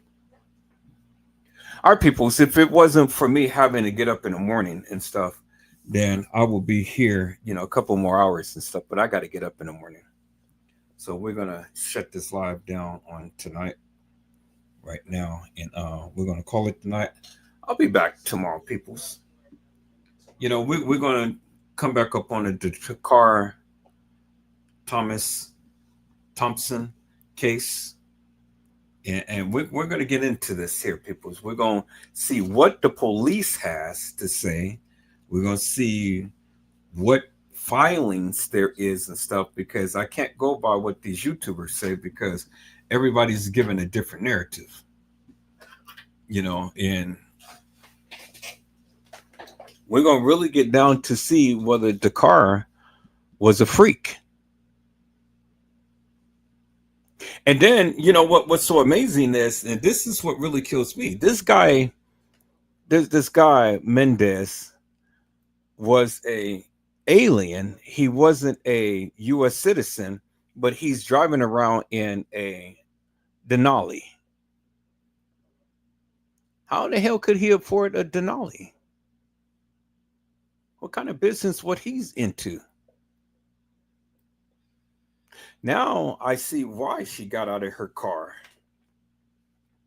and was strutting. So the man had money.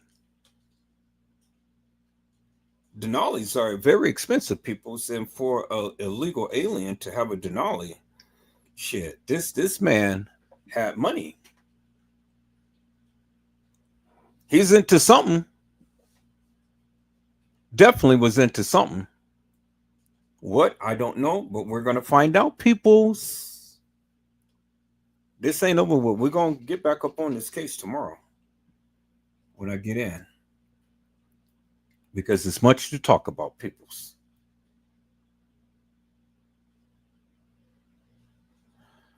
So, peoples, I hope I had said something to encourage your hearts upon tonight.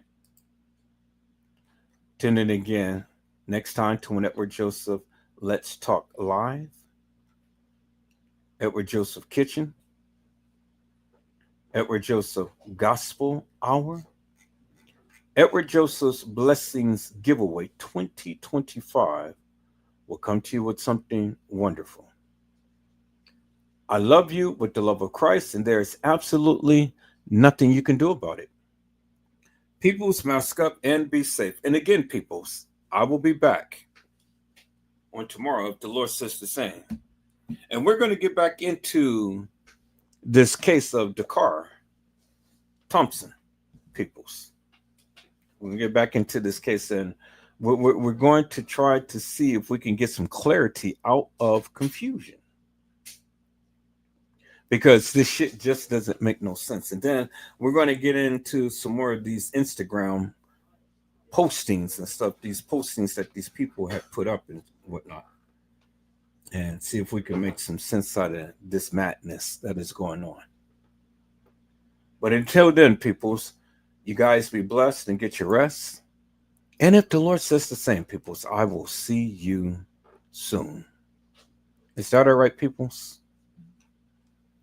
God bless you all. Thank you for watching.